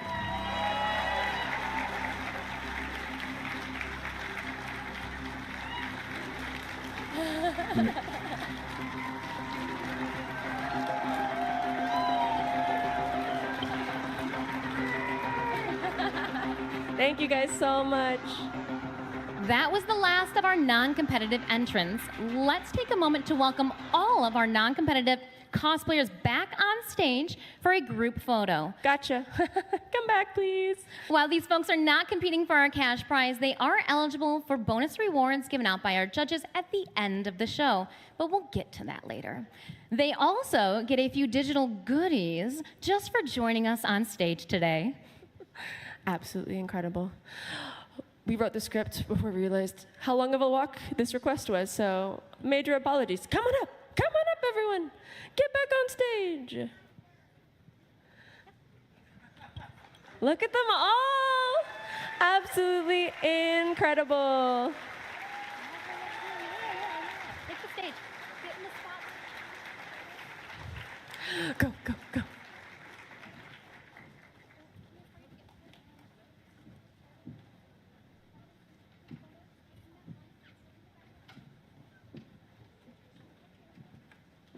Almost there, almost there, almost there. Mirage one's pretty cute.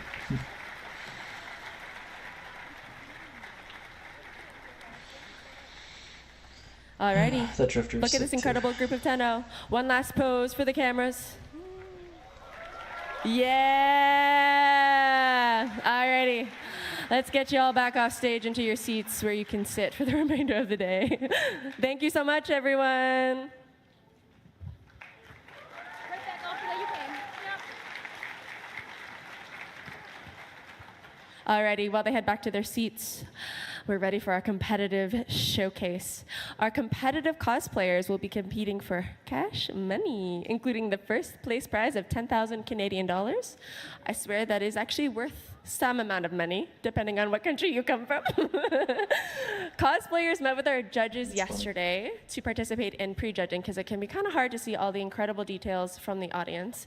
So the scores from that prejudging and their fantastic performances today will be used to decide our winners. All right, without further ado, let's get started.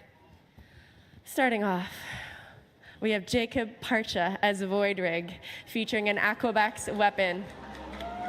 This cosplay took over 375 hours to make and is almost entirely made out of cardboard.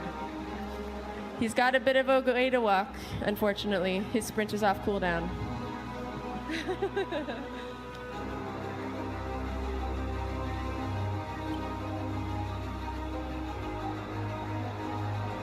It also takes him a significant amount of time to get into and a significant amount of time to move, but absolutely worth it. What an incredible piece.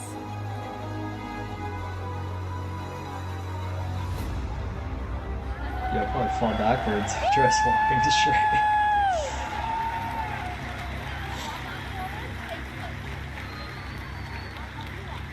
You got it. That's badass. Now, Jacob, my dear, you cut and drew or you drew and cut every piece by hand. How did you even know where to begin with this without having blueprints? I actually did. When I first decided to come to Tennocon and participate in the cosplay, I knew it was going to be Void Rig, because not only is it super aesthetically appealing and awesome, but it's something that had never been done on a scale that had never been done. And from an anatomical perspective, it was quite challenging. I didn't realize just how difficult it would be to fit a human body in Void Rig structure until I tried it. So that was the hardest part. As far as more specifically answering your question, I did have blueprints. That was the first thing I did. I blueprinted out the exoskeleton and a little bit of the plating. All the detail was already ready to go in the game. So I printed off some reference sheets, pictures from the internet, and then I went into the game, into my arsenal, used my Void Rig, turned it all around, got pictures from every possible angle, studied them like a textbook to make sure every single detail was as close to accurate as possible.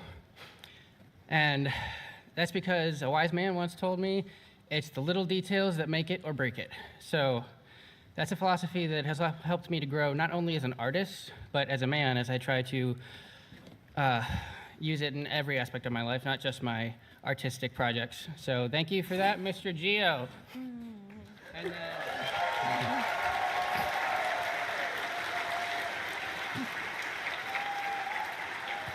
and also, thank you, Mom, for being here. You sacrificed 2 days of your life to be here with me for this weekend, and you had a lot more important stuff to do, that's for sure. So you're here, you're helping me, get in and out of this, and being here to support me, and especially considering everything on your plate, it really means a lot. So thank you. Incredible. We'll let you slowly get off stage. Alrighty.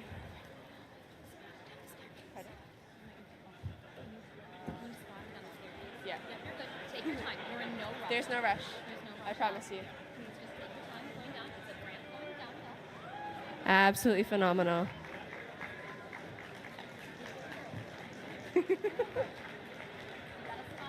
I will say he is actually the expert of Void Rig. I've made multiple comments and emails, and he's corrected me every time. He's held me accountable. He's like, "Aren't you a dev?" I haven't taken 300 photos of a Void Rig, so that's where he wins. Okay, we can. We value safety, cosplayers, so carefully make your way up and carefully make your way down. Next up, we've got Shandor as Frost Heirloom. This is Shandor's third Frost cosplay. He also has 60% use rate on Frost in-game.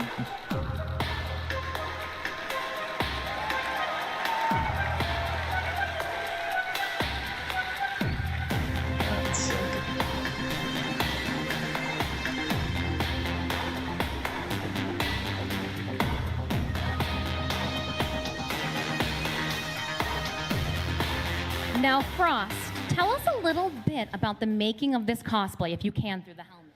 I can actually. I was going for a much more organic look than previous costumes I've made. So a lot of this is pleather and much more fur materials and things like that. It feels like not very Warframe, but that's what I really love about the heirloom sets. They're really pushing things in a direction that makes them look very strange and alien, in the same way that the Warframe started as. So I really wanted to make this much more organic looking and kind of less synthetic. Very cool. And if you guys have a moment to check out all of the textiles in this cosplay, take a look up close in person when they're on the floor.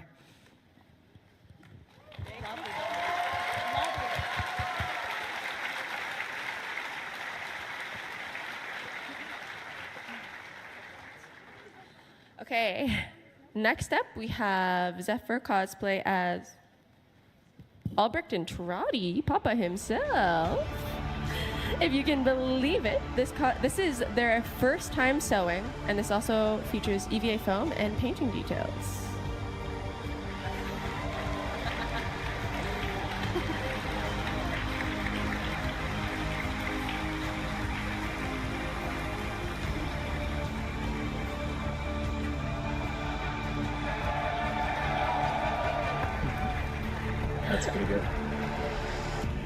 Thank you so much, Zephyr. What inspired you to cosplay as Albrecht? So it started back in 2021 when Heart of Deimos came out, and I heard Stefan Rudnicki's performance as Albrecht and Trotty, and I think it's one of the best voice acting performances like I've ever heard. So after that came out, he finally got like a real look last year, and I was like, okay, I can make this. And you did, and it looks incredible. Absolutely phenomenal. Thank you so much, Zephyr.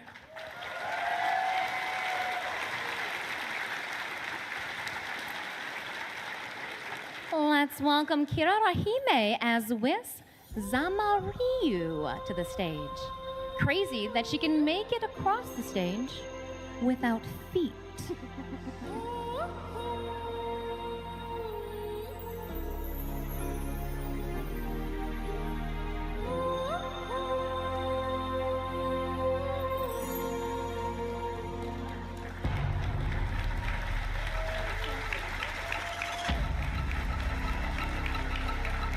I like the lights on that.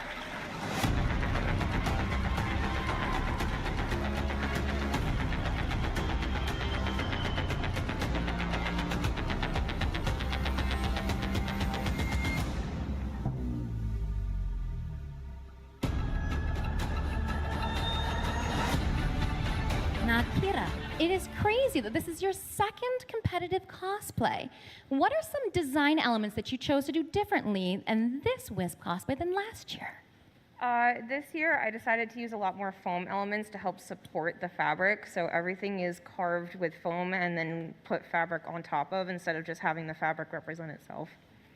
Lovely job. And make sure you guys take a look at how they dremeled and grooved and actually sunk the fabric into those recessed areas too. Lovely job. Lovely job. Absolutely incredible. Thank you so much, Kira.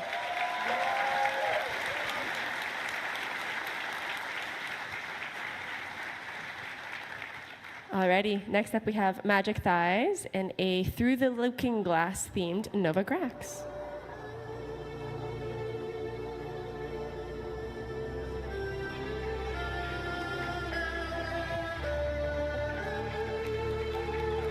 This is her own Nova Grax dressed up as the White Rabbit.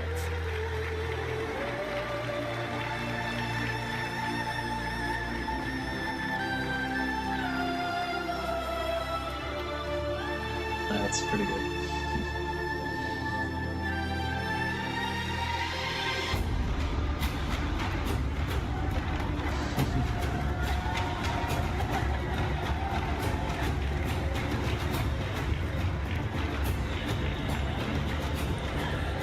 Alrighty, Magic Thighs. We've chatted a lot.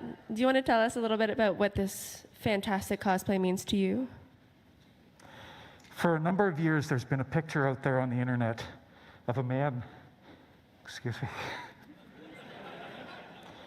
looking into a mirror and seeing his female self reaching out and inviting him to step inside. And this year, as a trans person, I've taken that step and stepped through the looking glass. And now with Warframe's introduction, permanent ears in the into the game, I've stepped through into the looking glass with my Warframe as well. Thank you so much. Thank you for sharing. Anything else? I'm sorry, I didn't hear. Pardon? I didn't hear it all. I didn't hear it all. Pardon? Sorry? I didn't hear what you said. Anything else, my love? You're good to go? I think we'll get you right off stage. Thank you. Cosplays are so hard to hear in. Oh my goodness. Let's keep the applause going as we welcome Liam as Master Tasani to the stage.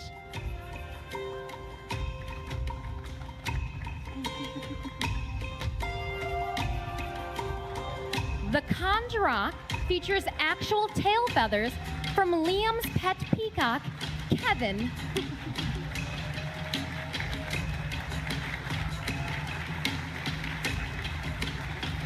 That's pretty good. Now I do have to ask Liam, what inspired you to cosplay? So we participated in the 2021 cosplay with our pet chickens, the Ember cosplay. And then my wife, Anna, was Nef Anyo last year, and I decided I wanted to participate, and she wanted to be competitive this year. So we went for it. You guys look amazing. Thank you so much. Thank you.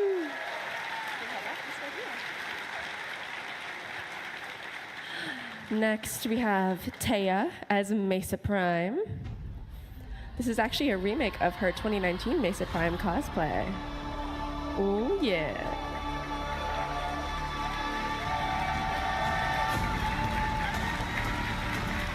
Yeehaw! It's pretty good. Hi, Taya. Since this is a remake, what was the favorite part that you've made this year? I love the shoulders and this top bit. There's layers and layers of EVA foam to get the right shapes, and I'm just really happy with how it turned out. You look absolutely incredible. Thank you for joining us on stage.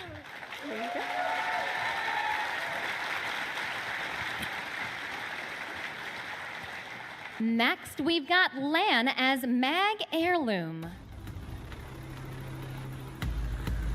Should be interesting. We were talking about Warframe design elements, helmets, visibility. Shout out to Charlie for absolutely killing it. Thank you, Charlie.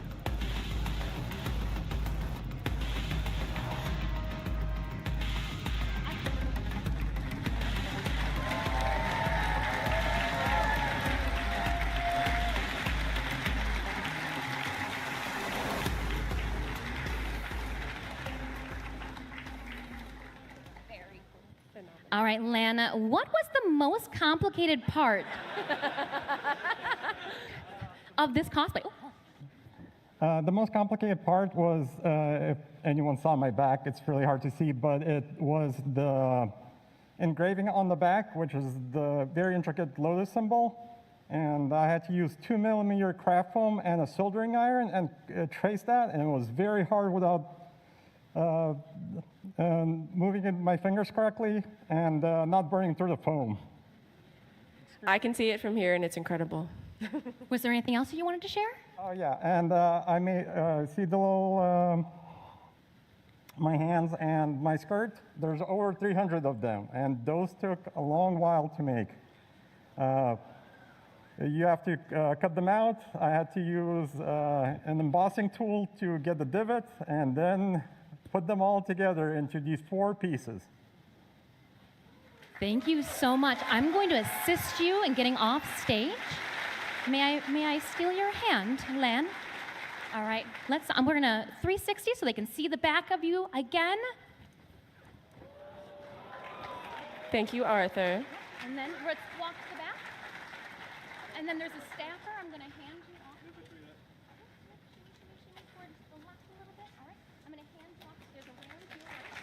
Thank you so much.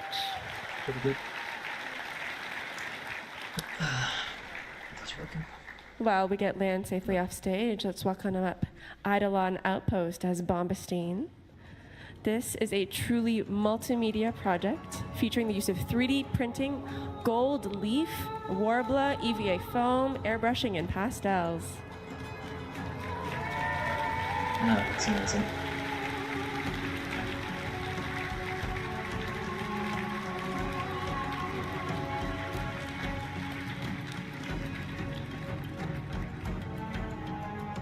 Absolutely incredible work. I hear the mask, though, is your favorite part. Do you want to talk us through everything that went into this?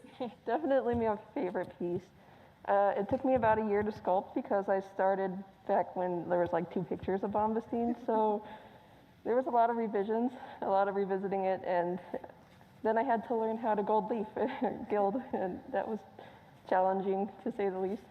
But I think it's definitely my favorite piece. Beautiful, absolutely beautiful. Thank you so much.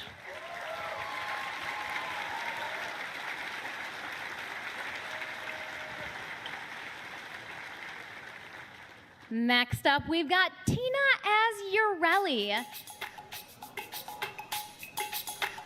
Urelli is hand-sewn, featuring foam details. That's crazy.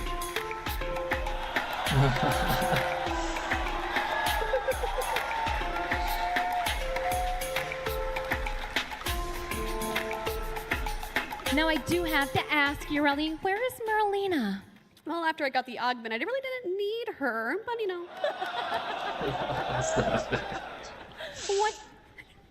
What did you make your cosplay out of? Alloy plate, polymer bundle, argon crystal, a lot of tears, no sleep. I don't know, Ureli, if you want to do one more fantastic spin for everybody. Thank you so much.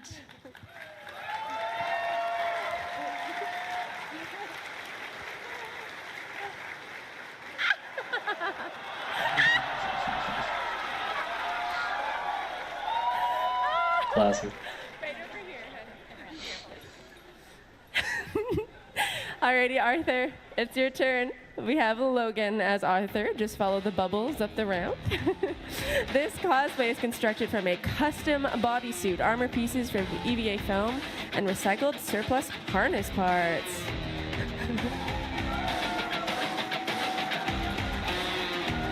That's pretty good. Absolutely fantastic. Tell about the process of making this. Well, it took about 3.5 months between 3 different people. It's been long. There's been many revisions. Started with the bodysuit. Had to start with the base. And from there, built on top of it using the textures from the Tennocon files and the concept art of Arthur to build everything you see here. It's absolutely incredible. Thank you so much. If you want to make your way off stage.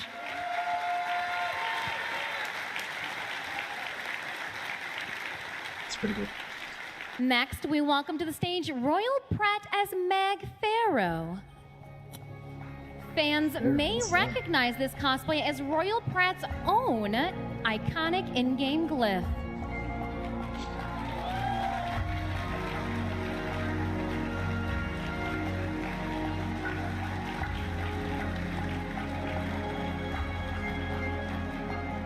Royal Pratt, I've had a moment to discuss with you the really cool resources that you've used for your cosplay, but if you could share with our fellow Tennocon friends how you made your helmet.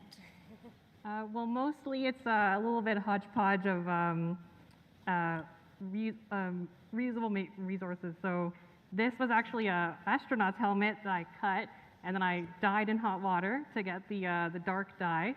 And then the rest of it is basically just craft foam with held together by mostly contact cement and hot glue. And the back is able to be taken off so that I can get my head in. I have a big head. No, it's awesome because we can't see your face at all. Lovely. Thank you so much, Royal Pratt. You look great.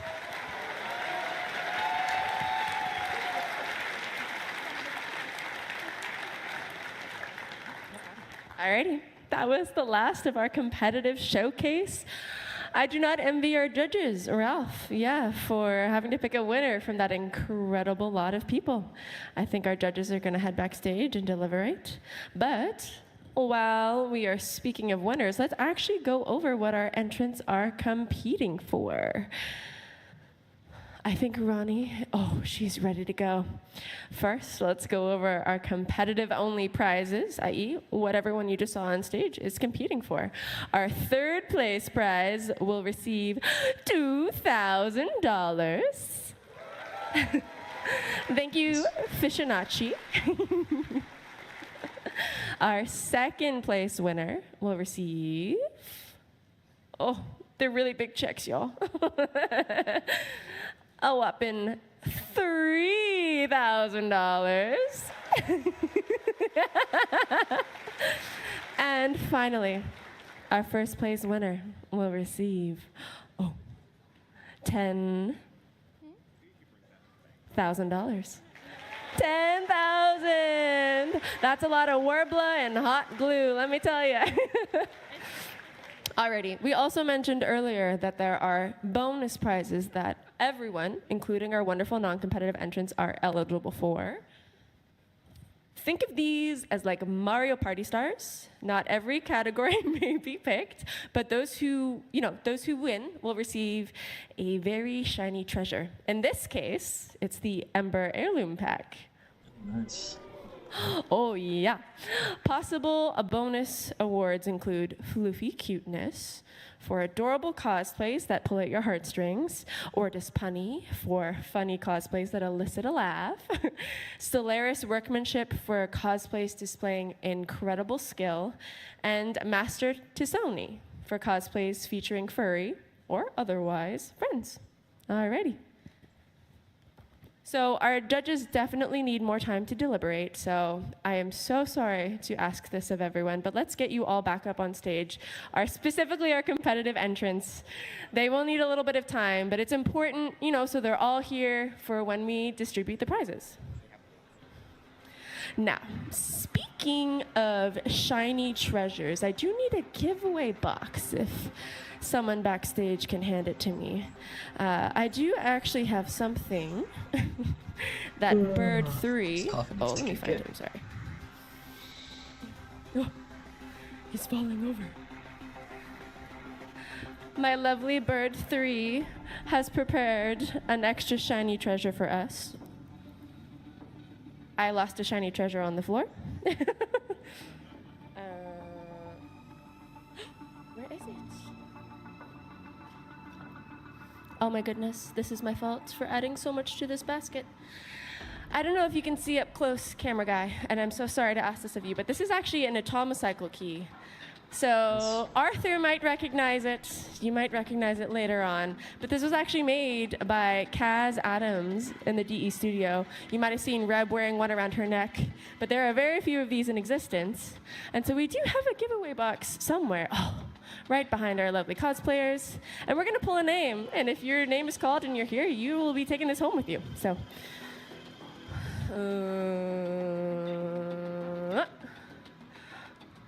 Mike Nole. Mike Nolet. Are you here? Ah, Mike! Let's go, Mike!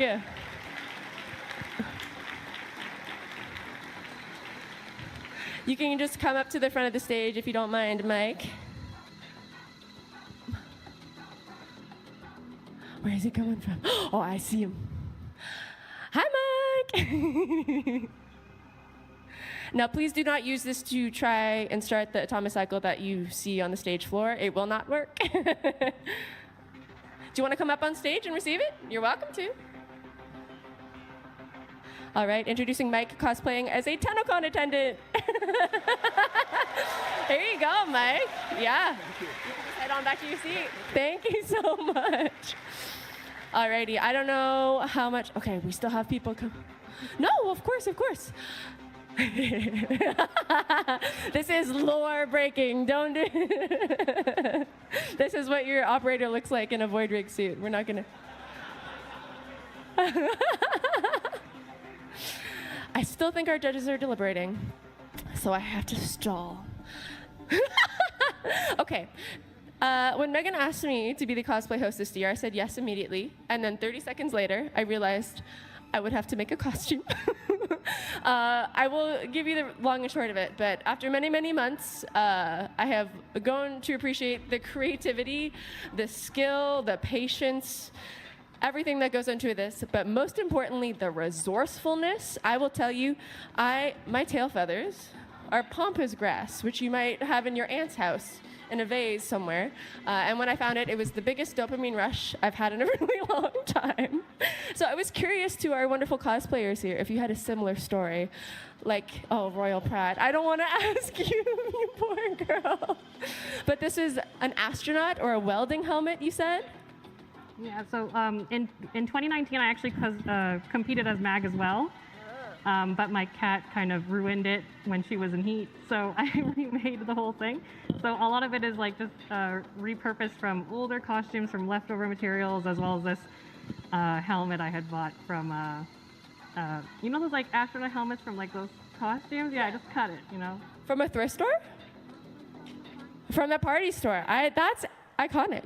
I don't know about any of you. I know you were talking about trying to find fabric that is sci-fi appropriate, because I don't think we have to think about that in game. Do you want to talk a little bit about that? Yeah, so I am very particular about my references. So I was going back to YouTube and like screenshotting cutscenes every 5 seconds. And I also was able to get like the official model. And I noticed that in sometimes it was like blue and sometimes it was black and it was sometimes a little dusty brown. But I think I settled on something that had a really nice texture and it kind of interacts with light pretty neat. It looks straight from the game. And yours were recycled harnesses? Where are these from?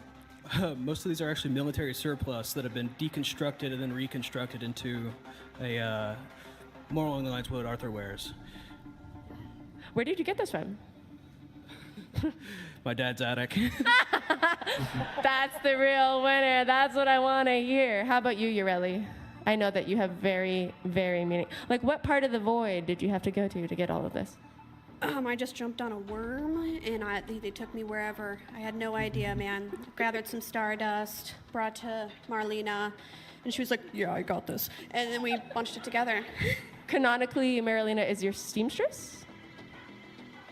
Sure. Alrighty. I'm not trying to split that prize money. That's true. There's only one check. How about you, my dear Bombastine? I have shower curtain. Shower curtain! Let's give it up! This clear stuff right here. Is that the clear part? Yeah. And this is like a lovely fabric? Judges are ready to go. You were all off the hook. But more importantly, we have to come up with our prize. So I will just wait for them to make it up on stage. And get my little friend out of the way. Here we are. Exciting. Alrighty. That Frost you have has the card, to win my friend. something. It's too good. Yep. All right, we're going to start off with the bonus prizes. It's Frosty really. Our floofy cuteness winner is Magic Thighs. Wonderful.